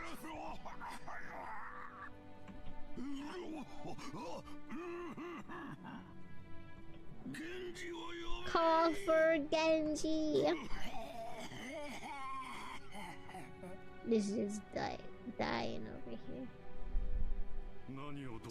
I have no idea what he's yelling about. He's probably lost his mind by now. Crow-san. Isn't it a bit harsh to say such a thing of your own father? Hey, is he dying? I think so. I have come back to your Alfred. Maybe, I don't know, he's trying to find something in the text relating to Beatrice, who really wants to see her smile. He must really like her. I don't know. What about his wife? I don't know. My wife is already... I mean, sorry. My father is already dead. There's nothing here but a phantom of what father once was, at any rate. As long as no intention of coming out, there's nothing we can do. Maybe since the past 6 years, since... what's his name? Balor was gone, he met the witch and fell in love, and that's why he's not timely anymore. I don't know. Kinzo-san. Choking coughs continued to pour from the study. I'm going back downstairs. It would be a waste to let the fruits of Goda's prize cooking time get any colder. It's one of the few things our relatives can look forward to when they come to this house. Kraus spun around. He looked at his watch, mumbling, acting as though he had wasted doing something he knew would be in vain. Genji-san, father's calling for him. Keep him company. Certainly. Dr. Nanjo, let's go eat. Are most people well, they're all kind of jerks. Yeah. Without waiting for Nanjo, Kraus went downstairs. Genji urged Nanjo to go eat. Nanjo glanced between the study door and Kraus's back as the latter disappeared down the stairs, then let out a deep sigh. I'm sorry, Genji-san, but please allow me to leave this in your hands. Yes, please, leave it to me. Do what you can to avoid giving him alcohol. It's a bit too far difficult to break. Is Genji here yet? Who dare keeps Genji from coming? Ah, Genji! Call for Genji! Please, allow me to handle the situation here. Very well. Forgive me. Lancho bowed slightly and ascended the stairs. Genji watched him leave, then knocked on the study door. Overwatch player. No. Master is Genji. Genji! Why have you kept me waiting so long? You're alone, I trust, correct? I am alone. Kinzo returned to impress an old-fashioned switch on the table. What the hell? This dude has a switch? After a small delay, a heavy sound of door unlocking could be what the Kinzo convinced that this family make a mess in his lair. Perhaps someone had once opened the window for some air or important research materials, leaving him in a terrible mood. Kinzo had outfitted his room with a formidable lock, preventing anyone from entering without his permission, thereby sealing himself in a jail of his own making. Genji, whom he trusted the most, was relatively free to enter the room, but even that didn't always hold. If Kinzo was in a bad mood, even Genji wouldn't be able to enter. Anyone else would be limited to holding conversation through the door, unable to even see Kinzo's face. Most of the time, they could hardly be called a conversation. However, that didn't trouble the rest of the family much. After all, it wasn't worth the effort to disturb the saging family head, who was impossible to please and always stayed shut away, immersed in his research. Taking advantage of his refusal to leave the room, they supported his isolation, putting his care entirely into the hands of the servants. Genji, my usual. I'm busy. Yes, sir. Genji headed to the corner of the study. There are suspicious-looking bottles boasting venomous colors are on display. They're actually liquor, but considering the shady atmosphere of the room, one might easily suspect them for being ghastly poison.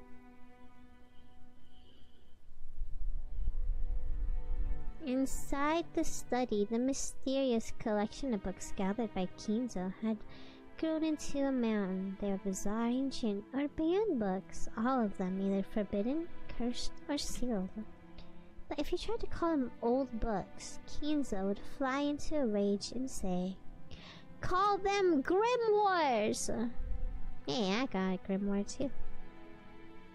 There were also many mysterious objects that presumably held some meaning with regards to black magic, like candles suspiciously melted and molded into strange shapes. Constellations drawn in certain the celestial contained quite a few. Man, is you like trying some demon or something here? The carelessness shown about books contained many illustrations, all of them religious or mysterious nature, including some depicted demonically grotesque subjects of bizarre diagrams of various magic circles. And above all, a mysterious poisonous smell filled the room profoundly, assaulting the eyes and nose of those that entered for the first time. Eventually, it must surely make a person go numb and lose their grip on reality. Inside that study, Genji prepared Kinzo's usual drink as well as trained hand. No one would even think of drinking such an ominous dark green liquid in that complex and ornate glass, unless someone first told them it was alcohol. He poured a little into the glass and placed a cube of sugar in a strangely shaped spoon, poured water and pitcher over it. Strangely, when the transparent water was poured, the dark green liquid turned to a cloudy white. A strange optical illusion, as though the water had caused a chemical reaction. It made the drink even more unrecognizable as a liquor. Then Genji added original flavors Kinzo loved, fine-tuning its taste. There was no recipe. Its success was measured only by Kinzo's mood swings when he drank it.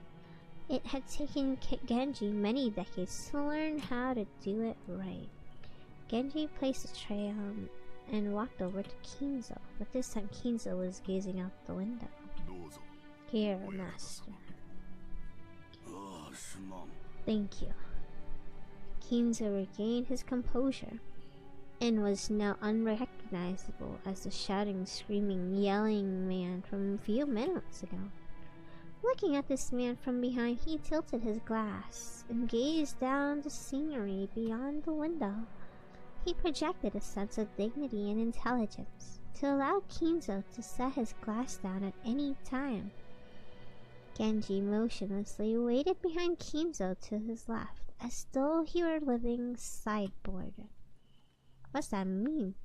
Then without averting his eyes, Kinzo held out the glass. There was only a mouthful remaining. It was not a gesture intended to be set upon the tray, but a motion to hand the glass over to Genji. Drink, my friend. Your words are too kind for me. No need for ceremony to drink, my friend. So, okay. Thank you. Genji received the glass and inclined a little taste its content, and then gulped it down. I attempted to imitate your concoction, but no matter how I try, cannot replicate the taste. The way you make it is pure relish. So he's very good at mixing it. It is the fruit of your guidance, master.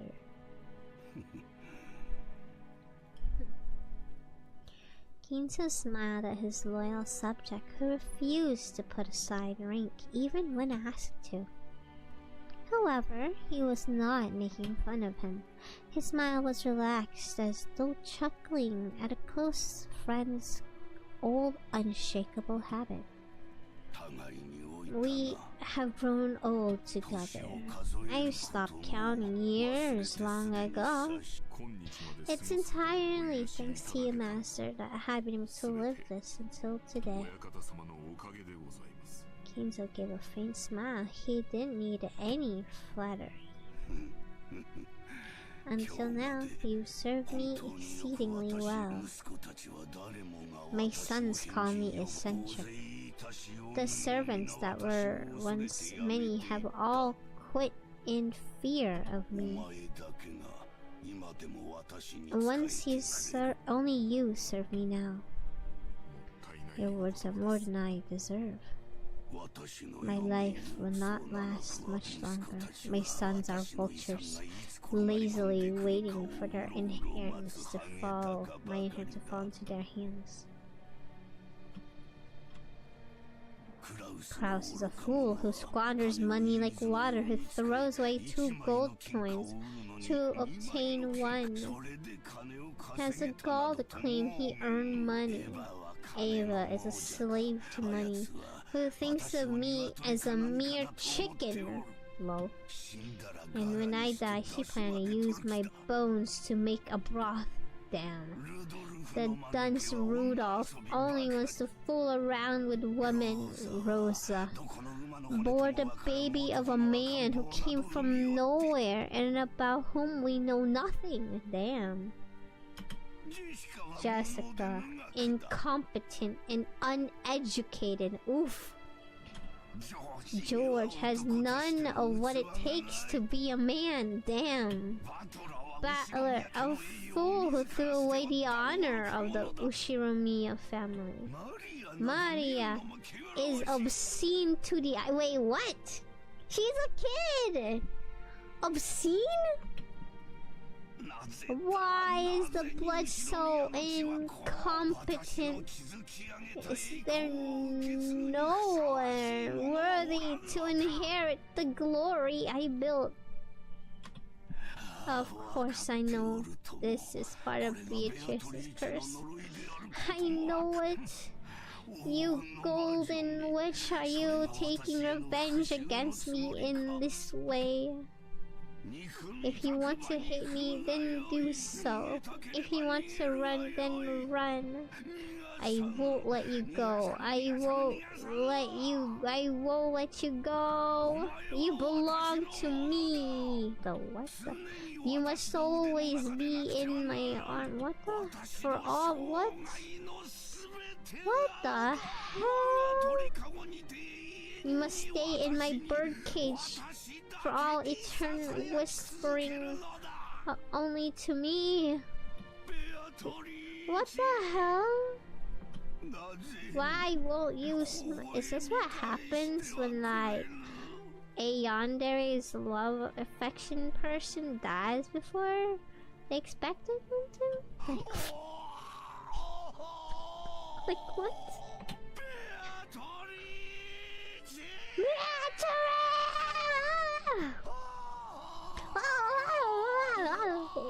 Jeez, man. Man, this guy here. After howling, Kinzo choked once again. Genji set the tray down and rubbed his master's back. His facial expression did not change. It was always like this. Thank you, my friend. Can this old dude kick the bucket?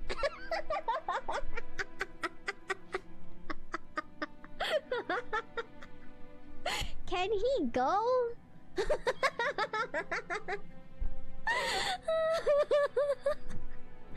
It was like seeing two different people.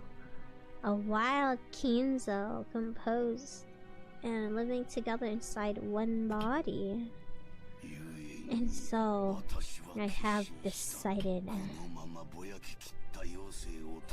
I cannot bear to spend my dimmed remaining years procrastinating. If I have one final coin to bet, then I choose to abandon it to the limbs of the demon's road. What did this dude do?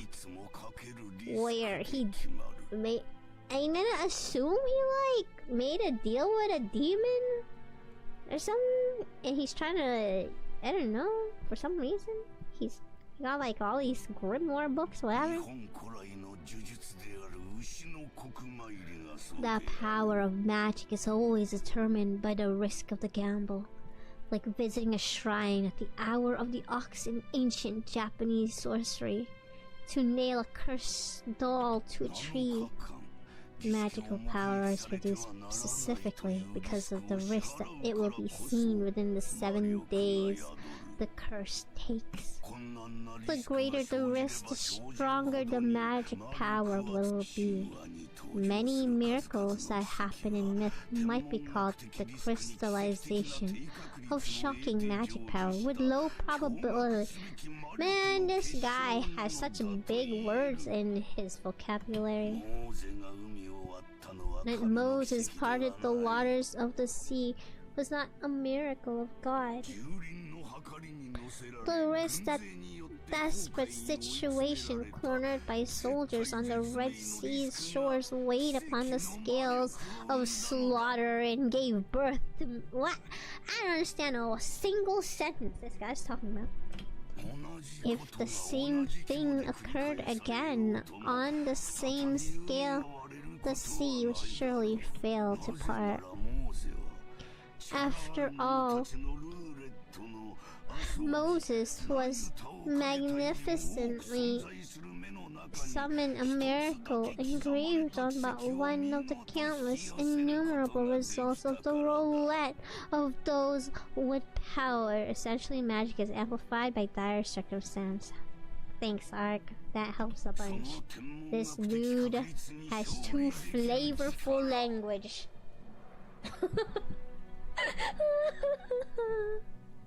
Don't make a deal with the demon.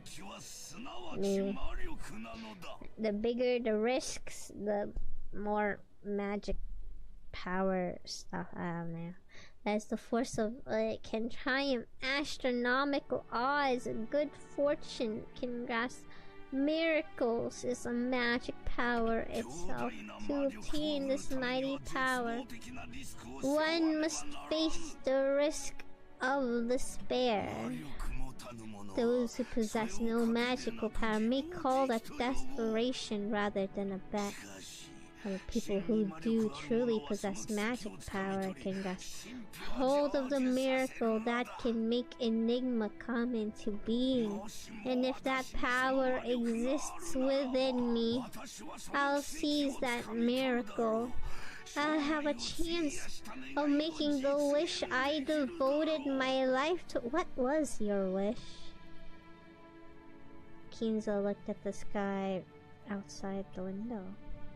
He spread his arms as if appealing to someone up in the skies. If only...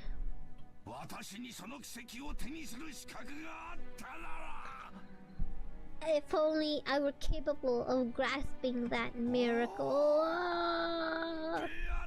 Beatrice!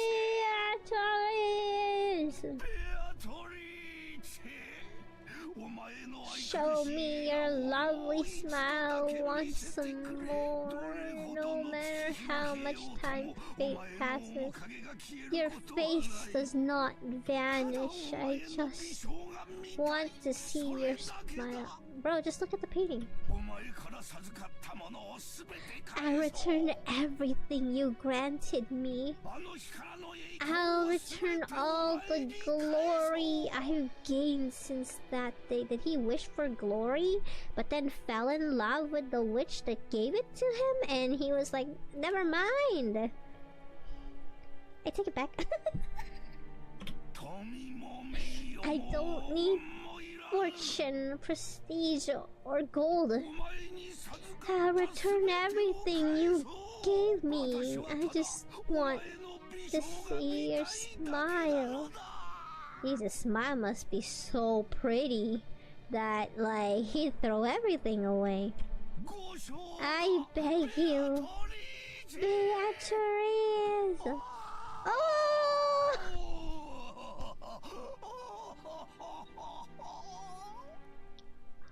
God damn, this guy. His nonsensical. I'm learning that. His nonsensical yells became a scream and then a wail. Can no one hear this guy scream in his study? Nothing, just listening to an old guy obsessed over Beatrice. Yeah, the Japanese BA is so good. What the hell? He is like so believable. Kinzo slumped to the floor, tearing at it with both hands. Genji had no choice but to wordlessly watch over his master's lamentations. This is like, imagine you're in this room, it must be so depressing. Like, what can you do? Well, ladies and gentlemen, the family hand's health is not at its best. He's extremely sad, not able to... Yeah, sure he is. He hates his family. Gotcha. I could never sound this insane. Certainly, I shall begin today's luncheon. Dr. Nanjo's father's condition really that bad? Can you at least let us see his face? It's more of a problem of mood and physical condition. And there's no medicine I can prescribe. Hey, we talking about his mood? Again, you've gotta be kidding me. We took time out of schedules and this damn busy autumn scene just to come find out how he's doing. And now he's... then you should be happy, Rudolph. You know how he's doing. You now know how he's doing. Or what? Would you rather take my place and try to persuade our ill-humored father to come join us? Are you kidding me? Apparently, Rudolph was willing to be indignant at how self-centered his father was. He wasn't particularly disappointed to be spared a face-to-face meeting. Does it seem like his mood will improve before dinner? Rosa has brown eyes. So whoever the father of Maria was... Oh, yeah, purple eyes. Her eyes are purple. Kraus-Nissan. I have no idea. If you want to know, you should ask him directly. Although his mood will improve faster if we don't bother him. Genji's the only one who can get grandfather out of a funk. It's pretty pathetic, though, making the servants deal with your own parents' bad moods. Jessica, don't speak out of turn. She planned for her complaint to be heard only by her cousins, but had reached Kraus's ears. Scolded Jessica, scowled and turned away sulking. If he's cranky as they make him sound, he can't be that terribly sick, right? I mean, they're saying he's in a bad mood. Not that he's got no energy, which at least proves he's got wits about him. It's because grandfather had especially strong willpower. The English name. Yeah, the grandfather gave him weird names for some reason.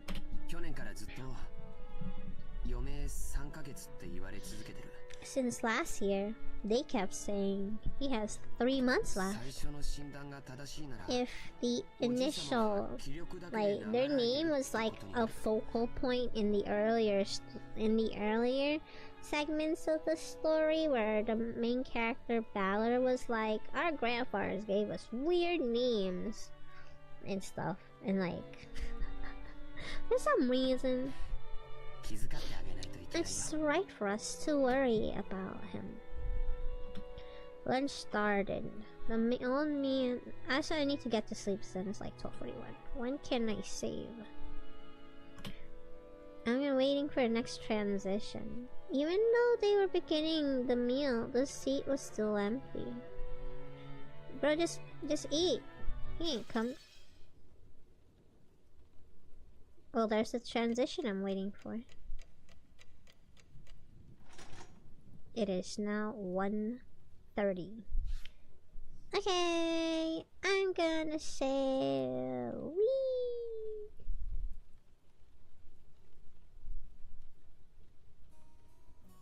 Perfect.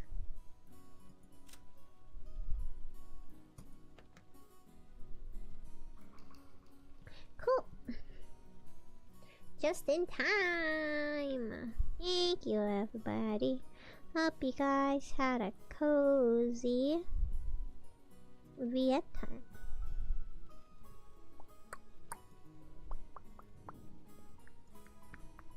I'll be back tomorrow afternoon-ish. Thanks, Chad. Have a good evening. Let's go say hi to somebody. Thanks, dear Alvarez.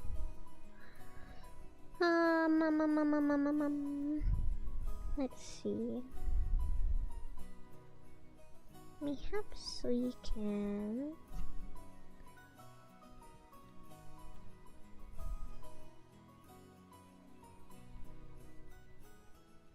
breed read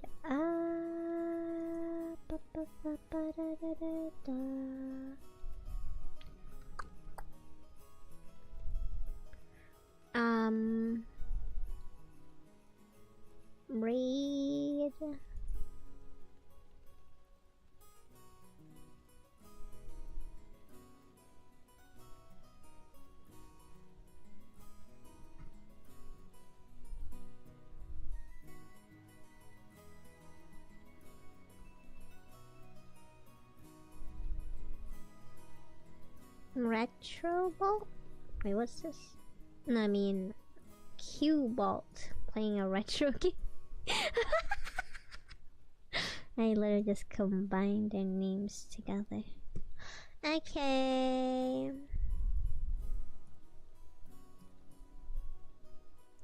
Thank Thank you, everybody. Let me just do the read message first. And then read Q-Bot. I think that's how I spell it. Okay. Good night, everyone. Good night, Alvarez. Good night, Antonimi. Good night, Borat. Good night, Jimmy Hime. Good night, Alice. Good night, Ark Isaac. Good night, Sneaky Taco. Good night, Chat. Good night, everybody. Night, typical troll fan. See you guys tomorrow. Bye bye. Love, love, love, love, love,